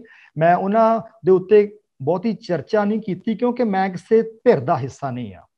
ਮੈਂ ਕਿਸੇ ਦੀ ਨੁਕਤਾਚੀਨੀ ਕਰਨ 'ਚ ਵਿਸ਼ਵਾਸ ਨਹੀਂ ਰੱਖਦਾ। ਮੈਂ ਉਸ ਧਿਰ ਦਾ ਹਿੱਸਾ ਹਾਂ ਜਿਹੜੀ ਧਿਰ ਨਿਰਪੱਖ ਹੋ ਕੇ ਸਿਰਫ ਸੇਵਾ ਕਰਨੀ ਚਾਹੁੰਦੀ ਹੈ, ਜਿਹਨੂੰ ਕਿਸੇ ਵੀ ਤਰ੍ਹਾਂ ਦਾ ਲਾਲਚ ਨਹੀਂ ਹੈ। ਤੇ ਇਹ ਧਿਰ ਨੇ ਇਹ ਵੀ ਕੰਮ ਆਰੰਭ ਕੀਤਾ ਕਿ ਆਪਣੀ ਸਾਹਿਤਕ ਸਮੱਗਰੀ ਦੀ ਸੰਭਾਲ ਤੇ ਉਹਦੀ ਖੋਜ ਦਾ ਕੰਮ ਕਰੋ, ਵੱਖ-ਵੱਖ ਵਿਸ਼ਿਆਂ ਤੇ ਇਤਿਹਾਸ ਦੀ ਖੋਜ ਕਰੋ, ਬੇਰੁਜ਼ਗਾਰ ਨੌਜਵਾਨਾਂ ਨੂੰ ਕਿੱਤਾ ਮੁਖੀ ਸਿਖਲਾਈ ਦਿਓ, ਤੇ ਦਫ਼ਤਰੀ ਕੰਮਕਾਜ ਬਹੁਤ ਸਾਰੇ ਕੰਮ ਨੇ, ਮੈਂ ਇਹ ਤੁਹਾਡੇ ਕੋਲੇ ਗਿਣੇ ਨੇ ਕਿ ਬੜੇ ਵੱਡੇ ਕੰਮ ਇਹ ਆਰੰਭੇ ਨੇ। ਤੇ ਤੁਸੀਂ ਤਿਲ ਫੁੱਲ ਜਿਵੇਂ ਯੋਗਦਾਨ ਪਾ ਸਕਦੇ ਹੋ। ਤੁਹਾਨੂੰ ਟੀਮ ਨੇ ਸੇਵਾ ਵਚਨਬੱਧਤਾ ਫਾਰਮ ਤੁਹਾਨੂੰ ਲਿੰਕ ਸ਼ੇਅਰ ਕਰ ਦਿੱਤਾ ਹੋਵੇਗਾ। ਮੇਰੀ ਬੇਨਤੀ ਹੈ ਤੁਹਾਡੇ ਵਿੱਚੋਂ ਕੋਈ ਇੱਕ ਵੀ ਇਸ ਨੂੰ ਭਰੇ ਬਿਨਾਂ ਅੱਜ ਨਾ ਸੋਇਓ। ਜਿੰਨੀ ਜਿਹੜੀ ਸੇਵਾ ਲੈ ਸਕਦੇ ਹੋ ਉਹਨੂੰ ਪ੍ਰਵਾਨ ਕਰੋ। ਸੋ ਆਖਰੀ ਮੇਰੀ ਜੋਦੜੀ, ਚੁਣੌਤੀਆਂ ਦੇ ਹੱਲ ਲਈ ਸਮੇਂ ਤੇ ਧਨ ਦਾ ਦਸਵੰਧ ਕੱਢੋ।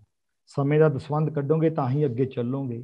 ਧਨ ਦਾ ਦਸਵੰਧ ਕੱਢੋ। ਜਿਹੜੀ ਮੈਂ ਤੁਹਾਡੇ ਅੱਗੇ ਵਿਚਾਰ ਰੱਖੀ ਹੈ, ਅਸੀਂ ਕਿਸੇ ਧਨਾੜ ਅੱਗੇ ਕਦੇ ਹੱਥ ਨਹੀਂ ਅੱਡਿਆ, ਅਸੀਂ ਕਿਸੇ ਡੇਰੇਦਾਰ ਅੱਗੇ ਹੱਥ ਨਹੀਂ ਅੱਡਿਆ, ਨਾ ਹੀ ਅੱਡਣਾ ਹੈ। ਤੇ ਤੁਹਾਡੇ ਚਰਨਾਂ ਵਿੱਚ ਝੋਲੀਆਂ ਅੱਡ ਕੇ ਖੜੇ ਆ ਕਿ ਇਸ ਕੰਮ ਨੂੰ ਤੁਹਾਡੇ ਸਮੇਂ ਨੇ ਕਰਨਾ ਹੈ, ਤੁਹਾਡੇ ਧਨ ਨੇ ਕਰਨਾ ਹੈ। ਇਹ ਐਪ ਦੀ ਡਿਵੈਲਪਮੈਂਟ ਹੋ ਰਹੀ ਹੈ, ਬੱਚਿਆਂ ਦੀ ਘਾਟ ਦਾ ਕੰਮ ਹੋ ਰਿਹਾ। ਇਹਦੇ ਲਈ ਤੁਹਾਨੂੰ ਖੁਦ ਹੋਲ ਟਾਈਮਰ ਹੋ ਕੇ ਆਉਣਾ ਪੈਣਾ। ਜੇ 8 ਘੰਟੇ ਨੌਕਰੀ ਕਰਦੇ ਹੋ ਤਾਂ ਘਰ ਆ ਕੇ 2 ਘੰਟੇ ਦਾ ਗੁਰੂ ਦਾ ਕੰਮ ਕਰੋ। ਜੇ 2 ਘੰਟੇ ਕਰਦੇ ਹੋ 4 ਤਾਂ ਕਰੋ, 4 ਕਰਦੇ ਹੋ 6 ਤਾਂ ਕਰੋ, 6 ਕਰਦੇ ਹੋ ਤਾਂ ਫੁੱਲ ਟਾਈਮ ਹੋ ਜਾਓ। ਜਿੰਨਾ ਵੀ ਹੋ ਜਾਓਗੇ ਉਨਾ ਹੀ ਥੋੜਾ ਹੈ। ਤੇ ਜਿਹੜੇ ਬੱਚੇ ਇਸ ਕੰਮ ਲਈ ਫੁੱਲ ਟਾਈਮ ਹੋ ਕੇ ਕੰਮ ਕਰ ਸਕਣ, ਉਹਨਾਂ ਦੀ ਰੁਜ਼ਗਾਰ ਲਈ, ਉਹਨਾਂ ਦੇ ਪਰਿਵਾਰਾਂ ਦੇ ਪਾਲਣ ਪੋਸ਼ਣ ਲਈ ਧਨ ਦਾ ਦਸਵੰਧ ਵੀ ਦਿਓ। ਇਹ 10ਵੀਂ ਪਾਸ 12ਵੀਂ ਪਾਸ ਬੱਚਿਆਂ ਕੋਲੇ ਅਸੀਂ ਕੌਮ ਦਾ ਕੰਮ ਛੱਡਿਆ ਹੋਇਆ, ਉਹਨਾਂ ਨੂੰ ਪ੍ਰਚਾਰਕ ਬਣਾ ਕੇ ਭੇਜਦੇ ਹਾਂ। ਤੇ ਗੁਰਬਾਣੀ ਇੱਕ ਬ੍ਰਹਮ ਗਿਆਨ ਹੈ, ਇਹਦੇ 'ਚ ਬਹੁਤ ਘਾਲਣਾ ਦੀ ਲੋੜ ਹੈ। ਇਹਨੂੰ ਕਰੀਮ ਚਾਹੀਦੀ ਹੈ ਇਹ ਕੰਮ ਕਰਨ ਲਈ, ਇੰਟੈਲੈਕਚੁਅਲ ਲੋਕ ਚਾਹੀਦੇ ਨੇ। ਉਹਨਾਂ ਨੂੰ ਤੁਸੀਂ ਧਨ ਦੇ ਕੇ ਰਾਜੀ ਨਹੀਂ। ਫਿਰ ਇਹ 10-12 ਹਜ਼ਾਰ ਤਾਂ ਜੋ ਅਸੀਂ ਰੱਖ ਲੈਂਦੇ ਹਾਂ ਤੇ ਸਾਰੀ ਉਮਰ ਨੂੰ ਉੱਥੇ ਹੀ ਬਿਠਾ ਕੇ ਰੱਖਦੇ ਹਾਂ। ਤੇ ਉਹਨਾਂ ਦੇ ਕੋਲੋਂ ਉਹੀ ਕੰਮ ਹੋਣਗੇ ਜਿਹੋ ਜਿਹੇ ਤੁਸੀਂ ਕਰਵਾਉਂਦੇ ਆ ਰਹੇ ਹੋ, ਜਿਹੋ ਜਿਹਾ ਮੈਂ ਕਰਵਾਉਂਦਾ ਆ ਰਿਹਾ। ਸੋ ਧਨ ਦਾ ਦਸਵੰਧ ਜ਼ਰੂਰ ਦਿਓ ਤਾਂ ਕਿ ਪੜ੍ਹੇ ਲਿਖੇ ਇੰਟੈਲੈਕਚੁਅਲ ਬੱਚਿਆਂ ਨੂੰ ਸੇਵਾਵਾਂ ਦਿੱਤੀਆਂ ਜਾਣ। ਤੇ ਉਹ ਬੱਚੇ ਜਿਸ ਤਰ੍ਹਾਂ ਤੁਸੀਂ ਨੌਕਰੀਆਂ ਕਰਦੇ ਹੋ, ਆਪਣੇ ਘਰ ਪਾਲਦੇ ਹੋ, ਇਹ ਕੰਮ ਕਰਦੇ ਆ ਸੰਤ ਸਿੰਘ ਬਣ ਕੇ ਉਸ ਕੰਮ ਨੂੰ ਅੱਗੇ ਲਿਜਾ ਸਕਣ। ਇਸ ਅਰਜ਼ੋਈ ਨੂੰ ਡੂੰਘੇ ਦਿਲ ਦੇ ਦਰਦ ਤੋਂ ਪ੍ਰਵਾਨ ਕਰਨਾ। ਸੋ ਇੰਨੀਆਂ ਹੀ ਬੇਨਤੀਆਂ ਨਾਲ ਮੈਂ ਤੁਹਾਨੂੰ ਆਖਰੀ ਬੇਨਤੀ ਕਰ ਰਿਹਾ ਕਿ ਇਹ YouTube ਦੇ ਸਾਡੇ ਲਿੰਕ Facebook ਜ਼ਰੂਰ ਸ਼ੇਅਰ ਰੱਖੋ ਤਾਂ ਕਿ ਅਸੀਂ ਜਦੋਂ ਵੀ ਇਹ ਪ੍ਰੋਗਰਾਮ ਅਲੀਕੀ ਸਨੇਹ ਤੁਹਾਡੇ ਕੋਲੇ ਪਹੁੰਚ ਜਾਣ ਤੇ ਅਸੀਂ ਰਲ ਮਿਲ ਕੇ ਕਾਫਲਾ ਬਣਾ ਕੇ ਗੁਰੂ ਦੀਆਂ ਖੁਸ਼ੀਆਂ ਹਾਸਲ ਕਰ ਸਕੀਏ। ਇੰਨੀਆਂ ਕੋਈ ਬੇਨਤੀਆਂ ਨਾਲ ਖਿਮਾ ਦਾ ਜਾਚਕ ਹਾਂ। ਹੋਈਆਂ ਭੁੱਲਾਂ ਲਈ ਖਿਮਾ। ਵਾਹਿਗੁਰੂ ਜੀ ਕਾ ਖਾਲਸਾ, ਵਾਹਿਗੁਰੂ ਜੀ ਕੀ ਫਤਿਹ। ਆਤਮ ਪਰਗਾਸ